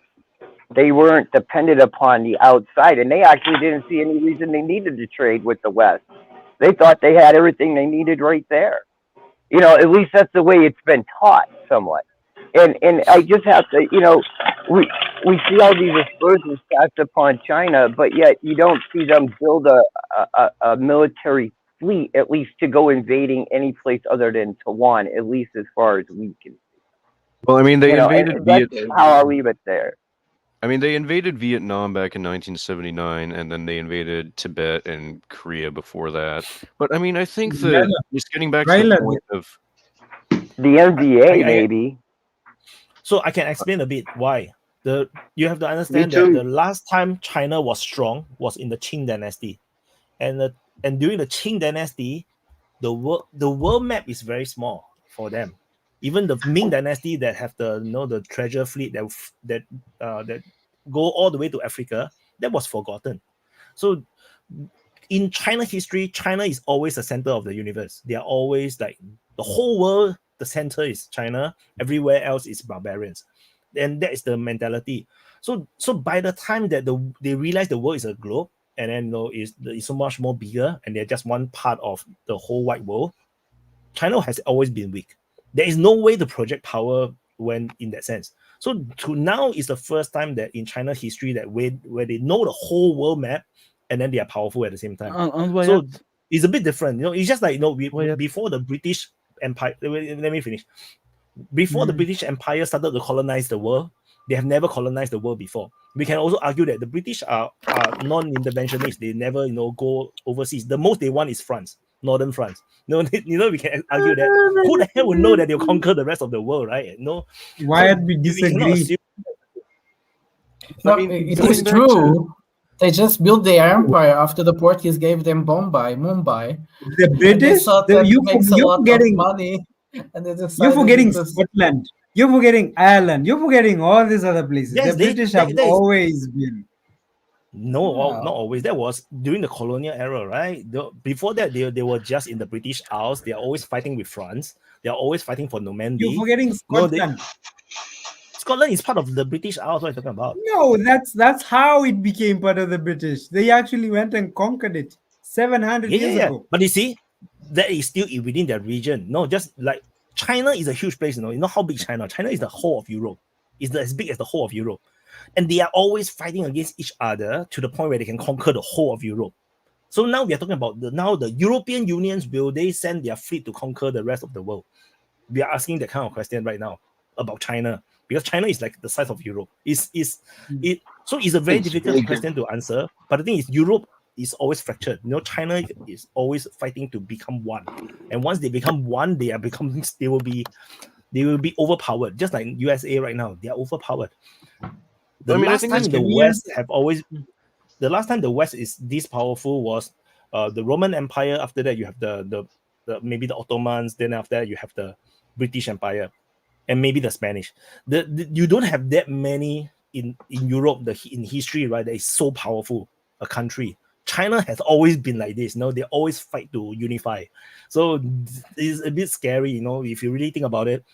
Just that in their mind, they're always a center. There's no need to go out. Well, I mean, this kind of goes back to what I said earlier about how, like, just because a government becomes more influential around the world, that doesn't necessarily translate to a material benefit for its people. And so at this point, I feel like, what China's sort of been doing the last few decades is sort of focusing on its economy and, benefiting, and the government sort of benefiting itself through economic growth and bilateral relations rather than sort of military expansionism. Like China spends about 1.7% of its GDP on the military, and it's kept at that rate since like the early 80s, so like 40 years, whereas the U.S. spends like 3 to 5% of its GDP on the military in order to, create this force that's About that intended at though, power projection. And so I think that what China's essentially been doing, again, is focusing on this sort of economic and economic growth, but whereas the U.S. maybe like economically, both in absolute terms and in percentage growth, the U.S. is growing slower than China, and so I think for the U.S. government, and the U.S. elites, just focusing on economic growth isn't enough. You need to have this sort of military-industrial complex in order for them to continue getting wealthy, and for these big banks to keep and these big companies to keep making money. Whereas China, the Chinese elite don't really have that impetus for militarism just yet. But maybe once the Chinese economy stops growing as fast, you might see that happening more, and the Chinese government being more militaristic in order to keep the support of its people. That's today. That's basically Well, today. No, but Yeah. their expansion is mostly their expansion in the world is mostly economic until now. When they give money to someone, they expect to make money. They don't expect to buy their elites. Maddie, raise your hand, right, Maddie? You want to say? I can't remember what I was going to say. Wyatt, So- I wanted to say, since you guys are saying, I mean, do you even know what Raila is? Nonia. Actually, I wanted to add. Actually, I want to ask Raila, do you think China, even if it was to change its military, do you think China would have any intention to become a military power if the US was not constantly threatening it? Because Well, I mean- the reason, the primary reason for the burst of military for the huge military ships and everything is because of the US. Well, I mean, you're I stating think it would counterfactuals be here. right to think that And I think that Chinese was well, he asked always me the question. a land military power. I wanted to ask. Sorry, Shadwi. No, you can go. Before I Then remember, Raila can- before I forget, Maddie. Wait. Before I Let Maddie forget, talk first. Can I just- Okay, can I just sorry ask a question guys, first? old man. This is an old man break here. Before I forget again, one thing that was mentioned is you were talking about GDP of the country's wealth is spent on military, but that is not the right measurement. It should be price parity. So what product costs how much? How much of your budget is spent per tank? So that means that it's the bang for your buck. GDP, we can spend billions in GDP and spend billions on one thing, or we can spend $1 billion and get, because of our economy and the way we set up, 20 tanks. There's a difference between that. It's not the same. It's how much you're being charged and how much you're getting are two different things. It doesn't necessarily reflect the reality. It's the price parity that matters. Okay, sorry, Yeah, you're I wanted correct. to hear I what was Raila- referring to Going back to Daniel, wanted to hear and Raila's what Wade said was that Can I going can I back just on wanted finish Raila what to I'm saying, say, Prada? Prata. Yeah. Raila So, was Raila was trying to answer a question before Yeah, Maddie. so let me respond to Mehdi, then I'll get to Daniel. So I agree with you that you do need to account for convert nominal military spending to defense PPP, but I was referring to GDP or defense spending as a percentage of GDP because I feel like that's a pretty good reflection of how militarized a country is and how much of its resources it's willing to commit to its military and military activities. And so, regardless of what a country's defense PVP deflator is, that's still going to apply in terms of the percentage of reflecting how militarized that country is. And so, getting to Daniel, what he asked was if the U.S. wasn't trying to gain influence over countries like Japan, South Korea, Taiwan, would China have any reason to be No, I mean militarized? directly threatening it. Directly. Okay, well, the way I see it is that you're basically, stating counterfactuals. Like if the U.S. just wasn't stationed in these countries at all, and it just didn't have any influence there whatsoever, I mean, it really just ultimately be completely up to the Chinese government at that point what they decide to do. You wouldn't have military spending, high military spending in the first place unless you saw a reason to use it. And so I think to a large extent you can't.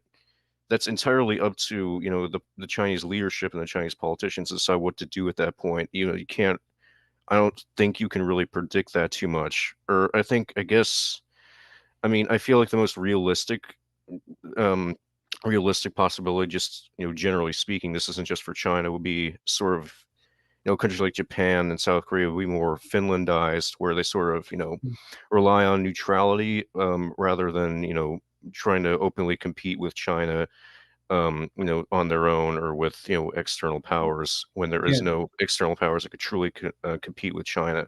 So The- you would the see these point countries is sort that- of focusing on their own defense rather than relying on the United States, and that's regardless of what China does, no matter how militarized it may be. But in terms of and that's just generally speaking, that could be you could see that happening in Europe if NATO didn't exist as well. But I think again, you're stating a counterfactual here in terms of what China would do if the U.S. wasn't point- involved there, and that the ultimately point I was trying to depends on put what the across, Chinese the point I was trying to put across, the point I was trying to put across is that China is not inherently militaristic. It is not in its history. It has its own internal wars, No, but it's it is wrong. not Then yeah, it's wrong. externally Come on, that's militaristic. not true. You're making a I think mistake. that sort of Daniel. applies to pretty much any I country. could though, be wrong. Correct me. I could be wrong. I mean, I could be wrong. countries I'm don't saying- want if a country can so, get yeah, I what could it be wants wrong. through I'm peace, okay. if a country can get what it wants through peaceful means as opposed to war, it's going to choose as peaceful means. It ultimately Yes. just depends on what China's conditions might be and what it's willing to do to achieve them. And it's really So- that ultimately just is decided by the Chinese government, and you can't read the minds of the Chinese government or what the Chinese government's going to think 20 years from now or whatever. Why is So going to again, I think follow up? it's pretty much impossible to predict. That's how I see it. So you, No, I you, just want to you qualify. are saying So if- reliable. There is a reason why Let we why have to be then. so He's gonna follow careful. up. There is a reason why we have to be so careful about China, because we can't read their minds. Really? So is that an argument? Well, you can't So- read so any the- politician's mind. It's So- the so- same with Okay. the U.S., So that's- so I Russia, just want to or qualify. any country. Why Yo, China cannot? It is why I say China is not militaristic is a bit weird, because it's imagine Russia conquers the whole of Europe. Okay, Russia conquers the whole of Europe, and then after that, 50 years later, people say that Russia is not militaristic. People laugh at you because it's like they just conquered the whole of Europe in 50 years ago. This is China. They fought the whole of China. Millions of people died. China's war are ridiculous. They die in the numbers like World War II all the time. So it's ridiculous. So to conquer the whole of Europe, you imagine how much war you need to do. So to say it's not militaristic is a bit weird. Especially they just involved in the Vietnam War, that's like 50 plus years ago. So they are. It's just that now they don't China need always to, lost people because die the past 20, during 30 years, change of regimes. yeah, they don't need to do it because they have a path to, because what they are doing in the past 20, 30 years is like Japan before World War II. Before they are revitalizing the whole country, modernizing, becoming first world. That's what the Japanese was doing prior to World War II as well. So they were fighting on the side of the Allies against the Russians, against the Germans, and then they become like the power of the East, something like this. So China is doing the same thing, but the thing is, what leads after that? For Japan is World War II. They are fighting on the Axis side. We do not know what China will hit in that kind of direction or not. We do not know, because they might become the good Japan guys. that time doesn't have the condition to be a superpower. The lack of natural resources and the strategic depth and the population and the landmass is not big enough to become superpowers, because it still relies lots of imports to build up the industries. That's why like how the World War II.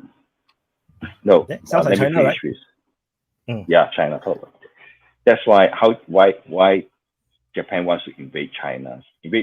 That time is before in the early of 20th centuries, that China was very weak and very fracturized, and lots of landlords, warlords being split over there in northern part and southern part of Nanjing governments and those multi-governments over there. That times, Japan took the opportunity to conquer the northeast over there to get more resources to build up industries. And also, that one also affected those colonial areas that's in U.S. interest and British interest over there. So U.S. decided to sanction its steel imports to Japan. That's why Japan decided to attack the Pearl Harbor just to drag the United States to react against Japan. So Japan also need oil and rubber, which is the nearest place to get those resources is in Southeast Asia, which is the rubber and oil over there. But that will, affected the British colony interest over there. So they invaded that place. So if that place is incurred, so British no longer pay the debts to the United States because that time British have borrowed a lot of money over there. And we have two more guys that have been having their finger on the air for a long time, Nunia and Shadovi, and you guys don't intervene, and we keep talking over you guys. So, Nunia, please. Shadowy, why don't you go first, and I'll close off the topic, and we'll move on, eh? Okay. About the militaristic side of China, I think China was always a military state since the earlier time because in China mostly they fight against Chinese. Wyatt was right about all the conflict inside China. China is not only one block; it's a lot of different provinces who has been united across history. And to unite all these provinces, there is a lot of war, a lot of history. And they need a very powerful military to do that. And today, the main problem of China in the recent history was that their technological level was not high. It was a very low technological level if you compare them to the British Empire, for instance, of the Portuguese Empire. But the number of military and the effort of they spent in the military for the military administration, for instance, it was incredible. But with their low technologies, they were basically useless. And the other part of the things is the naval power. One thing is very important today is that most of the economy in China is based on the sea. They import by the sea and they export by the sea. Okay, on the sea is protected by the US Navy. Most of the time, if there is a problem somewhere, US Navy is the first to come. So basically, the Chinese economy exists because US Navy is there. If you remove the US Navy, immediately, China is a big problem. It's very strange, but it's like that. So it's a kind of mix when you say if we remove USA, China is going to not have need of military. I think it's exactly the opposite. They need to build a very big navy to replace the role of the US Navy. Okay, that's what I think. And the third point that I want to add is about the hostility against a foreign nation. During the medieval time, Chinese are what we call the tributary state. Basically, if you have a border with China and you don't want to be invaded or to have a lot of problem, you have to pay taxes to China, a tribute. And there is a lot of countries around China who are tributary state of China. And what it means is that China is going to send its own military to protect you against the non-tributary state. It's a very strange thing. We need an historian to speak about it because it's very specific. And that means that China put the projected power outside its own border. But they don't want to control the land. They just want the other country to basically send money and resources. So it's the same thing. Shadowy, let me disagree with you on the US, China needing the US to patrol its ships. Actually, everybody needs. In reality, China has the biggest navy in the world. The US has bigger ships. It's a very recent event. But China has the You biggest are right, navy. but it's a recent event. Really recent. They don't need 10 years ago, it was not the case. To patrol their ships. They don't need to project power. So the navy they have is enough for them. The US needs to police the world, tell everybody what to do. China doesn't need any of that. It has the biggest China needs everything around the world. China also, without the World Trade Organization, would not be able to grow like they did. So there is always a balance. China wants the old world to stay. So when we talk about unipolar world, when people talk about unipolar world, multipolar world, many people have the feeling this is like a world where they are completely new institutions. Everything that was old is gone. No. a world without without the controls of the sea, it will be a very difficult world to have trade in, because the big things can't still be traded by the land corridors, although I have been talking how important land corridors will be in the future. We also have the fact that without that international organizations like the World Trade Organization, China would have never been able to trade with other countries. Like Shadov is saying, they want these things to keep happening and keep working. And we understand they never really say anything against it, quite the opposite. They haven't said anything about yet, and we are all very surprised what's happening in the Red Sea. But they don't want to be part of it. They could. Brother, I am not. What I am saying is that China does not need the US. The US wants to be the world police. But if the US was to say, I am not looking, if the US wanted, you need a world police for China to make its trade. You have to understand. If the US was the one solely protecting Chinese ships, they would have done something about it by now. The architecture, the security architecture in the whole seas is basically because the US has called to itself this function. No, we don't have anybody else having so many ships. We can organize the world where everybody controls the seas as well, in a more democratic way. Yes, we could want that, where everybody also play that role together. Now we just have the US pretty much and some allies. But nevertheless, Daniel, without the protection of the seas, the security of the seas, it would be very difficult to have free navigation. For everybody else, but not China. That's what I'm saying. For everybody else. Look, the ships are very sensitive, very fragile. Shipping is a very sensitive, very fragile industry. There's huge boats. They can't have been having the threat of being boarded by pirates or being destroyed by a drone. This is impossible. This ship sunk. It's a huge loss. You can't have that. And I want to add something, Pata, please. About the ship, we have to understand that the ship are not Chinese ship.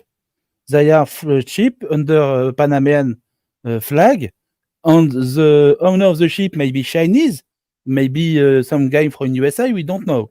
And the cargo in the ship are basically product built in China, but they are bought by a US company who needs this product. And this US company controls some senators or congressmen in USA, and they want their shipment to arrive in USA. So they want the US Navy to protect the shipment. You have to understand that the ship belongs to no one, basically. And the shipment belongs to a lot of different people. If the goods are going to the US protects them. If the goods are going to Europe, the US protects them. If the goods are going to Africa, exactly, but not China. China can protect its own. You have to, when you are at sea, you have to forget about who owns what. I make it simple. I make it simpler.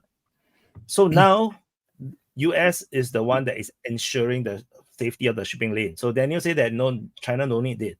So, but the thing is, China is the factory of the world. They are the ones selling everything to the world. Imagine your goods never arrive. How you collect money? You can't collect the money if your goods never arrive. So you will destroy your economy. So if let's say US go into the collapse, they go into a civil war, the whole US Navy got mothballed. No more US Navy around. The British Navy is shit. So what I was saying that China is already preparing for that time, because that's why they are building so much ships. So they are building the biggest navy in the world, so that in the case where US Navy go to shit, China Navy will have to assume the role of protecting the international shipping lanes, because it's not just about shipping things out, because it's also bringing things in. They need the resources, they need the oil, they need the wood, they need the coal, they need all sorts of shit, and they need to protect that shipping lane. And the US, and if there's no US, so imagine there's one Houthi block out the whole of Red Sea. Imagine a few more Houthis all around the world.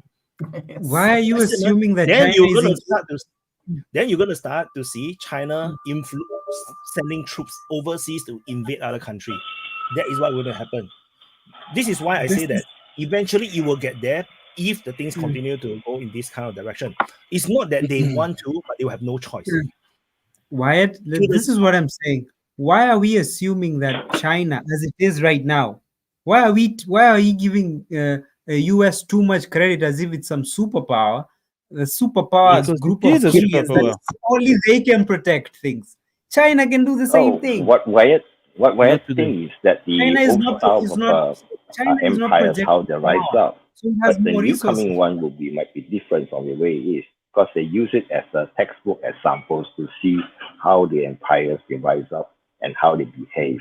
But we do not know China because China rise up not through military in the world, but through trade. So it's not happened all around the world before this. You see the Roman Empire through the war conquer land, the United States and British as well. So these are used to military power, might do conquer a world, then become a world leader on it. But China doesn't do that. So it have rise in different stuff. We should watch and see how it can do in the near futures. But it might not follow the old textbook way, or it could be, but have similar, but or some of it, not all of it. So I agree with you. And Okay. and one more thing it is why United States so adamantly using military power because U.S. dollar as a last bastion of their primacy. If they don't protect the U.S. dollar, then there will be fall of the United States empire because the money will be devalued to maintain the military power that's for the projections. That's why this is the last bastion because petrol is no longer viable options to use as their primacy. They used to be petrol dollars. Now the last one will be US dollars as the last bastion to protect the primacy of the United States. Wait. Do you wanna? Okay. Then I was just going to say something. We had a moment after the fall of the Soviet Union, and Russia was standing a bit more, which was the piracy in Somalia, if you guys remember. And most countries were very good in interacting with each other. Yes, the US had the lead, but all countries were actually exchanging the lead to themselves. So 1 month was one country, the other country, and they were very well working together because they understood what was at stake in the game. The free shipping. Free shipping was important back then. Now it's much more important than it used to be. And what we have now is that you see China, no interest in the Red Sea. You see Russia, no interest in the Red Sea. And this is the problem that we have today that we have to fix back. We have to fix again. We have all the world powers and the little powers, because they also play a big role, to work together again for the mutual interest, because they are all working against each other's, against their own interest, which is very strange. The only reason why you can see Russia and China not yet involved is because the West have reacted to it. So if the West have not reacted to it, and then it depends on whose national interest will be affected. You see, Egypt will have to react. So because Egypt will be the most directly affected right now, but just that the Egyptians don't do it right now because they don't know what to do, because the Hezbollah say that it's for the Palestinian, and they got stuck. But imagine the similar type of attacks on like Houthis appearing at the Aceh region in the entry into the Malaccan Strait in Indonesia. Let's say Indonesia get more and more chaotic after this current president left, and then maybe things get worse, and then the militancy comes back again, and then they behave like Houthis. Then it will directly affect China. You see, China will send a navy or not? They will, 100%. They will talk to the Malaysian Navy, the Indonesian Navy, Singapore Navy, and say that let's patrol together. 100% they will come. So the Americans leave eventually one day. If Americans continue their decline, the Chinese will have to take over. Someone will have to take over. There must be a big brother around, and it's not going to be Russia, because Russia is a land power. China used to be a land power, but now they are more like a naval power. So they're like a half-half. Yes. What I'm saying is that the reason they're not doing it is not because they can't. It's because it's not necessary. But if it was necessary, they can do it. That's what I'm saying. Right. But it's why not is it not because they necessary? can't. It's No, the because point it's not now necessary. the argument now is, why is it not necessary now? Because the West is doing it. They don't need to do anything because that was the my West is doing point. it. I am not disputing. No, that it. was I'm not just- your point, Daniel. Because That the was not West your is Yeah, point, you shift Daniel. goalposts. Your point was a Okay. different one. Don't- You don't- wanted don't- to don't move the defend goalposts. China, that China will Don't not punch be me. imperialistic. That was Yeah, your point. I agree. And now you're saying it's a bit different. Yes, No, I because am it saying didn't this. go the China, water let me going to your correct. mile. Let me correct everything. Just don't kill me yet, okay? All I'm saying is that number one, if the US was not threatening China, China would not need to be to militarize. That's number one. Number two, because the US has taken upon itself the role of the world police and it's doing the job well, China is like, if you're going to do it, why should I use my money to do it?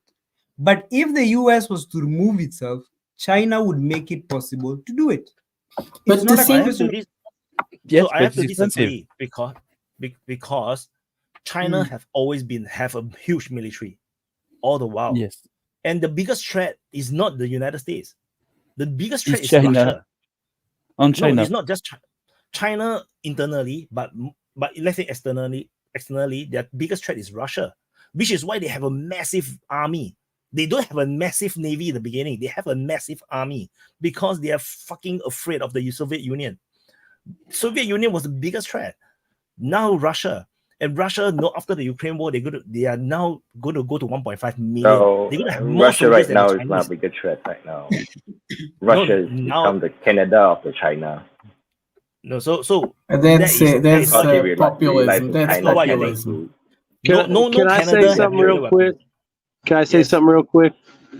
I mean, isn't it just reasonable to assume that China builds its military more in a defensive manner? Yes, they want to have influence and control over their backyard and region. And basically the problem is they want to be respected as an equal and the dominant power in that region, because they should be, because they are the biggest country and the biggest economic power. And the problem is the United States and a lot of the West doesn't want to acknowledge that. Instead of working together with them, they create this tension. So, I mean, I don't really think that China's out there like building up to fight. They're just building up to deter and earn that respect. And it's like, look, we just stay the fuck out of our backyard. I mean, if you want to sell us shit and sail in, that's fine. We got your back. We'll protect your shipping lanes because they benefit us too. But, they want to be treated as an equal. They want to be respected as the dominant power, which they are. It's just like other parts of the country, of the world, Europe. Parts of Europe might be under Russia. The other parts might be under the EU. And There they're was a fighting it. But time- with China, well, I don't want to Yes, get off you on hit that, the but I'm nail, just saying with Paul. China, to me, it's like, That's the of point. course they're going to build up the military because they want to be the influential power there, which is totally reasonable. There was a time when they were working together, and now they are not, and that's the problem. They can go back to working together with more respect, like Vaun was saying. I mean, the problem is look who you got. I mean, everybody's in the West is hell bent on starting a war with China and fighting over chips instead of figuring out, how they can control their part of the back.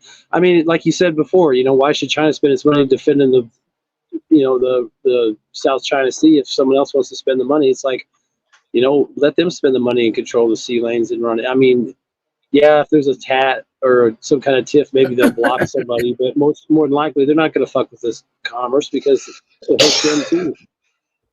So I mean, why not make them partners? We'll help you control it, and we'll help you help us. We help you. But instead of this, antistic relationship, it's just mind numbing because normal people can look and say, why don't you just figure this out? And all these politicians that have degrees and 100 years of experience are just idiots and they can't figure it out, or they just willfully don't want to because I guess it's more profitable to them personally than it is to help their country. So I just want to qualify my point. China have a huge army doesn't mean that they have to invade other people, because they are facing an army that is either more bigger or more advanced, like the Soviet Union military. So they need a huge army to keep peace, to ensure that there's no war. Which is why the war is very limited between the Soviet Union and China. It's very small skirmishes because you need a military balance. When there is no military balance, that's when war will happen. Which is why Russia can invade Ukraine. Imagine Ukraine is inside NATO. There's no way they will invade Ukraine. They don't dare to, because it will trigger a world war. So sorry. So Nunia or Shodobi, I don't know who came first. Nuya, you want to go first? Yeah, I guess so. Since I thought we were closing off China about 20 minutes ago, but anyway. I want to add something on China. Okay, yeah, go ahead. Nunia. Yeah, go Just ahead. to close with China, I want to add something about the hidden cost to be the world police and to protect all the naval trade route. You have to understand that USA is able to do that because they have naval base everywhere. And if China want to replace USA, they have to have naval base everywhere. What are going to say Argentina when Chinese Navy debark in the Falklands? What are going to say every country when the Chinese troops are going to take every small island everywhere to create naval base? And the political cost is very heavy. We all know that. That's why they are very happy that USA is being the bad guy. Like Daniel said, USA is the bad guy in the story. And China is very happy to let USA take the role of the bad cop, basically. You don't have a choice. If you look at the let me add one more point on what Shadow V said. I'll just add one more point. That he made a very important point about naval base. You need, which is why you see, if you look at China's past 10 years, what they're trying to do, building all the ports and everything, because they need it. If they want to project power, they have to. You look how difficult the British did against the Falklands. How difficult it is to reach the Falklands. They have struggled. They're barely able to reach Falklands to conduct their military operation to save Falklands. They can't reach there. They don't have a military base in the middle that can allow them to connect. Oh, so they have. Here's my point. Number one, you should not confuse a military base with a navy base. Daniel, Wade didn't finish his point. It's okay. Let him say. I'm done. I think. Yeah, I'm just saying. You're saying they have military bases everywhere. How many? Okay, how many are needed to protect world trade? How many are needed? You see what I mean? You can have military bases everywhere, but how many are actually needed, and can China replace them? That's all I was saying. Because yes, you have 1,000 of them, but are they needed to protect world trade? You only need specific ones that are in specific places that China can easily replace. They already replaced the one in Djibouti. They are the biggest one there. They were talking about building a base in Kenya, which became a huge problem. I wouldn't be surprised if they go into Houthi land and be like, we're going to give you peace, give us a base. But like exactly what Shadovi was saying. Iran. Like those things the US can do, well, China can do pretty easily. No. Easy. You just said it was not difficult. Easy. It's a big thing in Kenya. You said it was a big thing in Kenya. No, I really like it. And honestly, really Daniel, which country in Europe is going to lend a naval base to China? Except the British when I will accept it's true. China would not find a base in Europe, but everywhere else it could easily get. Don't be too early about it. No, you'll find suddenly a Chinese base. But the thing is, I really like how Daniel always stir the conversation, because sometimes I think that he don't really believe certain things, but he want to say it to stir the conversation, and I really like it. Yeah, because he go around and then he contradicted himself. No, I could change my thoughts. I am allowed. It really depends on, so how many naval base you need. It really depends on how many friendly countries you have willing to host your navy ships. That's all. If everyone is friendly with you, you can port anywhere. You have no problems. Like the Americans, they actually can port anywhere. And the thing is that probably many countries are friendly because they still don't have any naval bases from China there. The moment the Chinese want a naval base there, they will be scared. Oh, yes. They will be scared. They will be scared because of the US, not because of China. Because of the US. No. So porting and military base is a bit different, because if you have a military base, you can store your ammunition and for fighting purposes. If you just port, you're just refilling your fuel. So it's a bit different. So you can port anywhere. Anyone as long as it's friendly with you will let you port. But when you talk about military base, it's a bit different. You need to place troops and guns and everything. Then people are like, what? You need an air base too. Don't forget the air base and the ability to project power with your aircraft. The reason there was no base in Kenya is because the US actually the US told Kenya, we're going to have a problem with you. That's the only reason. Otherwise, we would have done it. So the problem with the China not being able to do it is the US. Again, the US is militarizing China. Well, Forrest. Kenya is not always all-sided in China. They just balance it out. Like, they want British there. They want the US there. They also want China there. They want China there because of the trade. They want US there and British there because we want to train up their military. They have all sorts of parties over there. But in terms of friendliness, build up the economy, Kenya more sided to China. They try to stay as neutral as possible for Kenya. But the infrastructure building, they heavily rely on China. I stand corrected. Daniel enjoy getting smacked. No, it's Forrest. All right. Well, you know, there's an incident in 2019. There was a terrorist attack in Nairobi. There was a lone British SAS going there to rescue. There was a proven that the British soldiers present there to train the Kenyan soldiers. You search the Google name called Obi-Wan Nairobi. Then you know this SAS stories. Pretty interesting. Okay, Forrest was raising his hand for a long time. Yeah. So, well, can you guys hear me? Yes. Okay. So yeah, on the since while we're on the topic of Navy trade route, so I put on my signature line here.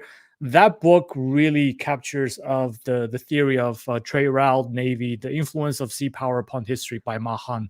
It was written in 1890. It was before the 20th century, but it examined the naval campaigns throughout history from 1660 to 1783, and that pretty much set the base of what British Empire the end of British Empire, their naval policy, and as well as the 20th century U.S. naval policies to patrol the sea.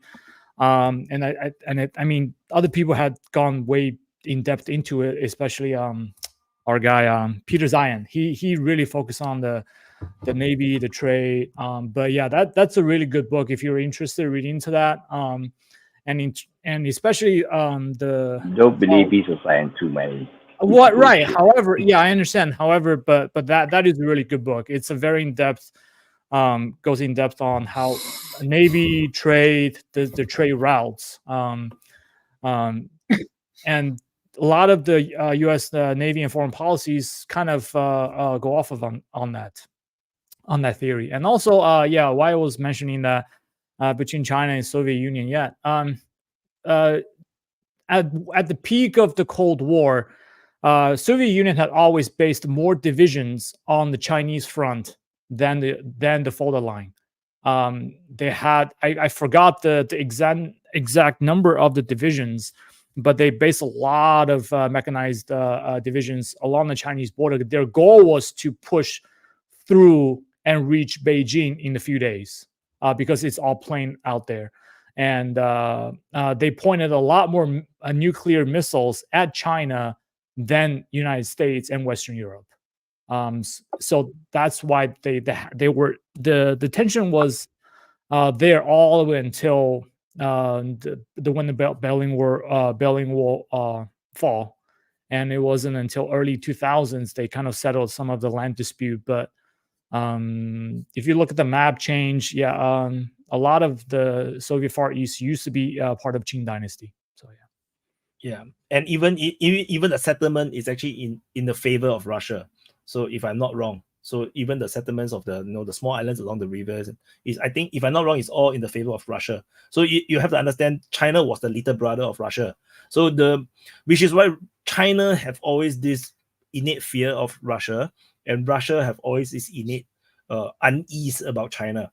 Because China is the only country that can really smash. It's same old history deja vu again. Yeah, British Canada.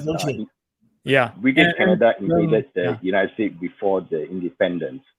Then the Russians invade China for expansion of things. Now they turn around. United States become stronger. Canada is a little brother. Now China is stronger. Did Russia ever invade China? I don't think so. They had contracts. They invaded Qing Dynasty. They invaded Qing Dynasty, and then come on! Vladivostok that was inhabited by nomads.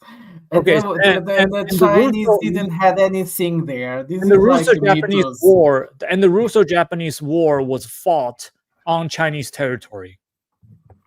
Yes, because Okay, I have a question that you why, guys why can answer. why was it? No, wait, Copium. Why was it? Because of Port Arthur, Lilingyang Peninsula. It's an extremely important peninsula for China. No, that's why that's why the Japanese got really nervous and invaded, because they knew if the Russians have a big naval base there, they will not be able to conquest China or to occupy China. That's their problem. And they noticed there was the moment that the Russians are weak, and they came there. The moment they had completed that railway, they were still not completed. There was nothing for Japan to come in. The logistics, of course. Can I just ask a question? Copium, can I just ask a question of context here? Since you're talking about China and Russia's border and one being afraid of the other, can someone put context for me about Mongolia? Because it's right at the center there. What happens with that country vis-a-vis China and Russia? Like, where does it stand? Like, who controls it? What's up with Mongolia? Because we always talk like it doesn't exist in the middle of China and Russia. Mongolia asked 3 times to be annexed by the Soviet Union, and the Russians said no.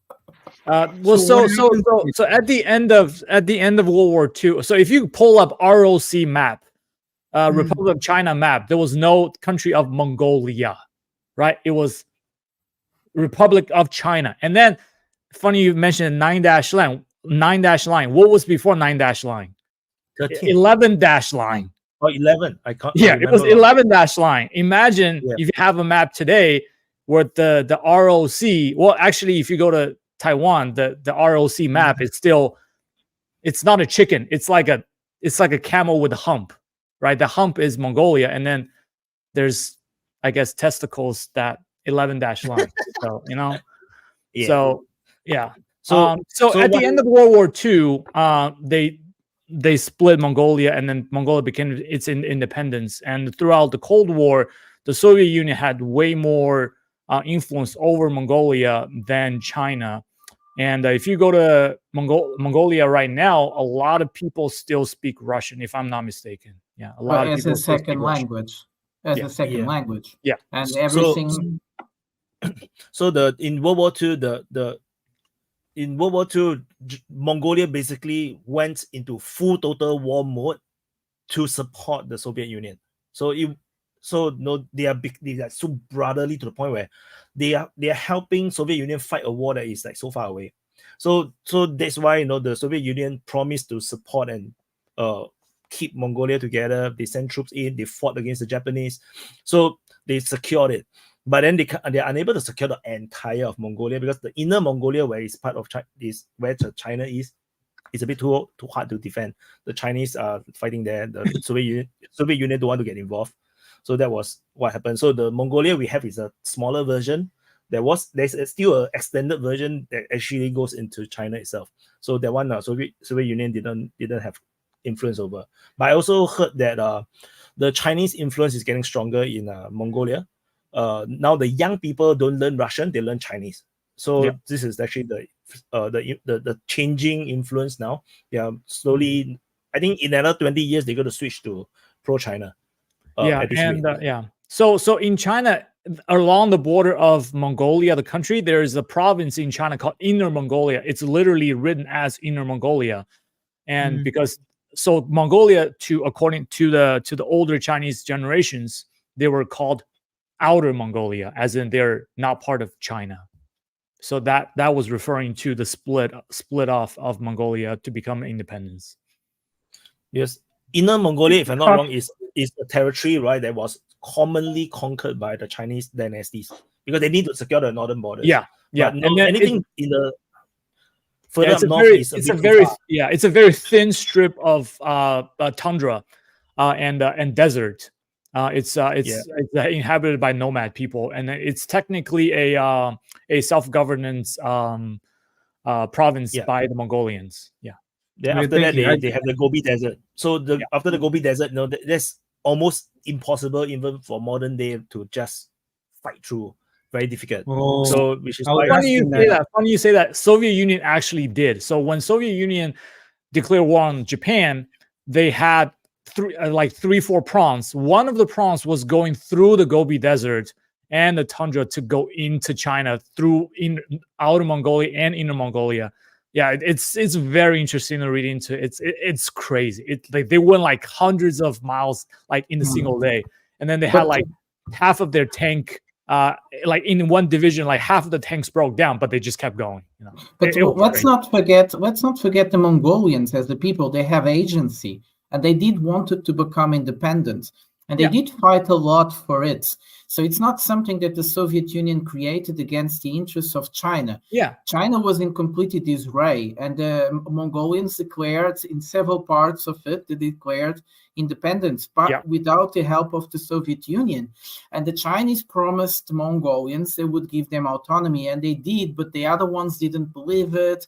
And there was a big clan clashes. They couldn't believe each other's. Actually, also the reason why this happened.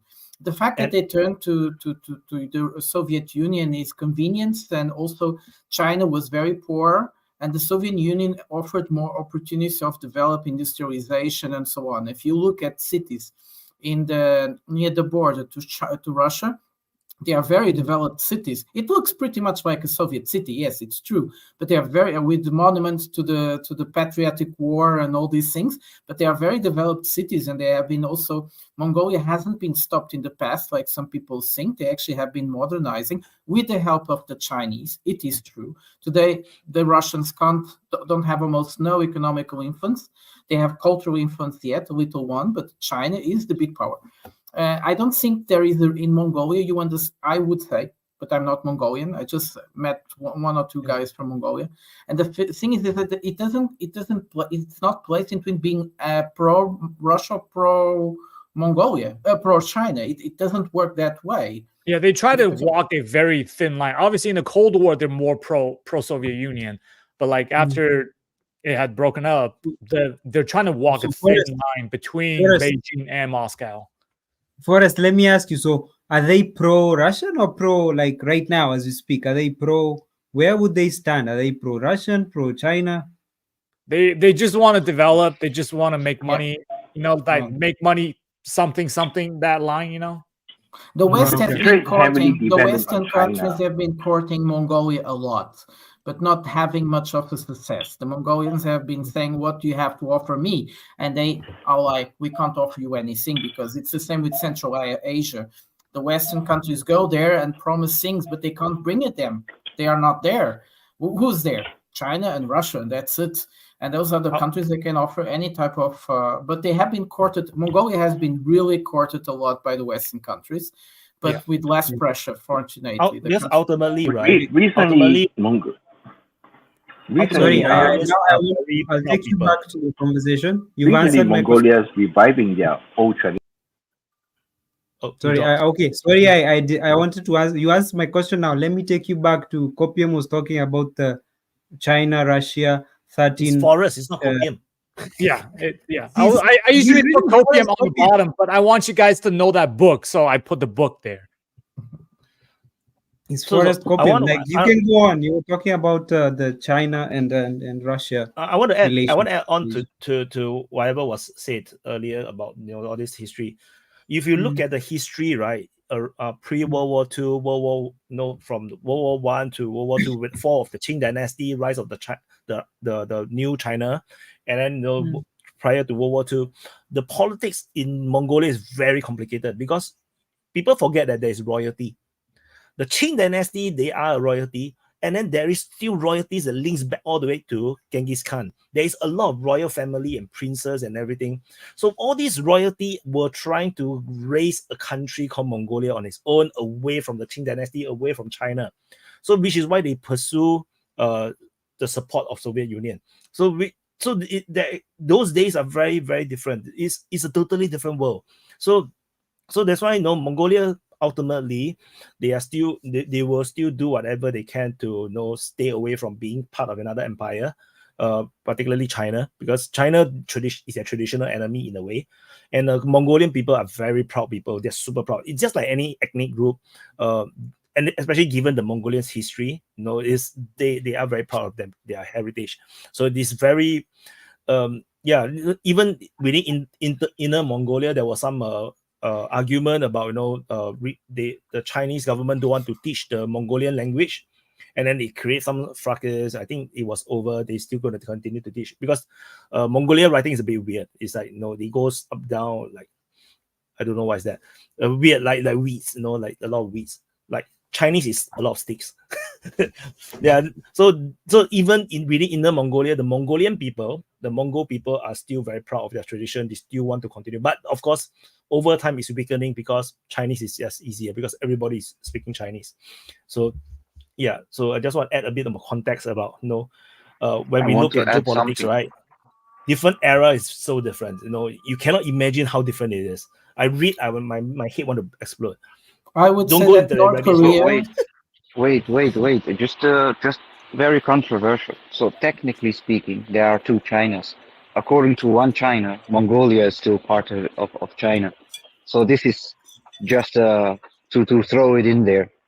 There is a Taiwanese propaganda, Taiwanese constitution. So we have another Taiwan. Yeah, look up ROC map. Go look it up. Look up ROC map. Daniel doesn't know. Daniel doesn't know there are two Chinas. There are two Taiwans now. Yeah, there always have been two Chinas. I just want to say look up ROC map. The Republic of China, the Taiwan, the Republic of China, they can't even change the map. They can't change their constitution. That's the problem right now. That's the problem with ROC. If they change the map, China, the current China will invade Taiwan. Yeah. So they have no choice. Now they are claiming half of Asia. I plan to visit China, so I will under no circumstances say China is two. I will not. I do not want to get there and they do shit to me. China has is a one China policy. I do. I have a strict one China policy. And the KMT want to hold on to it too because KMT was the OG. Any Chinese OG. If there any Chinese government supporting this, China is one country. But if you guys noticed, we're done. Sorry. Because I joined, we dragged this way too long. Yeah. Sorry about that. What is this? I was saying that North Korea is also similar somehow. They also don't want to make that difference between anti-Russia, anti-China, or pro-China, pro-Russia. It doesn't work that way. They have to navigate that very difficult situation. They profit from both, and they try to get the best of both. No, let's not forget that Mongolia is going to get a huge pipeline crossing its country, and it wants a part of the gas that will go to cross. They understand they also need energetic sources. Yeah. So I think. I will add on to what Prata said. It applies to most countries in the world. The world don't work in the pro-West, pro-Russia way or pro-China, pro-West way. If you look at like just now the lady from South Africa, when you actually hear what she says, about the realities of the politics or the ethnic or the racial situation, it's actually a lot more nuanced. That even the different blacks don't like each other or they make fun of each other, and then the whites are also there's different tribes of whites. They have the Dutch white and the English whites, that kind of thing. So there's a lot of nuances, which is why I always try to when I was doing my videos, I try to explain that all these nuances as much as I can, and also encourage people not to buy in too much into this pro-West, anti-West rhetoric too much. I think someone mentioned about New Atlas, where New Atlas is in Thailand, and then he talked about it. He talked about the situation in a very US or non-US or anti-US kind of. That's not how I view the world. And that's probably not how I view the situation in Southeast Asia as well. So the world don't work that way. Like in Singapore, there is no such thing as pro-US, pro-China that much. There is pro-China or anti-China, but there is no pro-US, anti-US thing in Singapore. We don't have this thing. So Singapore we only have anti or pro-China. Pro-money is everybody. As long as everyone is pro-China, pro-money. Who is anti-money? That's why Singapore is money laundering heaven. But anyone who's anti-money, please do some super chat for us. If you're anti-money, you can pass some to me. I need that. Singapore is an international money laundering center. So it's we are not- proud of it. That's a problem. Yeah, it's because Hong Kong went down, so Singapore have to take up the responsibility, right? And I tell you a funny thing, Singaporeans are very proud about it. Yeah, exactly. We are not ashamed about exactly. it. We are totally have no shame about it. It's like we are always saying that although all the Indonesian billionaires all park their money in Singapore, and we are fucking proud of it. So That's it's why a it's funny super thing. rich. We should open a bunch of those locations. We'll name them DPA. DPA whatever financial service. Yeah, just like those. I Cayman want that Island, job. right? Mm. I Okay, would Nunya, join Nunya. that team. Nunya, Yeah, change Nunya can topic. close it out. Sorry.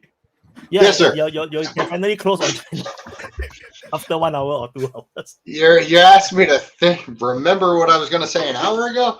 Guys, I think I've been listening to the conversation. It's been interesting. I think for me, I've got a slightly different opinion of conflict in China. I've been pretty consistent. I just don't see a conflict with China in the foreseeable future. And I think Wyatt said maybe 2 hours ago something that I jotted down here on my notebook. He said something along the lines of, if Hillary had won in 2016, China would have been much more prevalent. And I agree with that 100%. This whole last 8 years, the U.S. has just been treading water, because I think the plan was Hillary takes over from Obama's policies and the wokeness and all that stuff. Then Trump comes in, he disrupted the whole thing, as we knew. Then when Biden came in, he tried to go back to Obama policies, but the world has changed so much. People are not buying it anymore. Long story short, the U.S. last 8 years have been a write-off, right?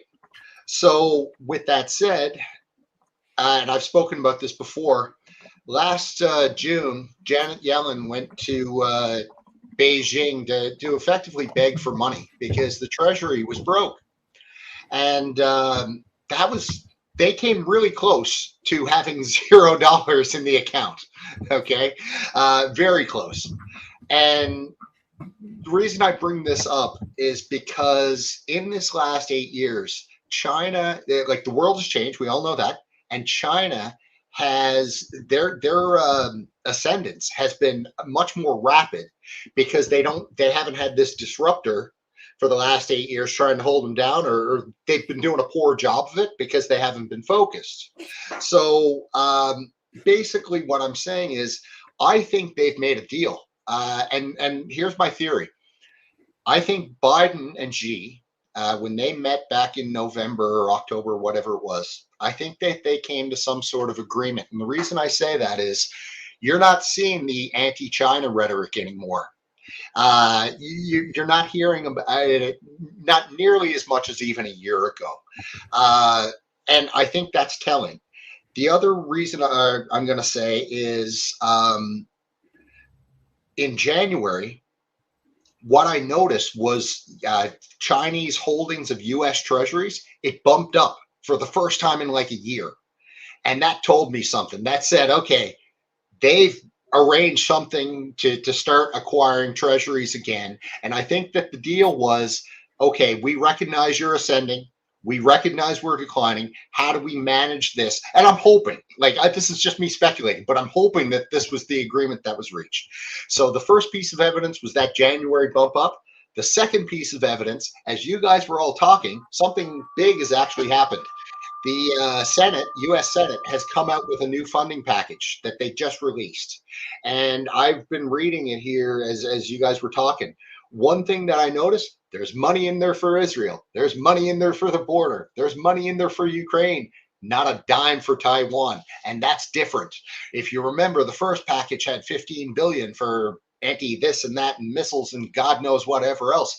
That's no longer in the funding package. So that's also telling to me. I think that I could be wrong, but that's just my theory for now.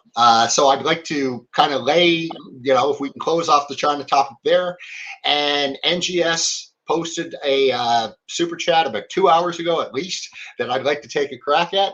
It was something along the lines of, there you go, thoughts on the warmongering or the scaremongering in Europe. NGS, you hit the nail on the head. That's exactly what it is. These governments are coming out. They're talking about conscripting and all that. It's all just to distract the people from the fact that their economies are blowing up. So they need a boogeyman. They need a bad guy. Russia's the bad guy. They need to get funding to Ukraine passed. That was passed. So they were successful in what they did, was creating some sort of boogeyman to get the funding passed as well. They got to keep the people distracted, you know? Like this Ukraine thing's not going away, because as soon as it does, people are going to start scratching their head and wondering why their life is, you know, progressively shittier than it was 2 years ago. So I don't think those European leaders want to touch that with a 10-foot pole. So I think that's exactly what you're seeing. I think there is another dimension to this point that you just said, Nunia, about the post of NGS. The European leaders are realizing now that they are becoming irrelevant, because the Ukraine war is now 2 years old, basically, and honestly, most of the world don't care anymore. They are they are speaking a lot more about the Gaza Strip, or about Taiwanese election if you're in Asia, or about something else. But the Ukraine war, it's nobody cares. Everybody knows that Russia has won. Everybody understands that Ukrainian is going to cost a lot of money to the Western world. So they don't care. Yes, I think it goes pretty much on those lines for Ukraine. In Europe, the warmongering has to do with regimes in Europe trying to explain why they lost so much money, in the sense that they even have to waste even more money, which is especially in the moment, because we didn't know it yet, but now we know. They were planning and making huge cuts in spending, in domestic spending, in order to give money to Ukraine. And this is shocking. They are about to cut subsidies to agriculture, to farmers, in terms of diesel and fuel for farmers. They want to cut the subsidies, which is, the problem is that it's not, which is also a false question, because the thing is that most of the price of the fuels are actually taxes, so they are not really subsidizing agriculture at all. They're just selling. They just want to sell to farmers fuel for extreme high prices, and trying to convince farmers to change their energetic needs. But in this process, but they are just trying to convince. But everybody understands they are just trying to spend less money in order to give more money to Ukraine, and this is shocking. And I think in trying to compensate that, the warmongering was coming. It depends also in different countries with their domestic policy, but mostly and foremost, I think it was that Macron, Macron almost said in these last weeks declarations of war to Russia, one speech after the other, until he went to India. Now he's quiet. But I think this whole warmongering, number one, it's meant to scare the population so that you can rule them again. It's been used for thousands of years. That's number one. It's just basic psychology. That's number one. Number two, when Europe realized they're losing Ukraine, they need the people's minds focused somewhere else. Oh, that's and what where I else said. other than the yeah. Like they need the people's minds to be focused somewhere else. They need them talking about something else. And the easiest way to pivot away from Ukraine is to be like, you see, Ukraine just won. They fucked up Ukraine. Now they're gonna come after us. Like it's an easy topic to pivot to. No. I think The topic is Gaza. Yes. So what? To pivot and to distract the population. Yeah. It's Gaza. Yeah, that's what I'm saying. That's what I'm saying. You didn't say that. But what is also interesting about it is actually is the opposite, Daniel. They are scared. Yeah. The population realize that they made a huge mistake in supporting the Ukrainian war, or actually even provoking it. Depends how you see it. That's where they're really scared. Because we are talking about a huge amounts of money that all these states will have to pay somewhere in time, and they are all broken. So Yeah, I'm agreeing with you. I want to add. So like I'm not sure how many of you guys or the people in the chat heard me say this. Always look at the action. Don't care too much about what they say. Exactly. Particularly to certain countries like China and whatnot. But Oh, for in the France Western too? world, I think for the world now, it seems to be across the board. They don't mean what they say. Look at the weapon acquisition. Do they actually getting enough? Buying new tanks, buying new rifles, building, getting more ammos and whatnot. If they're not building all these new equipment, there's no mobilization, there's no conscription. It will not happen because you have no equipments to equip all these Fight soldiers on. that you're going to train. It's not possible.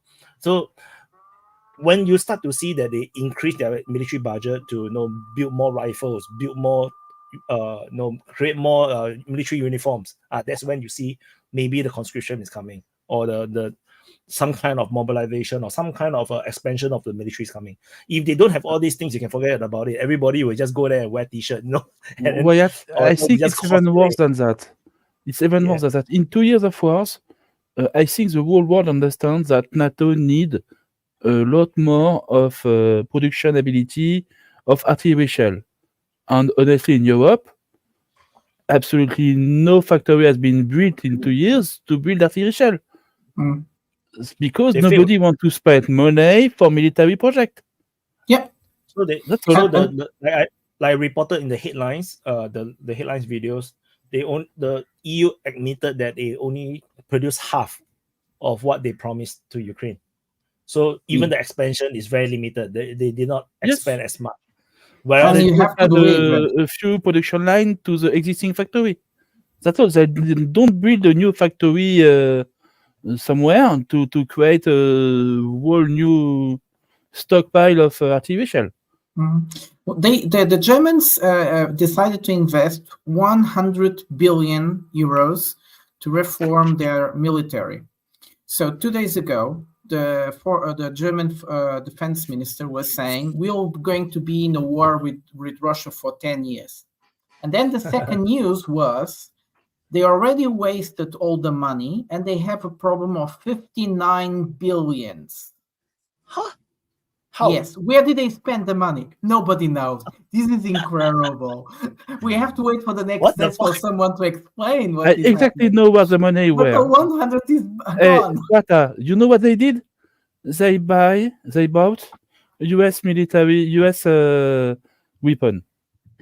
And it's all about contract with the F-35 and things like that. And the money is gone. Yes. And not just that. If the Germans go to do military production, their energy cost is higher. So a lot of the money will go into energy costs actually, So it's not going to be as cheap as the money will suggest. And what if you would buy be crazy is American, that it's a waste of money for now.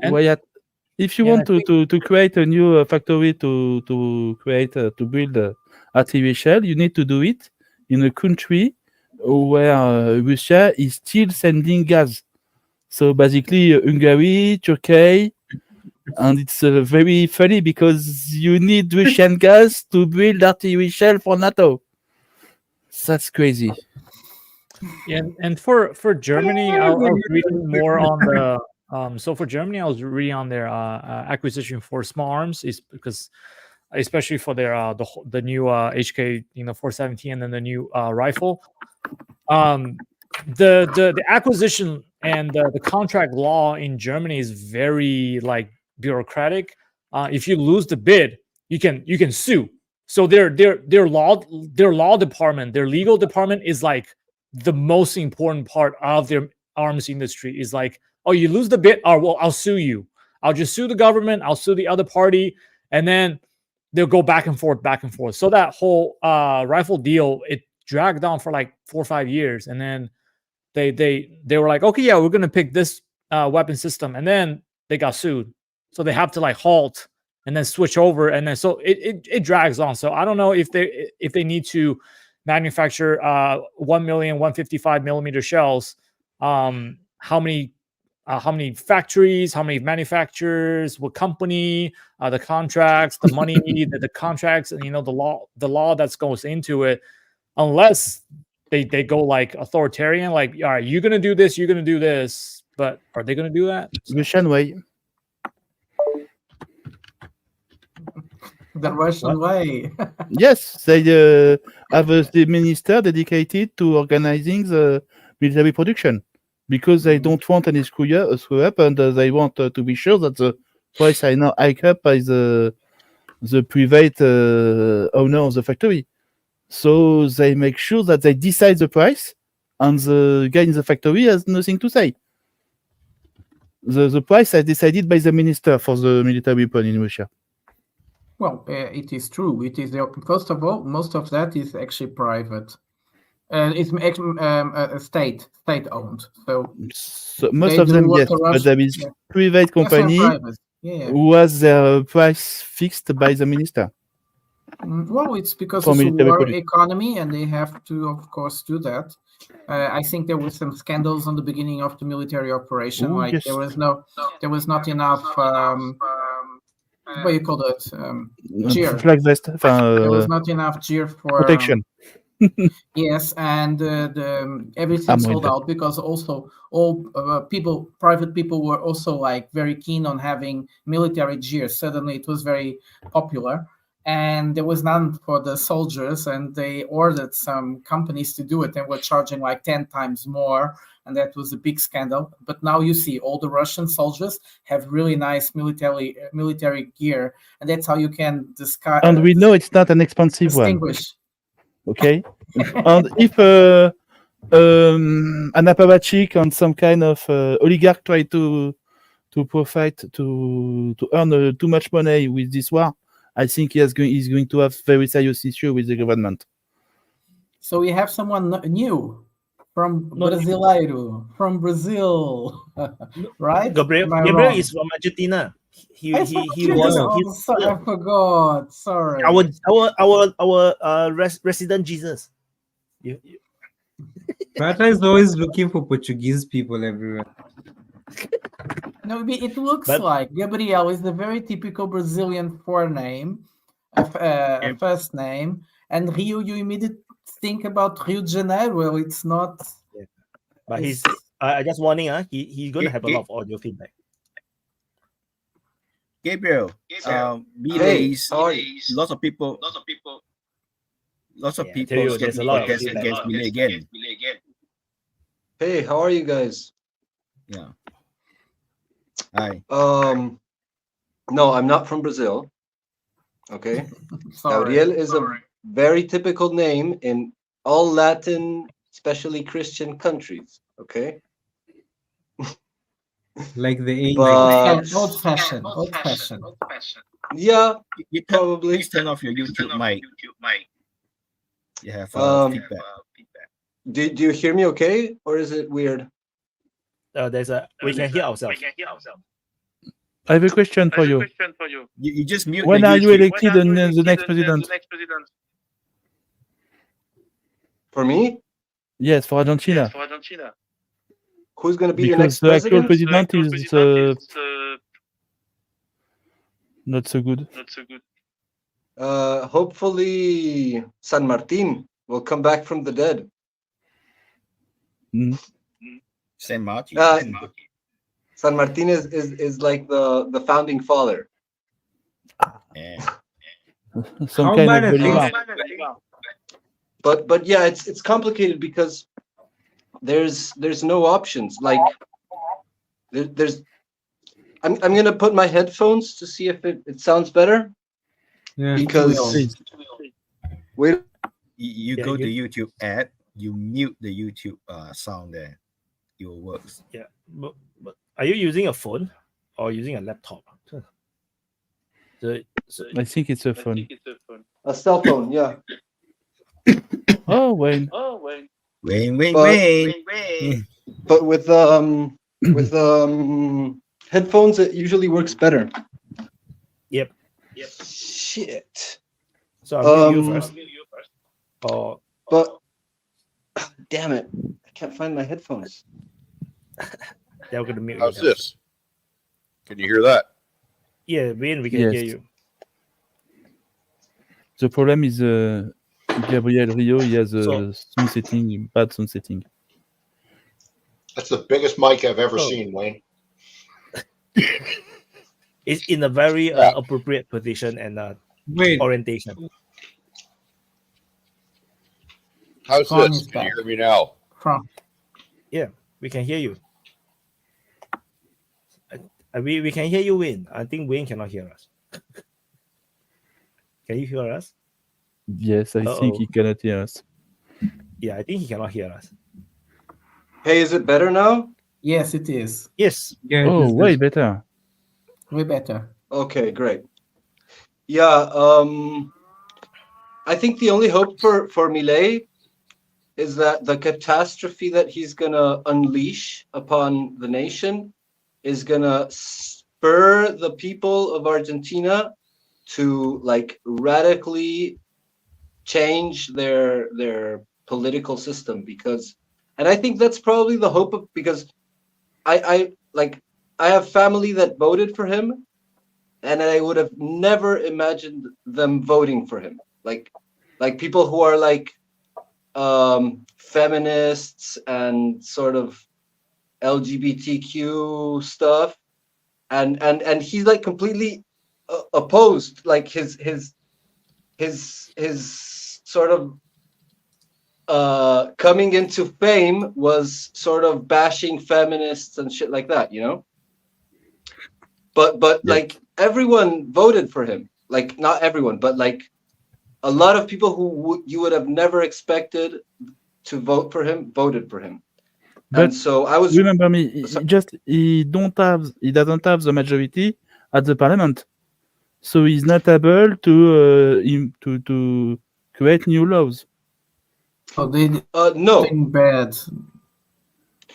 No, like there's always certain level of opposition, but like I think the opposition is in cahoots with him anyway. Like I saw that was how I understood that was how I understood like the electoral campaigns. There was no one, like the people who were elected as candidates, they were all worse off in public opinion than him, you know. So it was like very concerted, and the main opposition, he was like abandoning, like before the votes were counted, he was already like, oh, we lost, you know. so he has something to do there. He's basically gonna do shock therapy. He's gonna privatize everything and cut all social support, and he's gonna do what they did to Russia in the 90s, basically. That's what his I have job a question for that. Has he already done something or not yet? Well, he's a lot. He's done quite a few things actually. Well, he cut off BRICS. He begged China to keep open like commercial relations after bashing China hardcore before during the campaign. He was like throwing shit at China like crazy, and then he goes into office and he's like, please don't stop buying shit from us. And China actually did something super interesting. China dropped tariffs on certain products from Argentina. So like China like cut Argentina from a swap line that they had with pesos to yuan. So they like sort of cut him off, but then they dropped tariffs on the imports from Argentina. So they're kind of like playing hardball, but also keeping the line open, you know. So that's kind of, and yeah, he's basically slashing social spending. That's what he's trying to do. And yeah, like the major reforms that he wants to make, like that he wanted to make, like demolishing the, and he also raised taxes, you know, like very libertarian. Of course. Of course. And he didn't destroy the peso yet. No, yeah, he's totally demolishing the peso. Like How badly inflation. is the currency doing? But he wanted to get rid of the peso completely at the beginning. He said people Yeah. will start working with dollars. Yeah, but you can't just do that. For that, you need dollars to do that. You need and Argentina can't get dollars because they don't export more than what they import. They have an export deficit in Argentina because they've had like bad crops and shit, and their problem with the foreign debt. So they don't have dollars to like swap their currency. There is a shadow currency in Argentina, which is the dollar. It is used, but they don't have enough dollars to actually like abandon the peso. So how badly? Argentina used to be one of the richest countries on the planet. I mean, sorry. Look back. Argentina used to be one of the richest countries on the planet. Hell, my grandmother was born there back in 1895. I know a little bit about the place, not a lot, but a little bit from family stories and stuff. Did you know that Argentina was the reason that the United States Navy got battleships? I had no idea. Seriously. God damn. We know a lot of good things from Wayne about Russia, by the way. Being What a way to get backstabbed. But yeah, Okay, I guess the States does it. How So badly? Argentina's fault. How badly is the currency problem to you like every day? Is it as fucked up as they say, or is it just not that serious?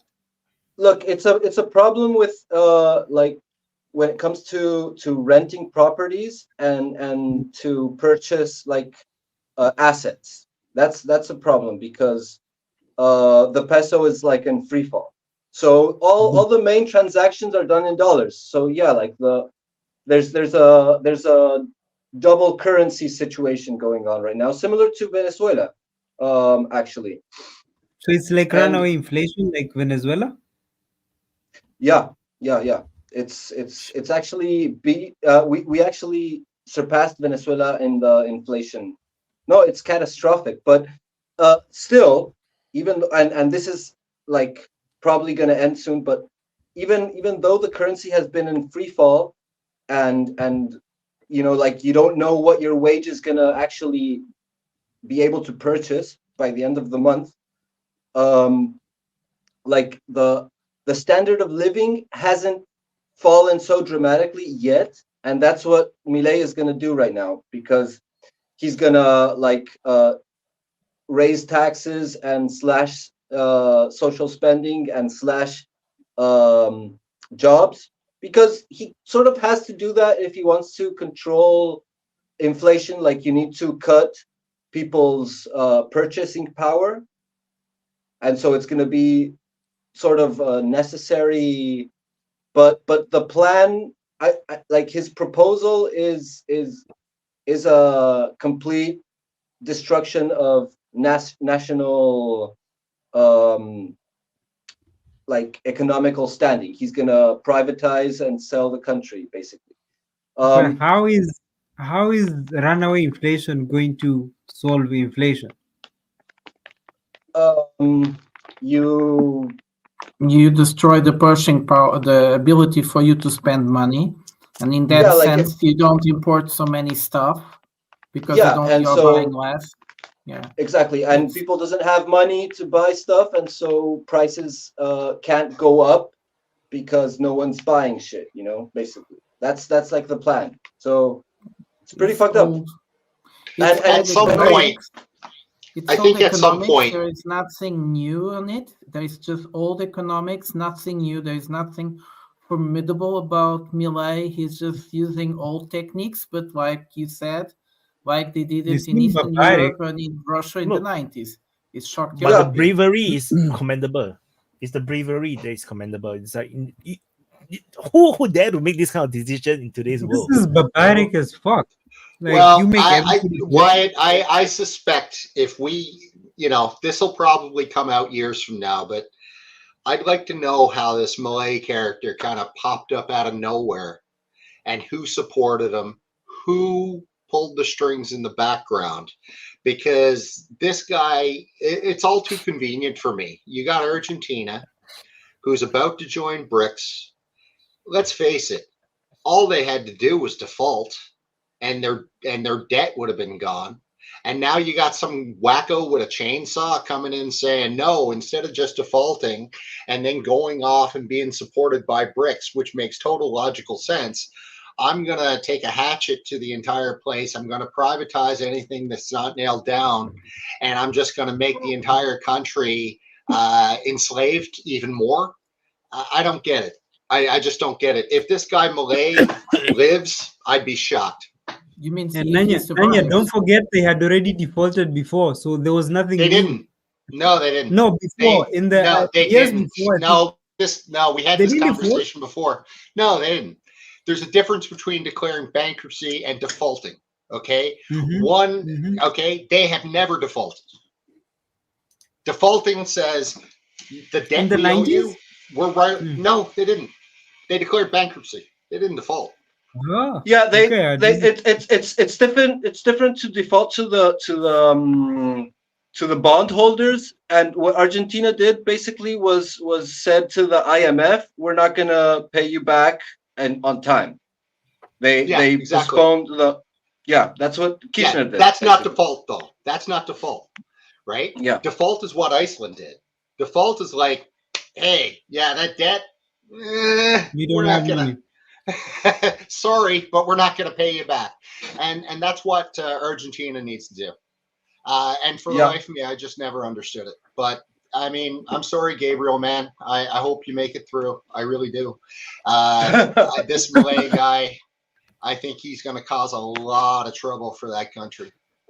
My hope is that like the dire situation that forthcomes is gonna spur, because Argentina has been a kleptocracy since the dictatorship, since the military junta, basically. Like, people on the right always blame Perón for bankrupting Argentina, but like before Perón, which was this, it's a long story, but I'm gonna try to make it short. This sort of dictator took over Argentina.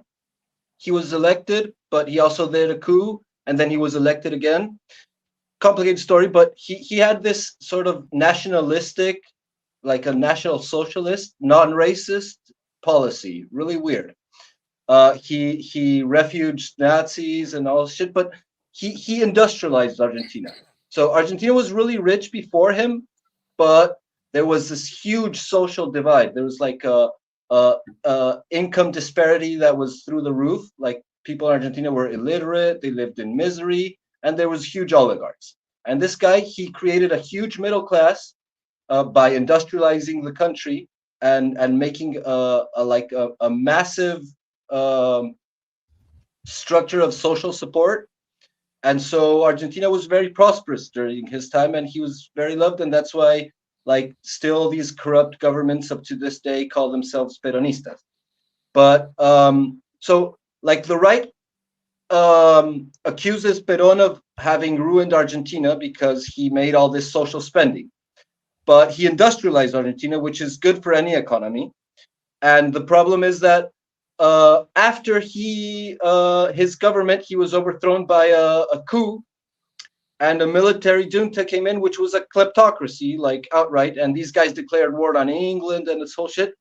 And after that, there's been a constant steamroll of kleptocrats, corrupt, who basically take loans from the IMF and just pocket the money.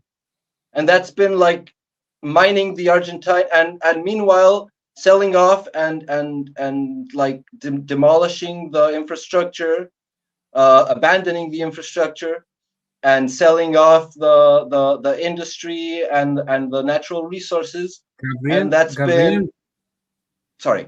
Gabriel, I mean, I just wanted to ask, I mean, don't you think it's coincidental that all the countries in your part of the world that are collapsing were the richest ones? Wouldn't they have created competition with the US? I mean, doesn't anybody find it interesting like that all the countries, like agree. Brazil is in a problem right now. Venezuela was the richest, now it's poor. Now Argentina was the richest, now it's poor. Does anybody think this is not interesting? Well, I always say that, like, when they say what happened to Argentina, when people ask what happened to Argentina, I always say what happened to Argentina is that South America lost the Cold War. That's like my explanation. And basically, the USA was able to establish enough military coups in South America to like completely anchor its control over like inhibiting the development of Latin America. And it's a long process. Before United States did that, it was Britain. Britain paid Argentina, Brazil, and Uruguay to smash the greatest industrial powerhouse of Latin America, which was Paraguay. And Paraguay is still crippled to this day because of that war. And they were paid in sterling pounds, you know, like the militaries that fought against Paraguay back in the 1900s. They were paid by Britain, and they destroyed the biggest forge in Latin America, and they destroyed it. They conquered it. And instead of keeping it to themselves, Mitre, the Argentine president of the time, instead of keeping it to himself, he demolished the biggest forge in Latin America. And do you think that that's a coincidence that No. every time a country in No, South America grows, it gets destroyed? South America has to be totally, and that's my biggest critique to like the Latin American governments. Not that they're greedy, not that they're oppressive, not that they've been terrible to their population. My biggest critique to Latin American governments have been that they've been miserable. They've been like these petty, subservient lackeys of the European and North American oligarchs that always sell their nations for pennies, for crumbs. And so they never actually have ambition to make their nations competitive in the world stage. And that's why South America is still lagging behind, because they're basically South America is a direct threat to the US power. If you have a bunch of powerful countries in South America, that's a problem. Like, that's a big problem. Why is Like, that a if problem? they went to attack Why Iraq, is that a because problem? imagine the US went and attacked Iraq because Iraq was going to change the currency that they sell US oil from dollars to the Iraqi. I don't remember their currency. To euros. If they went, they wanted to change the currency of how much they sell their oil. Now, if the US could do that, I mean, come on, South America is just there. I mean, Iraq is all the way in the other side of the country. Yeah, the same thing with Libya, and it's their strategy. I understand, because like they see the world as a monolith. You know, either you're on top or you're destroyed. That's why, like, I myself personally, and there's other people that have certain hopes with the multipolar project, because like, at least the impression I get is that there's sort of an investment in development to have better commercial partners, not a humanitarian bullshit kumbaya shit, but like, if you have a richer partner, you can actually make more money. It's like the difference between a zero-sum game and a positive-sum game. And like the European colonial project, the Western colonial project, has been a zero-sum game idea. Can I ask you something? Can I ask you, because we've been having a conversation with Wyatt, where he's saying that the multipolar world will be more dangerous, and I am 100% opposed, and I think it's going to be more peaceful and more prosperous for people. No. It will be just be more Like, peaceful. It will be more peaceful if we have an architecture. We don't have any architecture now for that to happen. For it to be more peaceful, we need a deal. We need a I new still haven't security been convinced council. to change my point. Yeah, but that is if it really goes through. We don't have it yet. So now we are in the transition, and chaos is coming. You know why I was smiling while you all are having this conversation? Because I was thinking exactly the same thing about multipolar world, the argument that we had. or the debate that we had, because when the South America is strong, when Brazil was still a kingdom, and then Argentina is rich and powerful, that is the multipolar world. The British Empire is still around, the Spanish is still decent, the French is powerful, the Germans are there, the Russians are there. It's a multipolar world. Japanese was powerful too. That's the multipolar world. And what happened? You have a lot of wars, a lot of destructions, and then because they go to all the different poles will start to destroy each other to the point where someone emerged as the victor. That's why you will not have a peaceful world. Don't believe, but they had some peace between that this is what will happen now. Between the Napoleon Wars and the Second World War. Actually, there was some peace. The things were more organized in that multipolar world. Then it broke down. Yes, we know it broke down. Horrible. We assume the players. players. I think after the Napoleon fell, because Napoleon was the one starting all the wars in Europe. Then after that, the British Empire became the superpower. But then then you have the South American growing during those days. They are getting more powerful during those days. Japan is growing more powerful during those days. America is growing more powerful during those days, which is why it went from the British centric and then until it become multipolar again. Then that's when everything went to hell. So that's my argument. It's natural that no major powers will just screw with each other. That's all. But we have had many moments also within the unipolar world when the US didn't find themselves into threat. They work also with their partners more or less, not in the same page, but more or less in the same page. And I gave the example, the pirates crisis in Somalia, where they had no problems in actually sharing that security, the solution for that security problem. And the thing is that if we try to make an architecture where it works, like so many times we did it. So we had also multipolar order after the Westphalia peace, where you always respect the sovereignty of each state. And it works until Napoleon got crazy and start wars with everybody. Then we had to organize everything, and we made this kind of old order based on contracts and laws. And it worked for a while, like Wade said, until World War I. The bigger one, but it took time, but until the bigger one. So, and now we are actually on the verge of having actually as well a big Third World War almost, and we can actually solve that if you understand it. It's very easy. We always end up with the same. We reorganize the balance of powers between everybody, and everybody gets happy, and we can do that again. So we actually see, someone was saying, okay, there won't be any war with China. Wade said that. Nunia Wiscon also said that, and the idea is actually that we find the architecture. Until we find that architecture, though, the world is dangerous, very dangerous, and is chaotic. Can we let Gabriel answer? Because he also wanted to hear his point also. For a while. But sorry, guys. I'm in a bit of a rush because I have a dog who's going to want out in a moment.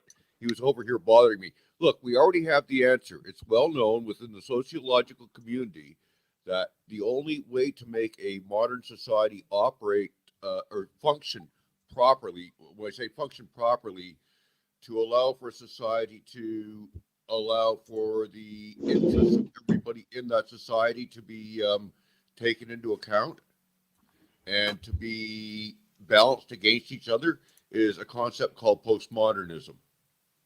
Now, I know most of you are not going to know what the proper meaning is because I'm a sociologist. I know what postmodernism is. We live in postmodernism. Look it up on Science Direct. There's some great stuff on Science Direct about postmodernism, and that will give you the proper definitions as compared to the bullshit stuff you're going to get on YouTube from guys like me. Okay. Great. We live in postmodernism. Gabriel want to say something, right? Here. Gabriel wanted to say postmodernism. Okay, I think the discussion, real quick, I think the discussion about like multipolar versus hegemonic world order is very interesting. It's like super nuanced. Wyatt has a really good point about like the anarchy of a multipolar world, which is true. And we have a lot of historical precedent for that. But I'd say that there is a possibility for like a different incentive, which is the idea of interconnected global trade. That's a different, like that's an incentive that wasn't so prevalent in the past eras of multipolar geopolitics. So I see two options. Either it's what Wyatt says, that it's anarchy and everyone against everyone, or we somehow figure out that it's more convenient to make good business deals than to screw each other over. That's like the two possibilities I see. But another point I want to make is that I think it's a mistake to imagine like a utopia in which we surpass the epoch of conflict. You know, like I think that even in a hegemonic world, we're still going to have chaos and anarchy. And we're seeing it today. Like we had from the 90s till now, we had like a monopolar world, a unipolar world. And what happened is that the hegemon is falling apart in its own decadence. So it's creating chaos. It's doing erratic and irrational things because the leaders of that nation, of that empire, are basically spoiled brats who inherited a corporation that they didn't build, and they don't know how to run it, and they're doing stupid shit. So even if we have a hegemon, we're not going to have a peaceful utopia because of that. So there's going to be a cycle of conflict and peace, and as it's been throughout history. That's my view on that subject. Yeah, I think another point. I'm talking too much again, but I think another point that is interesting to make that you focused, which is extremely important, is the degree of dependence we have nowadays. So in most of the wars, like Wade said once, is when both sides believe they can win the other side and they have nothing to lose. Many people have argued, but when these periods of wars arrived, they actually had never been so dependent from the other ones. No, we never have been so dependent in the whole world like we are today. If there is a war, everybody will go back decades and decades of technology back, and they will never be able to develop it again. So the US has been trying to develop some ships, but they can't. They have the technology. Why they can't? There are many factors there. They're extremely many factors because we are very specialized in our globalization, and people really learn through a very hard, difficult process how to do it. The Americans know they actually developed pretty much the ships. Why can't they develop? How can they produce the ships?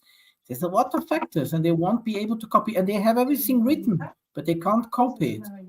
So that's why I think the multi-dependency, like Gabriel was saying, is really the most important thing to take into attention for this new period of our existence in the planet. Yeah, let me just say, you see what I keep arguing. The reason I keep saying it's going to be more peaceful. I'm not saying it will be a utopia, I haven't. But what you have now is that, yes, you have a hegemon that pretty much has a large monopoly over the violence in the world, but it's still doing the same violence. The only difference is that it's one person that's doing it now. But there will be not much difference. You still have wars, not more wars. You have relatively the same amount of wars, just in different places that maybe they were never there before. That's just the only thing that's going to happen. You're going to have relative peace, relative war, but the difference is going to be like, you are assuming human beings are some native animals that don't know what they're doing. If human beings are presented with the option, do we do business and prosper, or do we fight? Majority of them will choose to do business. Daniel, you made a great synthesis of what Gabriel just said. It's amazing. Ukraine just chose to fight. You didn't realize Ukraine chose to fight. Yes. They have free trade agreement with Russia, and they throw it away to join the We EU. already established in But DPA did they choose? The Ukrainians did not make that choice for themselves. No, you see, we know. The Ukrainians were on the streets like, Human hey, let us being go and can fight. decide, Like, whether to choose to fight or choose not to fight, or economy. You just say this. Then now you say you cannot choose because they are like animals. They can be controlled by other people. How many Ukraines do we have in the world of DPA? Like how many, Wyatt?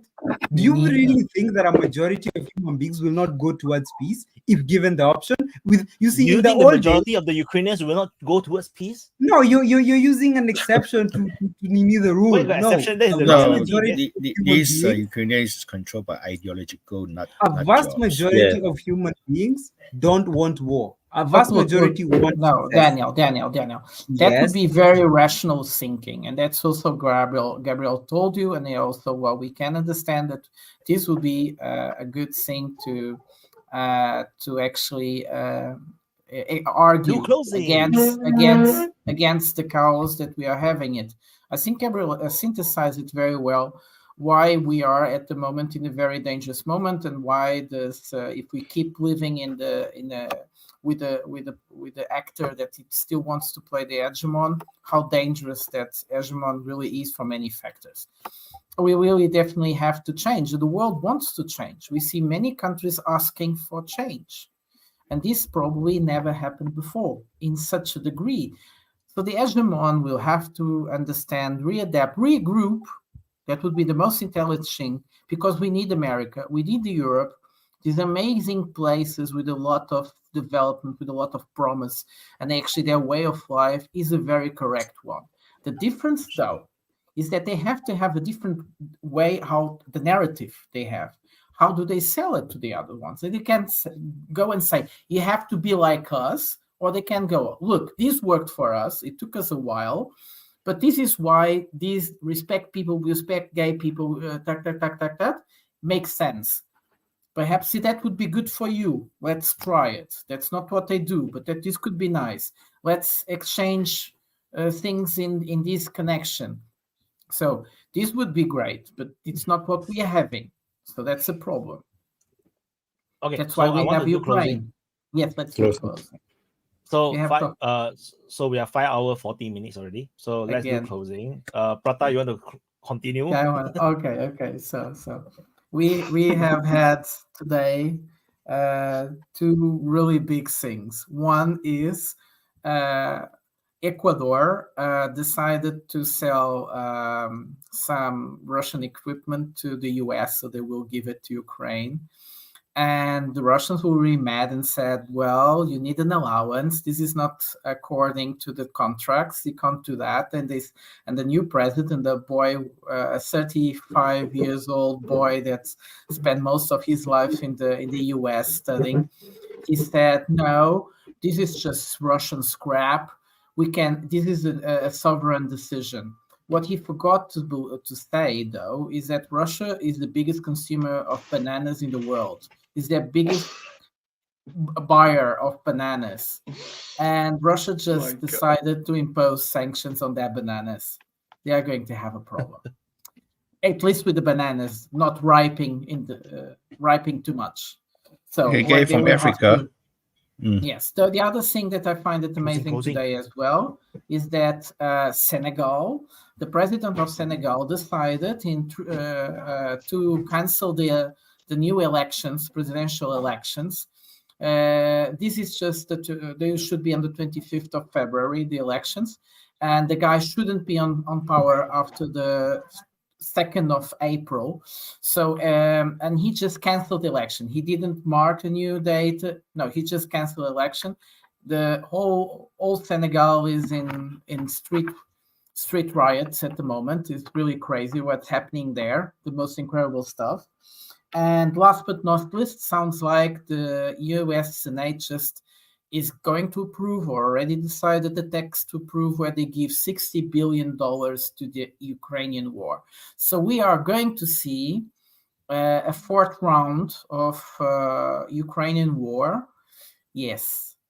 So the war is probably going to last a little bit more, unless, of course, like Daniel was saying, they decided not to fight because it's better to have good economic relationships with Russia.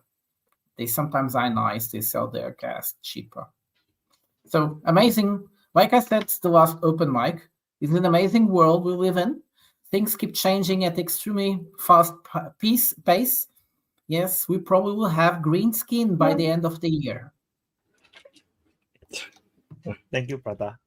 Kuyan, first time on the open mic. Yeah, it's my first time. Thank you for having me. Yeah, this was a good talk sessions. I was really interested in your show because it really helped a lot of people be more in depth and not just trust like the general media out there. Well, especially for me as well, because news here in the Philippines are pretty one-sided. In check, stuff like that. And I encourage other people to join on the live open mics, because you can share your thoughts as well, and learn a thing or two, stuff like that. Yes, thank you for having me. Thank you. Thank you, Kuyan. Average. Oh yeah. Okay, I got it.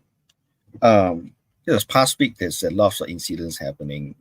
These Yemenis firing missiles to the Jordans, causing 3 casualties of death of a U.S. military over there. There seems to be there's a people who have a behind hands try to widen the war to stretch in the influence of the United States military, try to windowing down, putting more efforts on Ukraine or something else. And what I can see is that Biden trying to not to escalate this war in widening out, because the election years over here, public opinion is not very welcome on this matter to escalate the war on this. So there have a lot of factions there buying this time to try to windowing down the United States influence around the world. So how could the US going to handle it? It could be challenging time for them in this moment.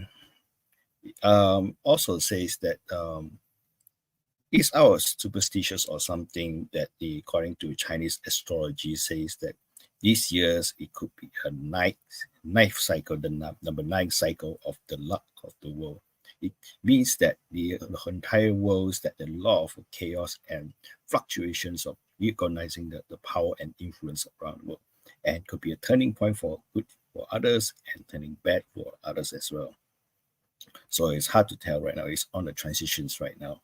But the way I can see the trend is they are trying to pushing the edge of the superpowers to react some more, especially the United States.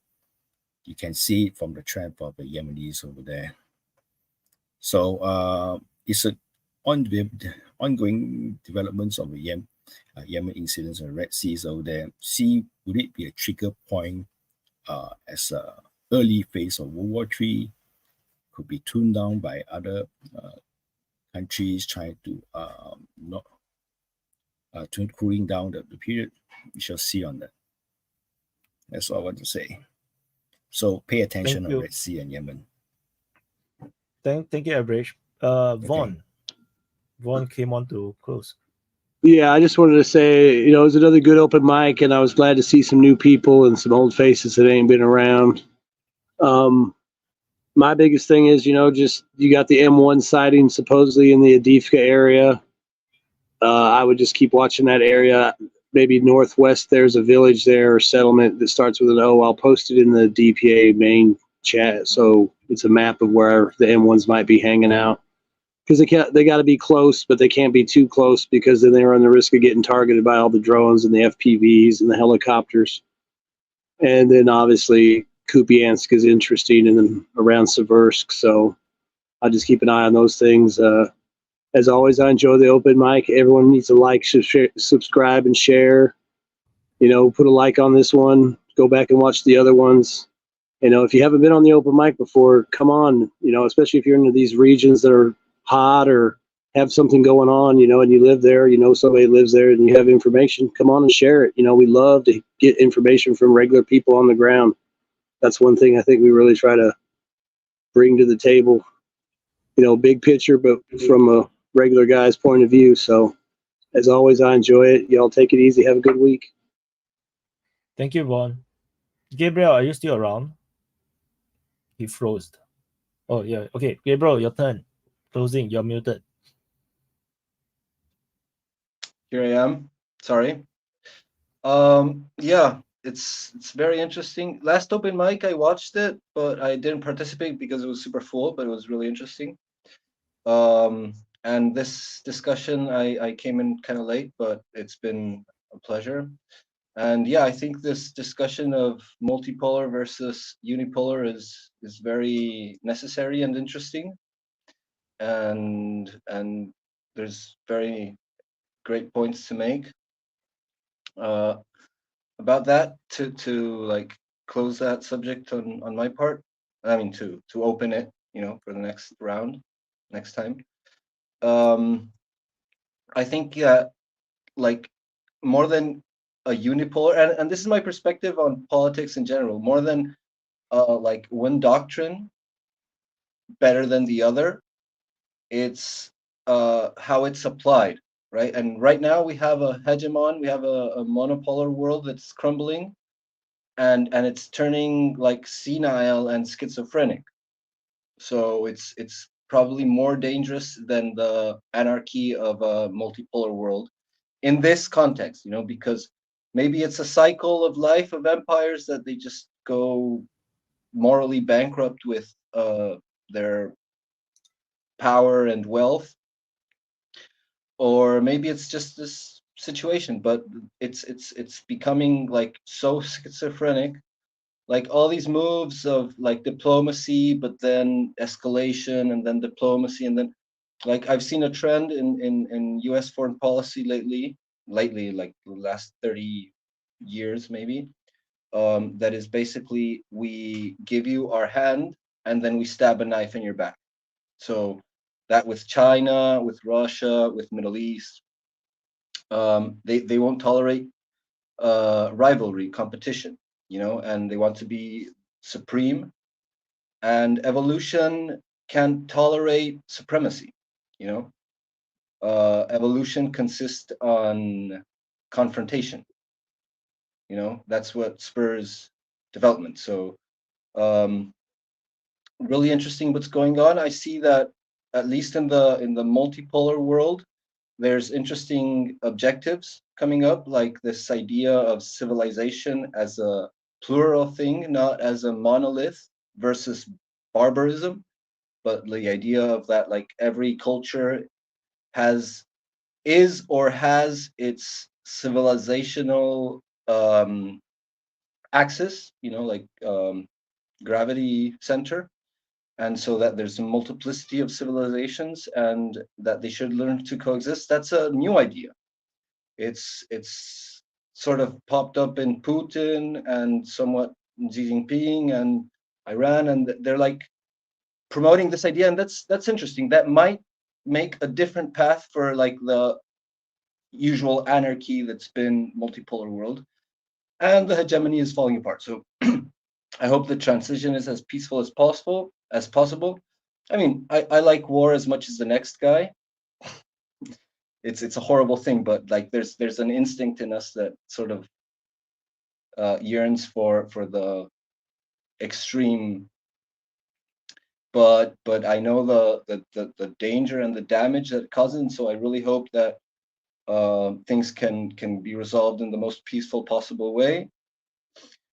But yeah, things are really interesting in Middle East and Ukraine, and I think that at least like the departure from a rotting system is going to be a positive evolution, whatever comes next. But we'll see. So that's what I wanted to say. Cheers, everyone. Thank you, Gabriel. Forrest. Oh, he started a new company under DPA's name. Yeah, I feel like that would be a great name for a certain financial institution based in Singapore. Yeah. So, but yeah, I think while we were talking about Navy, trade routes, and competition, and to a larger extent, the unipolar world switching to a multipolar world, I'll close it with a quote from the book down there, The Influence of Sea Power Upon History by Mahan.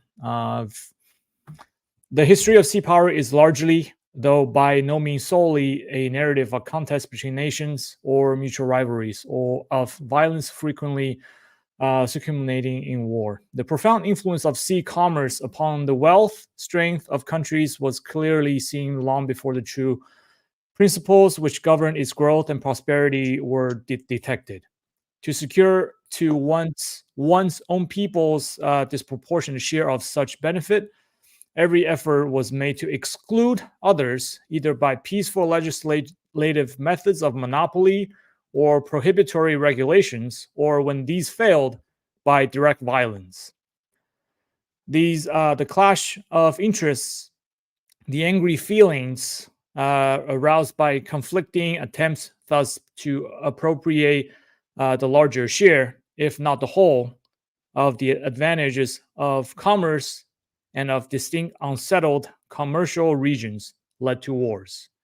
On the other hand, wars arising from the other causes have been greatly modified in their conduct and issue by the control of the sea. So I encourage you guys to read into those. I think with U.S. naval power pulling back and those major sea routes from the Suez Canal, the Red Sea, Strait of Hormuz, Malacca, Taiwan Strait, Panama, these important waterways we'll see some changes. I don't know what kind of changes, but there'll be changes. Thank you, Forrest. Daniel, you are muted. Was a great conversation. I enjoyed it as usual, and also I think at the end of the day we have to remember that this is a conversation. It's not. It's a conversation. So you're supposed to have different sides coming in, and that's the point of it. If you're right all the time, you won't learn anything. You will leave exactly the way you left. So being wrong is part of having a conversation, and that's the point of it, and that's the beauty of it. That the fact that at times you don't know, at times you do, and I think that's the whole point of this. That's why it's called an open mic. And I think if we just keep that in mind, we're getting better. You get better the more you learn, the more you know, the more you speak, because you get time. That is how your mind develops. The more you get information in, and the more you're able to relate the information you have inside your head with the information you have outside your head, the more you learn, the better you become.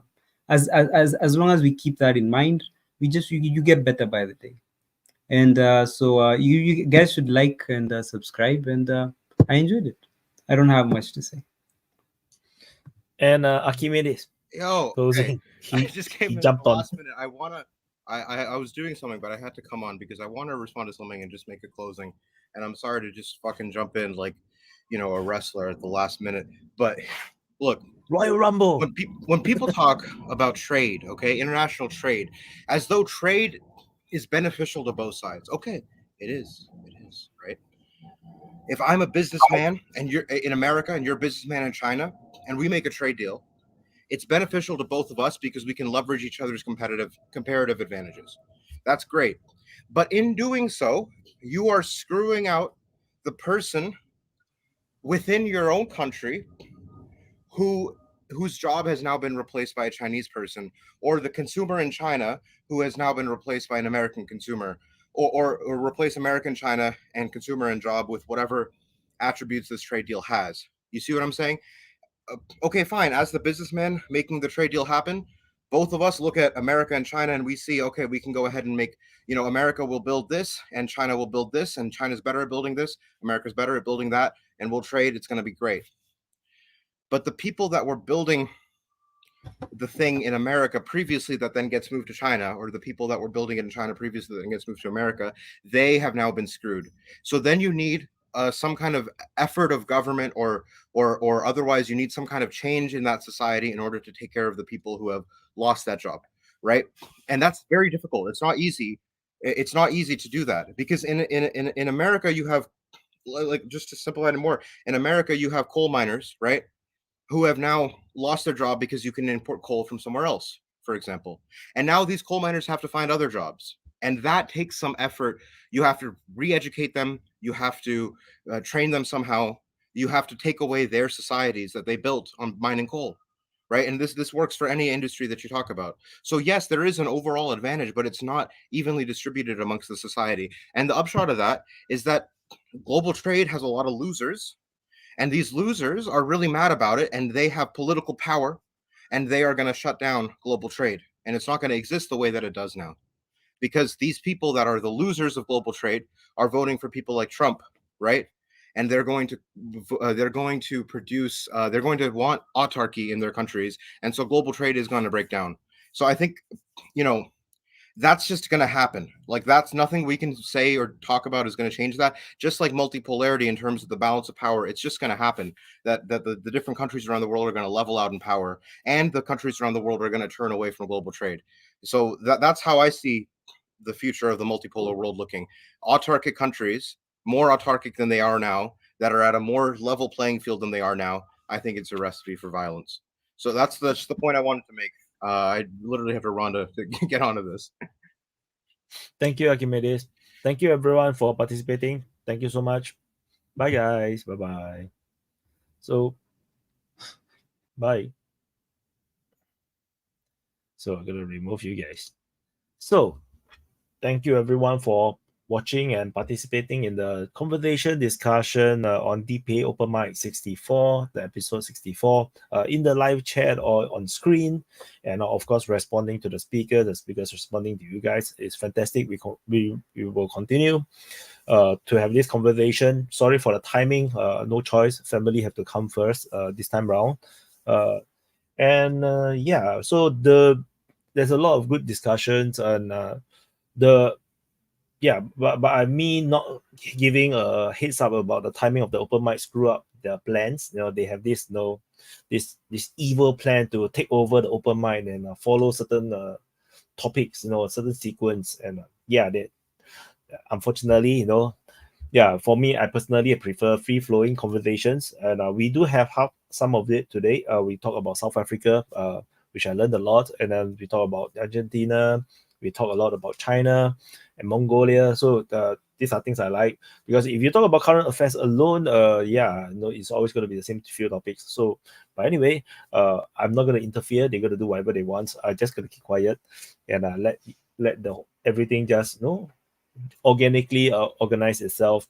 And so definitely appreciate like people like Archimedes, Vaun, and Prata, or they all have all these plans about all these conversations. So that's actually still good. So and then it makes listening a bit easier, because particularly after the live session, people, when they come back to listen, those conversations don't jump around that much. So that's the thing. And you see my red eyes is recovered. I told you it will be totally white by the time the open mic ends. I start off with the red eye, and so and I heard a lot of people message me, tell me that there's a big change at ADFK. So something that I mentioned have turned out to come true.